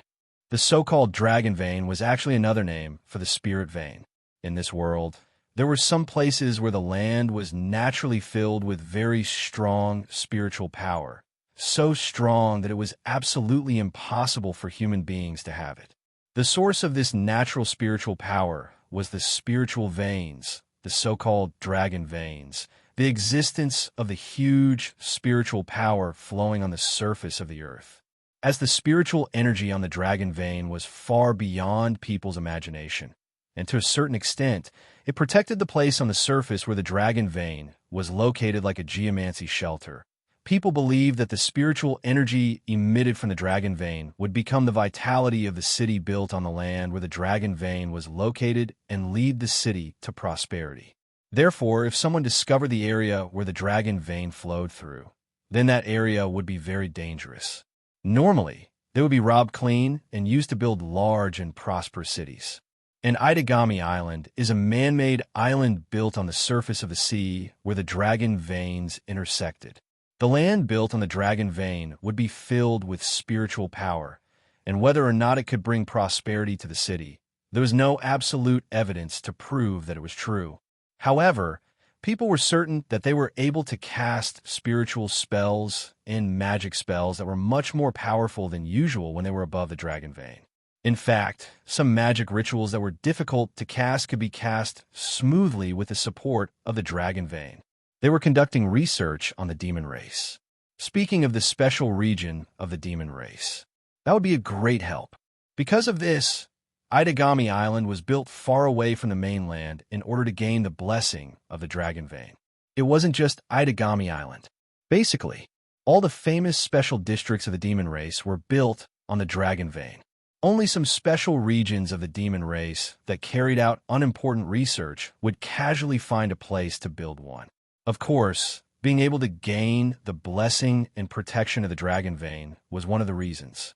Most importantly, the foundation gate that supported the 4 large floating structures and allowed Itagami Island to exist safely was powered by the spiritual energy of the dragon vein. The magic energy engraved on the foundation gate was also converted from the spiritual energy of the dragon vein. In other words, if something were to happen to the dragon vein, the cornerstone gate would lose its source of mana. Unless there is a new source of mana, the cornerstone gate wouldn't be able to support Itagami Island once the mana in the magic formation runs out. When that happens, even if Itagami Island doesn't sink, it will still be destroyed. That's why the matter of the dragon vein can be serious. It's best to get to the bottom of it. Otherwise, it won't do anyone any good, especially Itagami Island. Thus, the residents of Itagami Island accepted the arrangement and evacuated to the mainland for the next 7 days. Wu Yin was very satisfied. After all, the Lion King organization and the higher-ups of Itagami Island are competitors. Natsuki has mentioned more than once that the Lion King organization is her business rival. Now that the Lion King organization is using the dragon vein as an excuse to evacuate Itagami Island's residents, logically speaking, the higher-ups of Itagami Island wouldn't agree to it. It's not like they don't have attack mages, and they're not inferior to the Lion King organization. If the Lion King organization is able to detect the abnormality of the dragon vein, then they should have the ability to solve it. This is how the higher-ups do things. Kotori Island somehow got the higher-ups to agree to her suggestion to evacuate Itagami Island's residents. Wu Yin didn't say it out loud, but he was very impressed. Kotori was the only one who was disdainful towards Wu Yan's admiration. The so-called competitive relationship was nothing more than an opposition based on certain interests or natures. When there was no benefit or influence to both parties, this competitive relationship would also become a cooperative relationship. In Wu Yan's opinion, Kotori must have used some kind of trick to get the residents to leave Itagami Island. Kotori, on the other hand, has at least 10 tricks up her sleeves. But if it was Shokoho Misaki, who was extremely familiar with human psychology, let alone 10, even 100 would be possible. It was just a temporary retreat, and it wasn't like they would never return, so the impact wasn't big at all. Except for those powerful attack mages and demons who couldn't be controlled, it couldn't be easier to make the ordinary residents obey the arrangements. That's right. The residents and demons have left Itagami Island, but the attack mages and demons who saw something amiss are still on the island. No, it's not just the attack mages and demons. Normal people are still on the island. For example, no. Lying on the sofa, Nagisa covered her ears as if she didn't want to hear anything. Everyone around her felt a headache coming on. Nagisa. Wu Yin rubbed his forehead and advised her earnestly. Most of the normal residents on the island have evacuated. You should go with them. What if something really happens? Do you have a way to escape? Why?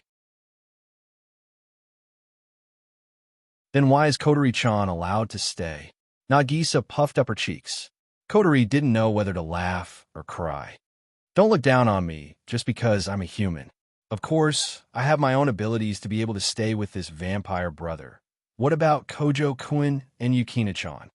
And Kanon-chan? Nagisa pointed at Kojo-kun, Yukina, and Kanon. Her large eyes stared straight at Wu Yin. If Kojo-kun, Yukina-chan, and Kanon-chan can stay here, why can't I? But we're not normal people, Wu Yin. Kotori, Kojo-kun, Yukina, and Kanon can only shout that in their minds. They can't say it out loud. Nagisa has a phobia of demons. Other than Wu Yin, she has never accepted a demon. If she finds out that her brother is a demon, it's possible that the sibling relationship between Kojo-kun and Nagisa will never return. As for Kanon, she used to be a human, but she's Wu Yan's familiar. In theory, vampires' familiars are considered demons. She can't reveal her identity. As for Yakaina, she can reveal her identity, but Kojo-kun's identity will be exposed too. Even though they feel sorry for Nagisa, they can only keep it a secret.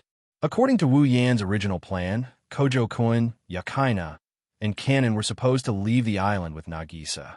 Unfortunately, they saw how Wu Yan and Natsuki almost fell out. Yakaina is also a sword shaman of the Lion King organization. She more or less knows the inside story.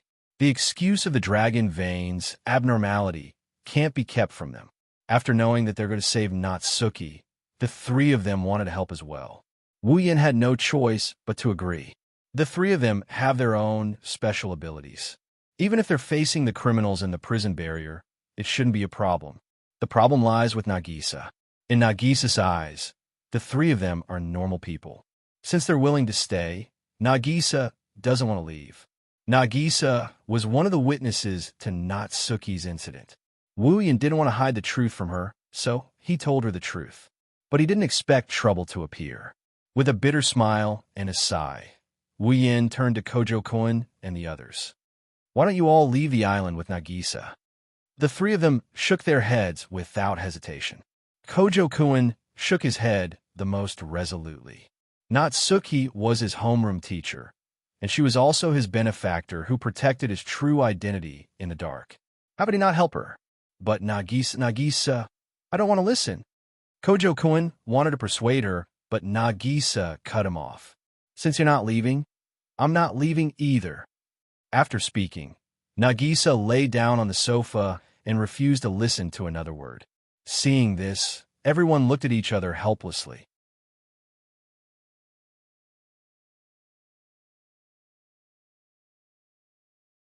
Chapter 977. While everyone was having a headache over Nagisa's situation, a blurry spatial ripple appeared in the hall. Natsuki appeared with a serious expression on her face. Natsuki-chan, Minamiya-sensei. Aside from Wu Yan and Kotori, Nagisa, Kanon, Yakaina, and the others all called out to her. Koju even called her by the name Natsuki doesn't like. Usually, Koju would have been the target of Natsuki's vengeance by now. However, Natsuki has been staring at Wu Yan ever since she appeared. Seeing this scene, the crowd looked at each other and fell silent at the same time. Natsuki and Tsuyu looked at each other. Neither of them spoke immediately. Instead, they used their eyes to let each other know what they were thinking. Just like that, they looked at each other quietly. There was a strange, heavy feeling in the air. It spread throughout the silent hall. Kotori. At some point, Wu Yan suddenly spoke. Why don't you take everyone away first? Kotori didn't hesitate. She knew what Wu Yan was going to do next. She nodded and she dragged Nagisa and Kanon out of the room. She didn't even look back. Akatsuki, Yakaina, come with me. Wait, 5 Rivers. Koju wanted to say something, but Yakaina stopped him. She shook her head at Koju and carried her guitar bag. She followed Kotori and the others. Yakaina also walked out. Koju looked at the two of them, then at Kotori's group, who was about to leave the room, and gritted his teeth. He also followed them out. In the hall, only Wu Yan and Natsuki were left in the hall. The moment the door closed, Natsuki broke the silence in the room. Do you know what you're doing? Natsuki's face was devoid of any emotion. She looked straight ahead. Her calm gaze was just as imposing and oppressive as it had been in the past. Unfortunately, Natsuki's imposing gaze was aimed at the wrong person. Her gaze was fixed on Koju. Wu Yan smiled bitterly and shook his head. I knew it. I can't hide it from you. No matter what. Natsuki is a top-notch attack mage, known as the Demon Assassin. Before Wu Yan came to this world, Natsuki dealt with countless cases of magic-related incidents. Her expertise in dealing with magic-related incidents is comparable to anyone in this world. The Dragon Fountain anomaly could only be used to confuse ordinary people, but even those slightly capable offensive mage commanders and demons could vaguely sense that something was wrong. As a demon killer, Nayu, who had been an offensive mage commander for God, knows how many years, of course, it was impossible for her not to sense it. Wu Yan didn't expect her to be able to link this incident to him being the mastermind behind all of this. Let's stop. Natsuki knew that if she pressed Wu Yin wouldn't compromise. So, she softened her tone. It's not too late to stop now. Is that why you came here? Wu Yin chuckled. He narrowed his eyes, and he exuded an undeniable aura along with a strong sense of determination. Then I'm sorry. I'm afraid you came here for nothing. You. Natsuki was a little angry. She raised her voice. Do you know the consequences of your actions? Got it. Compared to Natsuki, Wu Yin is surprisingly calm. That's why I spent so much effort to deal with the aftermath. You don't understand how serious this matter is. Natsuki pointed her lace fan at Wu Yin. Do you know how many criminals were locked up in the prison barrier in the past 10 years? Do you know what kind of strength these criminals possess? Do you know how much effort I've put into arresting them? If it's just one or two of them, some of them are even difficult for me to deal with.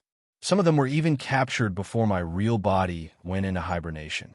Perhaps any one of them would have no chance of winning against you. However, it's not just one of them. It's a whole group of them. Now that you've released them, if something goes wrong, let alone the island, even the outside world will be affected. Natsuki took a deep breath and looked at Wu Yin. His expression didn't change at all. Natsuki smiled bitterly. Take it as me begging you to stop. Even if you break the prison barrier and bring me out, I'll have to sleep again sooner or later and build another prison barrier. This is the price I have to pay for making a contract with the demon, and it's a price that can only stop until I die. If you really want to save me from the demon's curse, then there's only one way.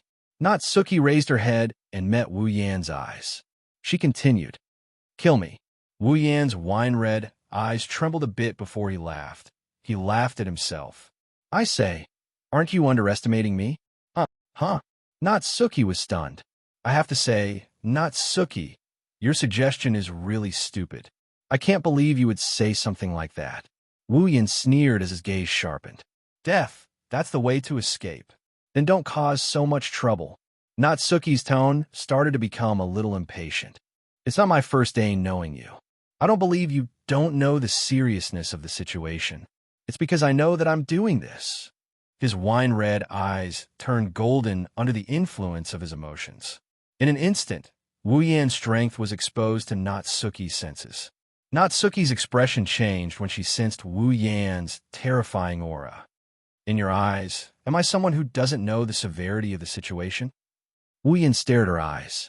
He raised his head and stabilized his emotions. I thought of everything you thought of, but I still chose to do this. I naturally have my own solution. Wu Yan walked in front of Natsuki and looked at her beautiful face. He suddenly reached out and hugged her. What are you doing? The sudden hug made Natsuki flustered. She struggled with all her might. She didn't even care about the parasol and fan in her hands.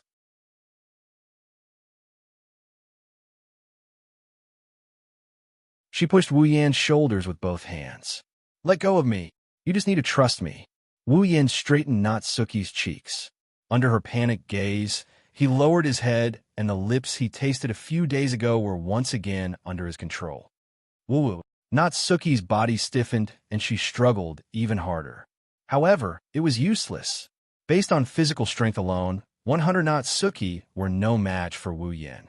Wu Yan held Natsuki's cheeks with both hands and held her in his arms. He domineeringly used the tip of his tongue to push open Natsuki's pearly white teeth and mercilessly open her mouth. After a while, Wu Yan captured her tongue and tangled it with his. Under Wu Yan's lead, Natsuki could only helplessly resist. She kept shaking her head in an attempt to break free from Wu Yan's control.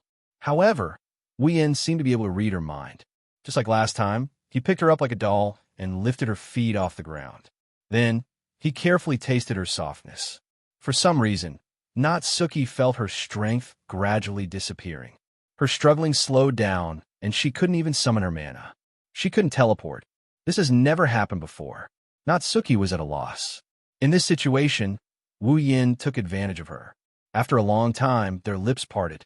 Looking at Natsuki, who was breathing in large mouthfuls of fresh air, Wu Yan caressed his lips and said with a smile, I've remembered the taste of your avatar's lips. When I hold your real body in my arms, I'll see what the difference is between the two. You, Natsuki glared at Wu Yin with hatred, but she couldn't do anything about it. Wu Yin rubbed Natsuki's head and whispered into her ear, "I'll have to trouble you to return to the prison barrier for now. We'll be able to meet again soon." After he said that, he didn't give Natsuki a chance to react. A strange mana wave acted on Natsuki's body, and she disappeared. It wasn't teleportation or invisibility. She truly disappeared. He stood up and walked to the window. Looking at the pedestrians walking on the street, Wu Yin closed his eyes. No one knows what he's thinking.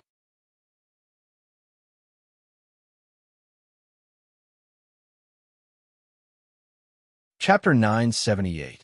The four seasons of Itagami Island are like summer. The weather is usually sunny. Today, the sky above Itagami Island is covered in dark clouds. It's a rare sight. The sky is dark and gloomy. It looks like the calm before a storm. If it weren't for the lack of lightning, people would have thought that Itagami Island would be drowned by the storm today. It should be around 9 o'clock in the morning. It was still daytime, but the dark clouds in the sky had blocked out all the sunlight. Not a single ray of sunlight managed to escape from the dark clouds. The entire Itagami Island was shrouded in darkness. It was as if night had fallen. Logically speaking, in this kind of weather, every household in Itagami Island should have their lights turned on. However, the weather has been like this for 3 to 4 hours already. Not a single household on the island had their lights turned on. Itagami Island was shrouded in darkness. Of course, it's not that the residents of Itagami Island are out of sorts. They don't want to turn on the lights. It's because the original owners of the houses are no longer there. One has to admit that Itagami Island's higher-ups are very efficient. They originally planned to evacuate the residents of the island in a week, but in the end, they only used 3 days to evacuate all the normal citizens and demons. That's 4 days of free time, plus the 3 days they agreed to use to solve the problem. Wu Yin and the others have a week to solve the prison barrier issue. To be more precise, it's Natsuki's issue. 1 week for Wu Yin. It's more than enough. In the sky, the dark clouds continued to rumble. It looks very depressing. Even if there's a thunderbolt or a downpour, it wouldn't be strange. That was nothing strange. The wind was raging on the island, making sharp whistling sounds. The atmosphere of a storm was spreading across the entire artificial island. The tallest building on Itagami Island is the Cornerstone Gate. Standing at the top of the Cornerstone Gate, one can see the entire island in its entirety. Wu Yin, Kotori, Yakaina, Koju, and the others are standing at the edge of the gate. If you look closely, you'll notice that Vatler is there as well. Nagisa didn't want to leave, but she didn't want to come with them either. With her phobia of demons, who knows how she would react when she sees Vatler. Plus, the prison barrier is filled with demons. Nagisa isn't a suitable candidate to participate in this operation. To prevent Nagisa from worrying too much, Wu Yin used a hypnotic magic on her. He also put on the mobile church that Nagisa requested to replenish her mana for. With Cannon taking care of her, Nagisa should be fine even if the outside world is turned upside down. Koju looked down at the dark Itagami city. He sucked in a breath of cold air.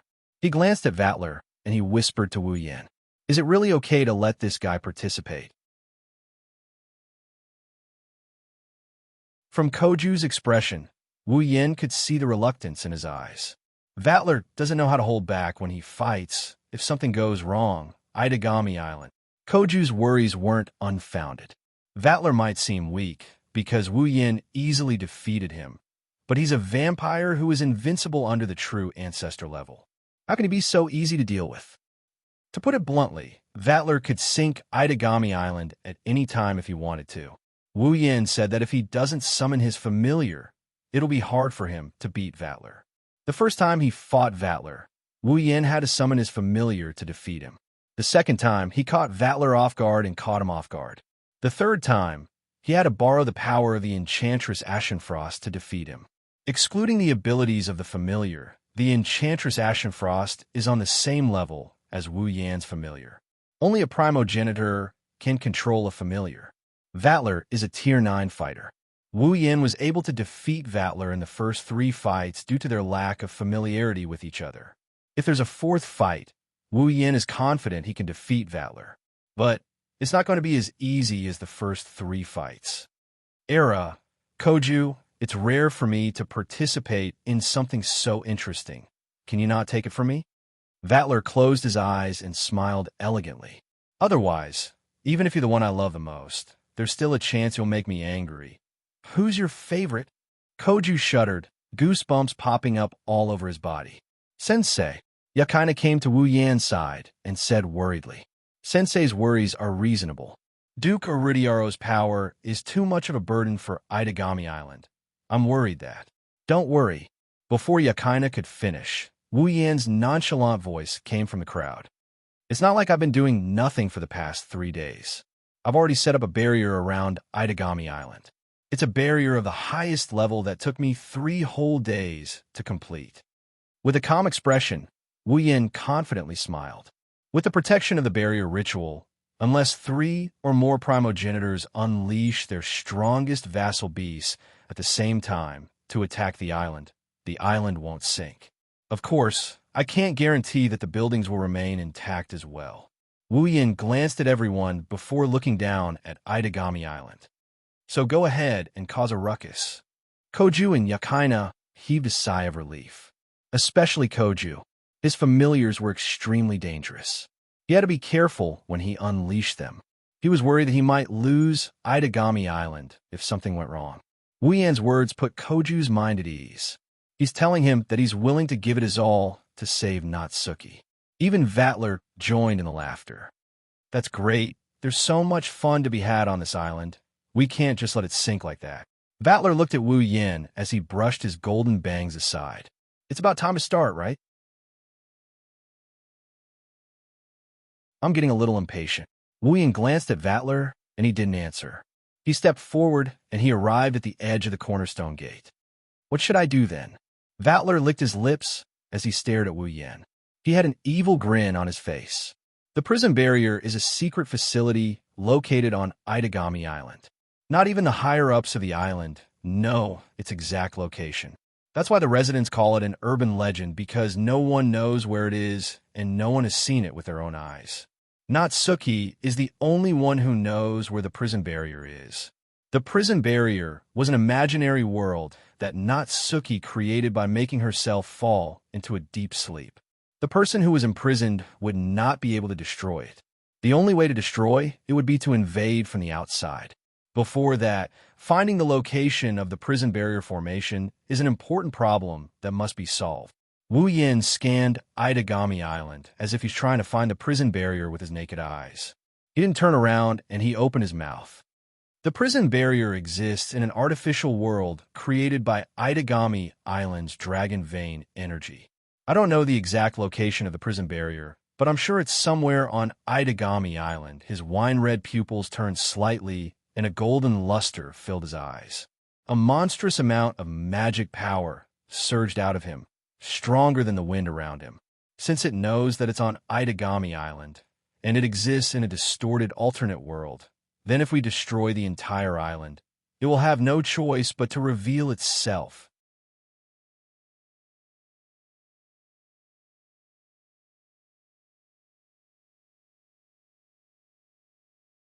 Chapter 979. Shatter the entire dimension of Itagami Island. Koju and Yakaina were shocked by Wu Yan's words. Even Vatler's expression changed. He narrowed his eyes, and his expression turned serious. Shattering dimension is difficult for normal people.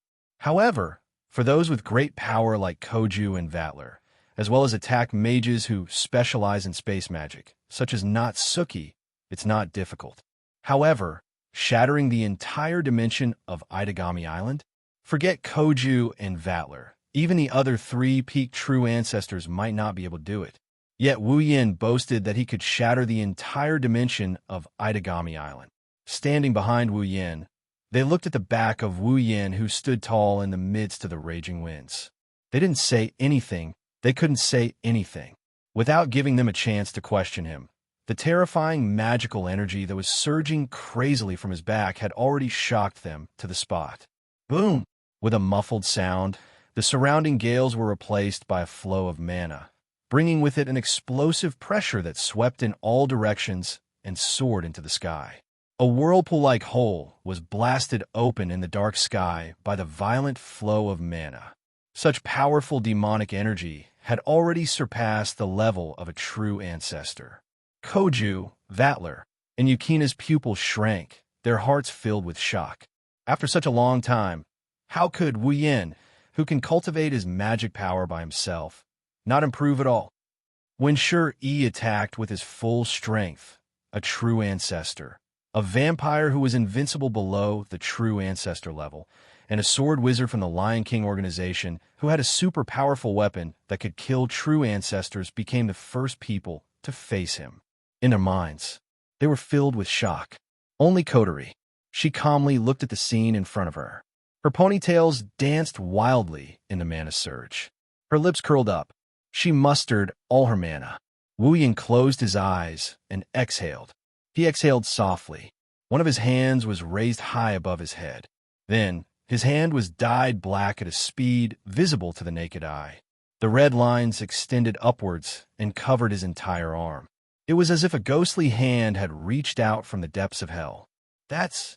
Koju and Yukina were shocked. Are you going to summon your familiar? Vatler's eyes widened. He recalled the first time he saw Wu Yan's familiar. His eyes were filled with excitement. I can finally see a familiar of that level again. Under the watchful eyes of everyone present, a bloody mist rose from the ghostly arm. The magical energy around his body instantly entwined around it. Soon after, a ball of plasma formed from black electric current emerged from the bloody mist that was entwined with magical energy. I didn't think the first time I summoned you would be under these circumstances. Wu Yan's tone carried a hint of helplessness as he felt the mana flowing out of his body like a broken dam, replenishing the black plasma ball behind him and slowly expanding its mana. Vassal beasts are synonymous with destruction. They don't represent power. They represent extreme destructive power. If a vassal beast doesn't hit its target, it's fine. If a vassal beast hits its target, even if the target is a tier higher than the vassal beasts are even more terrifying. Wu Yan's vassal beasts are even stronger than that. That's why Wu Yan normally doesn't want to summon his familiars. He wants to use them as his trump card. His familiars are his trump card. But now, in order to find a prison barrier, he had no choice but to use his trump card. But I do need your power. His golden eyes turned resolute as he closed his eyes and called out to her. So, I summon you, descend. Black Dragon's lightning trap. As soon as his voice fell, the black plasma ball suspended in the air suddenly swelled and exploded. Kaboom! Amidst the deafening roar, a burst of black lightning descended from the sky and flashed in the surroundings. Amidst the undulation, a black dragon bathed in black lightning appeared. The dragon's body was black with a deep luster. It looked like an ancient dinosaur. It stood on 2 feet, and its shoulders were adorned with steel shoulder pads. They looked like wings made of steel, and they shone with a cold luster. There were armored wings on its back that looked like a fan or a net. It had 3 black claws that looked like a baseball glove. On its back was a spiked tail that looked like a giant cone. It vibrated slowly and made a buzzing sound. A pair of blood-red eyes, the only thing that was different from its body, suddenly opened. The black dragon's lightning trap gently floated up. At the same time, a terrifying aura of destruction shook out from its body, accompanied by extremely terrifying black lightning. At the same time, everyone present saw that in the flickering black thunderbolts, the space was splitting apart bit by bit. Yukina had goosebumps all over her body. She looked at the black dragon lightning trap, and a sense of danger surged in her heart. Yukina was horrified. Is there such a terrifying familiar in this world? That familiar... Vatler stared at the black dragon lightning trap. It's as terrifying as that white guy last time. Are all the 5th primogenitors familiars like this? Space. Koju bit his lip and drank his blood to suppress the blood in his body.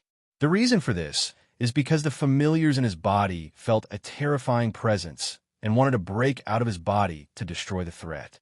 After expending a lot of effort, Gu Cheng temporarily suppressed the vassal beast in his body.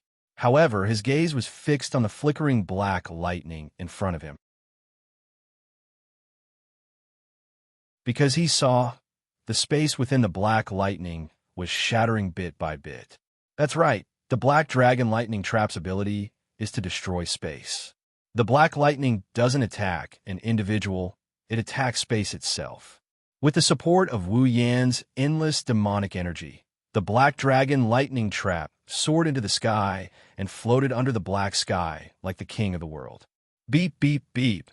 Black lightning jumped around the dragon's body and spread out. Wherever it passed, space was shattered. In an instant, the entire Itagami Island was filled with black lightning. The space around Itagami Island's Garden of Zhou either cracked like a spider web or shattered like glass, leaving only pitch-black holes. The cracks and holes spread out at an unimaginable speed. In an instant, the entire Itagami Island was filled with cracks and holes in space. How terrifying! If anyone touches these cracks and hollows, they'll die without a doubt unless they're strong enough. Fortunately, most of the normal citizens and demons on Itagami Island have left. Only the strong are left.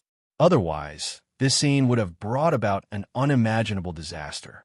Black lightning flashed crazily under the black sky, destroying the space around Itagami Island. It looked like the end of the world. Still, Wu Yan achieved his goal. Wu Yan observed the space around Itagami Island. At the northern edge of Itagami Island, on the ocean, an island made of rocks slowly appeared. A castle-like building made of rocks stood at the top of the island. That's the prison barrier. It finally appeared. His golden eyes lit up. Wu Yan smiled and cut off the demonic energy in his body. The black lightning and black dragon lightning trap slowly disappeared. The cracked space also returned to normal in the blink of an eye. Other than the island that was flashing with an ominous aura, everything that happened just now was just like a dream. His wine-red eyes turned to Kotori and the others behind him as he said, "Don't worry. The prison barrier has appeared. Let's go." Koju and Yakaina looked at each other and nodded stiffly. It was clear that they were still immersed in the terrifying scene that had just taken place in an instant. On the other hand, Vatler looked at Wu Yan with a meaningful look. This fifth true ancestor, who came out of nowhere, might be the most terrifying existence in the world. Who knows?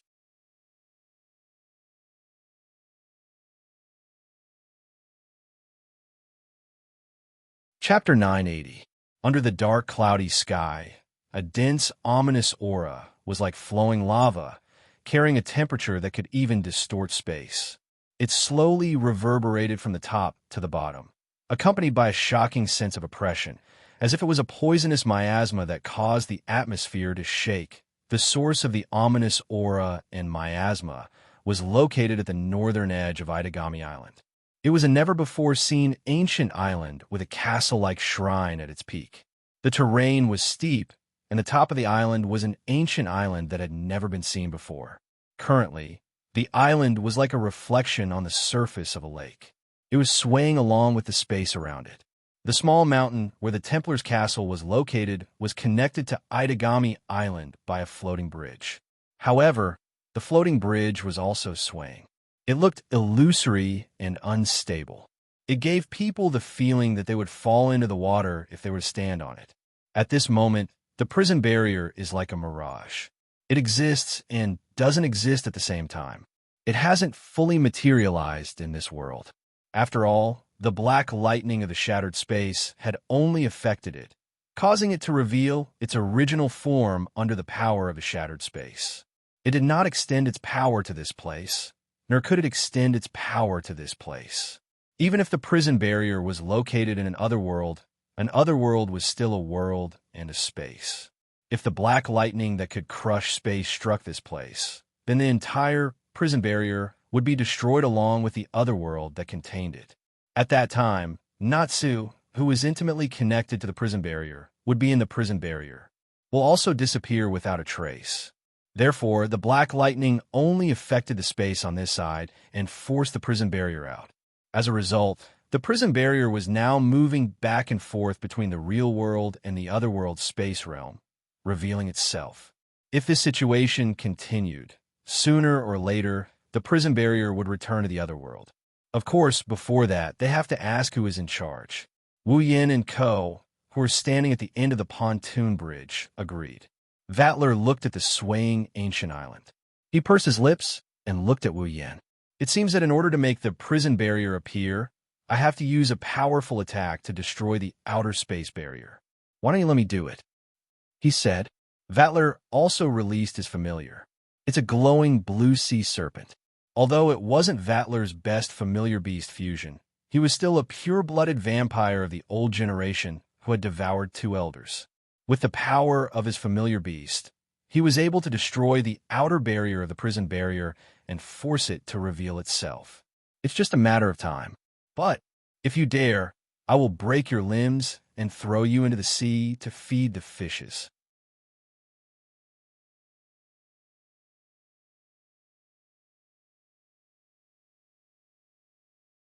She was beautiful and young, and her face was like a doll's. She was wearing a black lace dress. If one ignored her petite figure, she would look like a smart and capable queen. What surprised everyone is that, unlike the rumors, Natsuki isn't asleep. Instead, she's staring at them with her starry eyes. When she saw Wu Yin, they could see a hint of anger and helplessness in her beautiful eyes. Natsuki. Wu Yin was surprised to see Natsuki staring at him. Why aren't you asleep? Natsuki raised her head expressionlessly, but her tone was filled with annoyance. If I knew you'd do something so serious, even if I was asleep, I would have been woken up by your anger. Wu Yin awkwardly scratched his face. Koju hurriedly stood up. The vampire teacher is trying to save you, Natsuki-chan. Before Gu-chan could finish speaking, Nayu shot him a sharp look. Don't add the word chan behind the teacher's name. Natsuki got up from her chair, and she walked in front of Wu Yin. She looked at him and then at Vatler, who was grinning beside him. She snorted. Why is this snake charmer here? I'm sorry. I didn't come uninvited this time, Vatler said with a smile. I received a formal invitation to come. Even if you don't tell me, I know why you're here. Natsuki's tone softened when she met Wu Yin's gaze. She stared at Wu Yin. It's not too late to back out. Looking at Natsuki's beautiful face and eyes, Wu Yin grinned. He shook his head, and he didn't say anything. However, Natsuki couldn't help but feel helpless when she saw the determination in his eyes. Think carefully, this mess isn't that easy to clean up. Wu Yin blinked and asked in confusion. Aren't you going to stop me? Is that so? Is it going to work? Natsuki didn't answer, but Wu Yin laughed. Of course not. With a wave of his hand, the gate of Babylon's crimson space rippled in his palm. Not long after, a strangely shaped dagger with a blade as sharp as lightning appeared in his hand. Koju and Yakaina watched in shock as Wu Yin raised the dagger and stabbed at Natsuki's chest.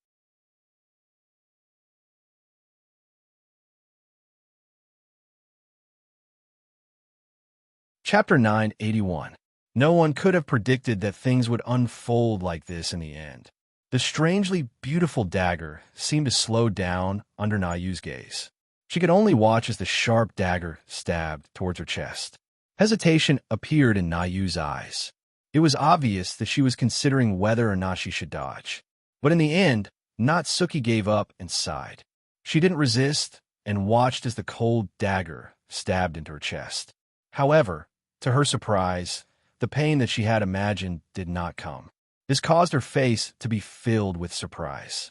Natsuki-chan, Koju, who didn't know what Wu Yin was doing, turned pale with fright. He glared at Wu Yin and rushed forward. You bastard! Wait, senpai! Yakaina came back to her senses and stopped Koju. Looking at Minamiya-sensei, that dagger doesn't look like it will cause any harm. Hearing Yukina's words, Koju looked at Natsuki and saw the surprise on her face. He immediately let out a sigh of relief and started complaining. What the hell is going on? That despicable vampire senpai.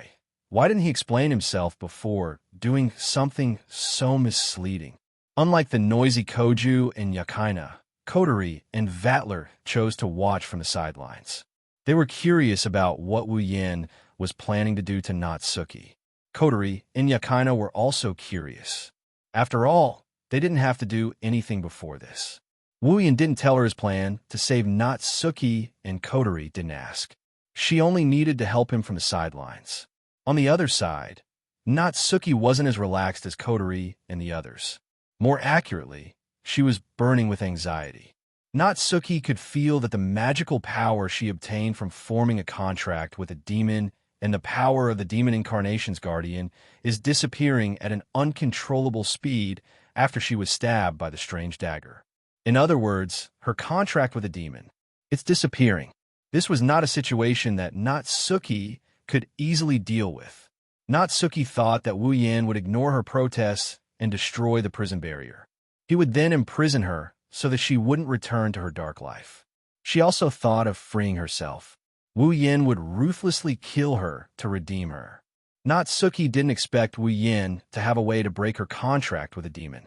In the past, Natsuki had never even thought of doing something like this, let alone having a practical example. He had never heard of a witch's contract that could be broken. Of course, that's not important now. What's important is that once her contract is broken, she'll lose all her powers and become a normal person. What on earth was that dagger? Nayu's heart shook again and again. Finally, she could not help but speak up. Yin Yu, don't speak. Wu Yin narrowed his eyes. His expression was unexpectedly serious. I've said it before. I've thought about everything you've thought about. Just wait quietly. Seeing Wu Yan's serious expression, Natsuki opened her mouth and hesitated. She didn't intend to speak again. As for Wu Yan, he closed his eyes. Breaking the contract between Natsuki and the demon will turn her into a normal person. Wu Yan knew this. Although this is a way to free Natsuki, Wu Yin knew that with Natsuki's pride, she wouldn't allow herself to become a weak and ordinary girl. Therefore, Wu Yin had to break the contract between Natsuki and the demon at the same time. At the same time, he had to pay the price of breaking the contract and preserve her powers. Wu Yan's idea is very whimsical. Natsuki is making a deal with the demon. The demon isn't a good person. How can he pay a one-sided price? Therefore, Wu Yin decided to use another method. Using the ability of the talisman of 10,000 spells, he did not break the contract between Natsuki and the demon, but instead broke the connection between Natsuki and the demon in the contract, and snatched the contract that should have belonged to the demon. As long as the contract remains intact, Natsuki's powers will be preserved. Without the connection between her and the demon, Natsuki will be fine even if she doesn't pay the price. Instead of breaking the contract, he will break the connection between the two parties. Such a humanized setting did not exist in the Talisman of 10,000 Laws ability. However, with the endless martial arts' perfect control over his own body, and the knight has never died by his bare hands' absolute control over his treasured artifact, this setting became possible. However, the contract under Wu Yan's control must be supported by Wu Yan's own mana. It's similar to Canon's situation. Because of this, Wu Yan didn't care at all. He lacked everything, but magic power was not one of them. In an instant, under the effects of Talisman Breaker and Knight Never Died by Bare Hands, the connection of the contract was successfully broken. Without the support of the demon, the contract fell apart. Wu Yan channeled his magic power into Natsuki through the Talisman of Infinite Arms. His magic power flowed into Natsuki's body through the Talisman of Infinite Arms. He used his magic power to simulate the connection between the two of them and the contract itself. The contract that was about to collapse was connected again and continued to function perfectly. What's different is that this time, the one connected to Natsuki through the contract was no longer the demon, but Wu Yin, who was close by. Natsuki was stunned when she felt the faint binding disappear. Once a demoness signed a contract with a demon and obtained the power of a demon, then the price she had to pay for the contract would be controlled by the demon. It would forcefully bind the user and make the user comply with the contents of the contract and carry out the price she had to pay. But now, in Natsuki's senses, the demon that was constantly restraining her seemed to have disappeared. It was kind, and no longer used the power of the contract to control her. Am I free just like that?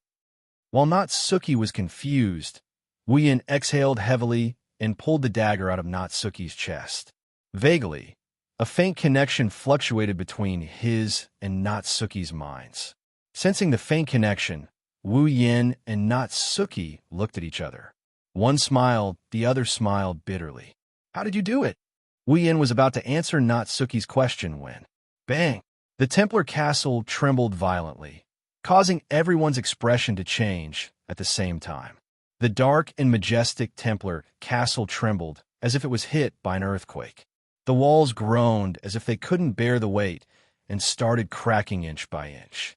The prison barrier was created by Natsuki's dream. Now that Natsuki had woken up, the prison barrier was naturally in an extremely unstable state. Adding on the fact that the contract in Natsuki's body had been broken for a brief moment, Natsuki had lost her power for a brief moment. The prison barrier could no longer be maintained. The Templar castle collapsed. The stone walls collapsed like an avalanche. The ground shook violently. Broken pieces of stone smashed into the ground, creating a thick cloud of dust that enveloped the entire area. Not long after, the entire Templar castle collapsed into ruins. Not far from the ruins, ripples of space appeared. Wu Yin, Natsuki, Kotori, Yakaina, and Koju appeared out of thin air. At the same time, a golden mist appeared and condensed into Vatler's figure. The prison barrier has collapsed. Koju and Yakaina stared blankly at the ruins of the Templar castle. They still haven't recovered from the shock. Just as everyone's attention was focused on the ruins before them, another spatial ripple suddenly appeared. Not good. Natsuki, who was the first to react, seemed to have thought of something. Her expression changed drastically as she turned her head around. Almost at the same time, a woman with long hair that reached her feet, wearing a gorgeous kimono, appeared behind Natsuki. She held a thick book in one hand, while her other hand shot out and caught Natsuki off guard. Natsuki's hand landed on Natsuki's back, and a sinister smile appeared on her face. A sense of danger rose in Natsuki's heart.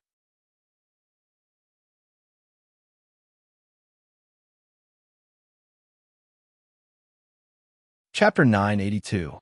Natsuki-chan, Minamiya-sensei. When everyone came back to their senses and realized what had happened and reacted, the thick book in the woman's hand also emitted a dazzling flash. Bees, bang! The dazzling light instantly enveloped everyone present, including the woman in luxurious clothes. It spread to the surroundings at an extremely fast speed and filled the entire top of the ancient island. It was like a lighthouse in the dark night, flashing brilliance at the same time as if announcing the return of something. Amidst the flash of light, a series of clamorous voices echoed. Those were the screams of people who were unable to adapt to the sudden situation. But not long after, the clamor was drowned out by a muffled sound. Shortly after, a slender figure emerged from the dazzling flash of light and stood on top of the ruins of the Templar castle. It's the woman with long hair holding the book in her hand. Looking at the light in front of her rapidly dimming, revealing the figures of the group of people inside, the long-haired woman in luxurious clothes glanced at the thick book in her hand. Her pretty face slightly changed, and then her expression sank. Did we fail? The brilliance engulfing Wu Yan's group disappeared. Everyone was shocked. Koju and Yakaina were still in shock. Kotori also put down her book to shield herself. Vatler covered his eyes with his hands to block the flash of light and smiled as if it had nothing to do with him. Natsuki looked like she's still in shock. Wu Yin is standing beside her. The talisman breaker is already in his hand. Natsuki didn't notice when he stabbed the talisman back into her shoulder. Seeing this scene, the well-dressed woman standing at the top of the ruins of the Templar castle immediately understood the reason. What caused my calculation to fail? Natsuki-chan, Minamiya-sensei. Koju and Yakaina ran to Natsuki's side. Are you all right? Natsuki shook her head. She glanced at Wu Yin, who put away the talisman. Then, she shifted her gaze to the top of the Templar castle. Her pretty face turned solemn. It's you? Yu-chan. It's been a long time since we last met, Natsuki. A joyful smile appeared on the face of the woman named Yi. Koju, Yakaina, and the others saw it. However, it was exceptionally chilling. I didn't expect that the prison barrier would be released under such circumstances. This is truly out of my expectations. Natsuki took a deep breath. Her face tensed up. She took a few steps forward. But from the looks of it, you don't seem to be surprised at all. That's right, you've been planning to escape from the prison barrier for quite some time now, yes. Yi admitted it without any hesitation. I did have a plan, but now. Looking around at the Templar castle that had turned into ruins, Yi chuckled. There's no need for that now. Nayu clicked her tongue and looked away from Yi. She turned to look at the book in her hand. That's a grimoire? Did you notice? The smile on Aye's face suddenly faded, and a trace of anger could be seen in her eyes. It was anger at something that had not been completed. Natsuki, who witnessed this scene, carefully observed the grimoire and seemed to have understood something. Number 014 foot. Is it a grimoire that has a built-in accumulation of time? I see. You wanted to use it to steal my time, right? Steal time. Hearing Natsuki's words, everyone looked at Aya. Vatler glanced at the grimoire, named number 014, and chuckled. That grimoire has the ability to steal other people's accumulated time. It can turn their knowledge, experience, and abilities into its own. Vatler looked at Wu Yin gloatingly. But it seems like her wishful thinking has been ruined because of you. At this point, everyone roughly understood what had happened. To put it simply, the moment the prison barrier was released, this woman called a Yi plan to use the grimoire to steal Natsuki's time. This way, not only would she be able to obtain all of Natsuki's memories and abilities, she would also be able to completely weaken Natsuki, who originally possessed great strength. It was as Vatler said, it was a wishful thinking. Unfortunately, when Natsuki's time was about to be taken away, Wu Yin used the power of the dagger to nullify the effect of the grimoire on Natsuki. No one knew what the ability of the talisman of 10,000 Lawsbreaker was, but they guessed that this was probably what had happened. That was the truth. Although the talisman of 10,000 laws was truly powerful because it could break all kinds of contracts, it also had the effect of breaking magic. After all, it was a treasured artifact that was specially used against magic. Yichan closed her eyes. When she opened them again, there weren't many ripples. I'm just taking back what was originally taken away from me. Natsuki's eyes trembled. She knew what Yichan was talking about. A noble from the warlord's domain. Aya didn't pay any more attention to Natsuki and turned to Vatler. Are you going to side with Natsuki? Yes. For the time being, that is indeed the case. Vatler revealed a cruel smile. He turned his head and looked behind Yi. After all, it seems to be very interesting to fight with you prisoners of the prison barrier formation. They followed Vatler's line of sight, and only then did they notice. Behind Yichan, who was at the top of the Templar castle, there were many figures standing there. There were at least 100 of them. We're out. We're out. Ha ha ha. We're finally out of that damn prison barrier. We're free. We're finally free. We're free. We're free. Laughter filled with endless ecstasy reverberated crazily like thunder in a short moment, accompanied by waves of terrifying aura emitted from the owner of the voice. The prisoners of the prison barrier. Ever since the prison barrier was built, they've accumulated a large number of powerful prisoners over the past 10 years. At this moment, all of them had escaped from the prison barrier formation. Looking at the densely packed figures, every one of them emitting an evil aura, everyone's expression changed. Nayu's expression was grave. This is the worst situation. Unlike Natsuki, Vatler was trembling all over. That was the trembling of extreme excitement. Great. This is great. Vatler couldn't suppress the extreme joy he felt from the bottom of his heart when he imagined the scene of his massacre. An earth-shattering wave of magic energy surged from his body. Sensing the terrifying magic fluctuation, the prisoners of the prison barrier also reacted from their ecstasy. That's Duke Rudiaro from the warlord's domain. Some of the prisoners who recognized Vatler cried out in surprise. At the same time, They also saw Natsuki standing below them. Their surprise turned into fear. The Witch of the Void. Run. The prisoners here were all captured by Nayu, so they naturally knew how terrifying Nayu was. Without any hesitation, the 100 or so criminals scattered in all directions. It didn't take long for all of them to reach Itagami Island. Natsuki's expression changed when she saw this. She wanted to do something, but Wu Yin stopped her. Don't worry. Wu Yin looked at the top of the ruins without even looking at the escaping prisoners. None of you will be able to escape from Itagami Island.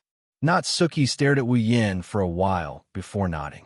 Ai looked down at Nayu from above and said, Don't worry. I'm not going to let you go. I hope you can take good care of the things I left with you. I will come back for them sooner or later. After saying that, Aye's body flashed with the light of space manipulation magic, and he disappeared from where he was standing. Only Wu Yin and the others are left.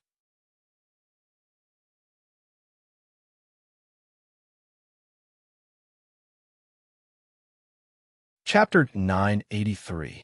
Hugh. The dark clouds in the sky gave off an oppressive feeling, as if telling people that a bloody storm was coming. The wind blew past the ruins of the Templar castle on the ancient island, blowing up clouds of dust.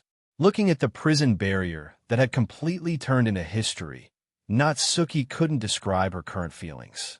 Was it the joy of being free from the demon's shackles? Yes.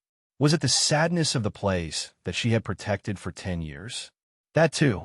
All sorts of emotions intertwined together, making Natsuki's mood extremely complicated. She could only suppress the complicated emotions in her heart and stand in front of Wu Yin, meeting his gaze. Natsuki stared at Wu Yin's face. Her doll-like face wavered slightly. She had a lot of things she wanted to say, but they all turned into a single sentence that she wanted to say to put up a brave front. This time, you have to be responsible for cleaning up the mess. Hearing this, Wu Yin shook his head with a smile. He squatted down so that his gaze was at the same level as Natsuki's and started teasing her. I told you not to worry, whether it's for the mess or for you. I will be responsible for it. Be serious. Natsuki raised her brows slightly, as if she was scolding Wu Yin. But if one looked closely, one could see that in her bright eyes, there was a trace of panic that couldn't be concealed. If she didn't tell herself not to show weakness, Natsuki wouldn't have dared to look at Wu Yan's eyes that seemed like they could eat people. In order to change the topic, Natsuki could only pretend to be serious. What do you plan to do with the escaped criminals? Just like how the criminals knew how terrifying Natsuki was after being captured by her, Natsuki, who had captured the criminals once, knew how dangerous they were. With Natsuki's strength, naturally, she didn't need to be afraid of the criminals that she had captured before. Although some of the criminals were captured before Natsuki's main body fell asleep, the current Natsuki was no longer the Natsuki of the past. Since her main body was sleeping in the prison barrier, Natsuki could only project all her power into a physical avatar. They were active on Itagami Island. Because the main body was almost inactive, Nayu could also invest all of her power into her clone without worry, allowing her to possess strength that was not inferior to her main body. But in the end, a clone was still a clone. Even if the main body didn't use its power and poured all its power into the doppelganger, there would still be a portion of power that the doppelganger couldn't use.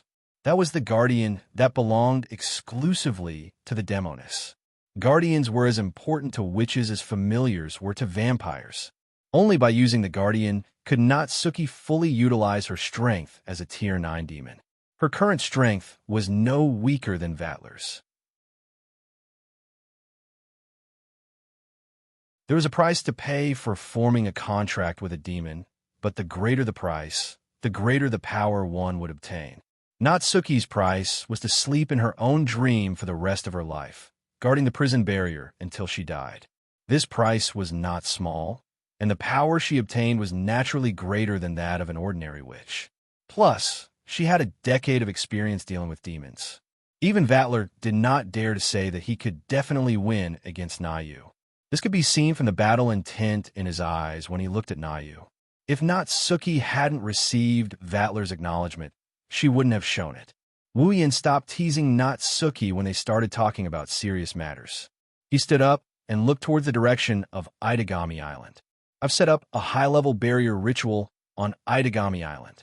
On one hand, it will protect the island so that it won't be burdened by too much energy.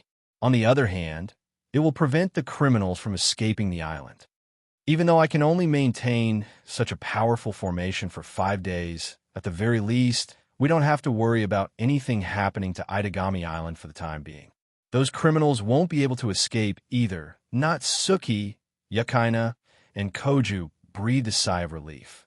What they feared the most was the criminals escaping from Itagami Island. If that happened, it would be like releasing a tiger back into the mountains.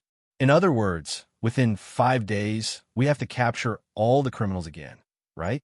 Natsuki pondered for a moment and frowned. Will that be fine? There are some unusual ones among the criminals. For example, Yi. She's a witch like me. She specializes in spatial magic. Will your barrier be able to stop her? Stop her. It won't be a problem to restrain her. Wu Yin waved his hand calmly.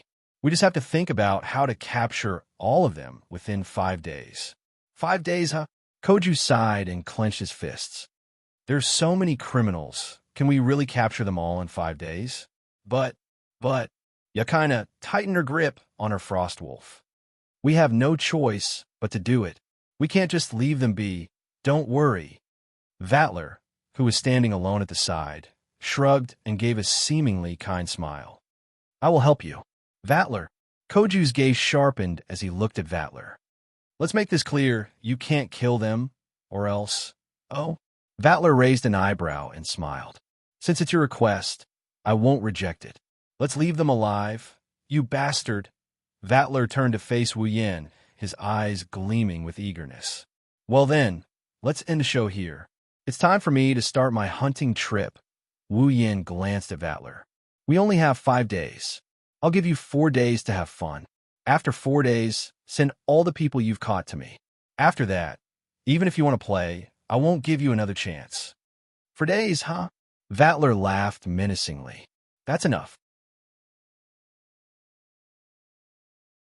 With that, Vatler's entire body turned into a golden mist and disappeared on the spot. Hey, are you sure? Koju was still worried about Vatler. Let's use as much power as we can. Kotori answered Koju. We don't have enough time. Yakaina nodded and looked at everyone. What should we do now? All of Itagami Island's residents have been evacuated. The only ones left are the strong attackers and demons. Kotori glanced at the island before turning to Wu Yin. We don't have to worry about the island with the barrier protecting it. What we should do now is to capture the criminals and deal with them. Everyone nodded. The reason why these criminals were imprisoned in the prison barrier was because their crimes were too serious. On the other hand, they were too powerful compared to others. Ordinary prisons couldn't hold them. Now that the prison barrier had disappeared, if they wanted to imprison these vicious criminals, they had to find something that could replace the prison barrier. Is there a way to do that? Kotori asked Wu Yin. A prison that can replace the prison barrier. Everyone looked at Wu Yin. Looking at everyone's eyes, Wu Yan's lips curved into a grin. Everyone understood Wu Yan's answer when they saw Wu Yan's expression. Only Natsuki still had a trace of doubt on her face. The prison barrier was a magic barrier controlled by Nayu herself. It was Nayu's dreamscape. Because all the criminals existed in Nayu's dreamscape, even Yi, who had the ability to control space, could not escape. Natsuki doesn't believe there is a substitute that can rival the prison barrier. But since Wu Yin said so, and this is the only way left, Natsuki can only stay silent. Suddenly, Natsuki's expression changed, and she attracted everyone's attention. Before anyone could ask, an ominous black aura suddenly rose from Nayu's body and enveloped her. Wu Yin, Kotori, Yakaina, and Koju were shocked. You're tuning into the Romance Rendezvous YouTube channel. We're so grateful for your support, and don't forget to subscribe to join us on this incredible journey through captivating stories. Your generosity through donations truly makes a world of difference, as it's the primary source of revenue that allows me to expand and enhance this channel for you. Thank you from the bottom of my heart for being a part of this adventure.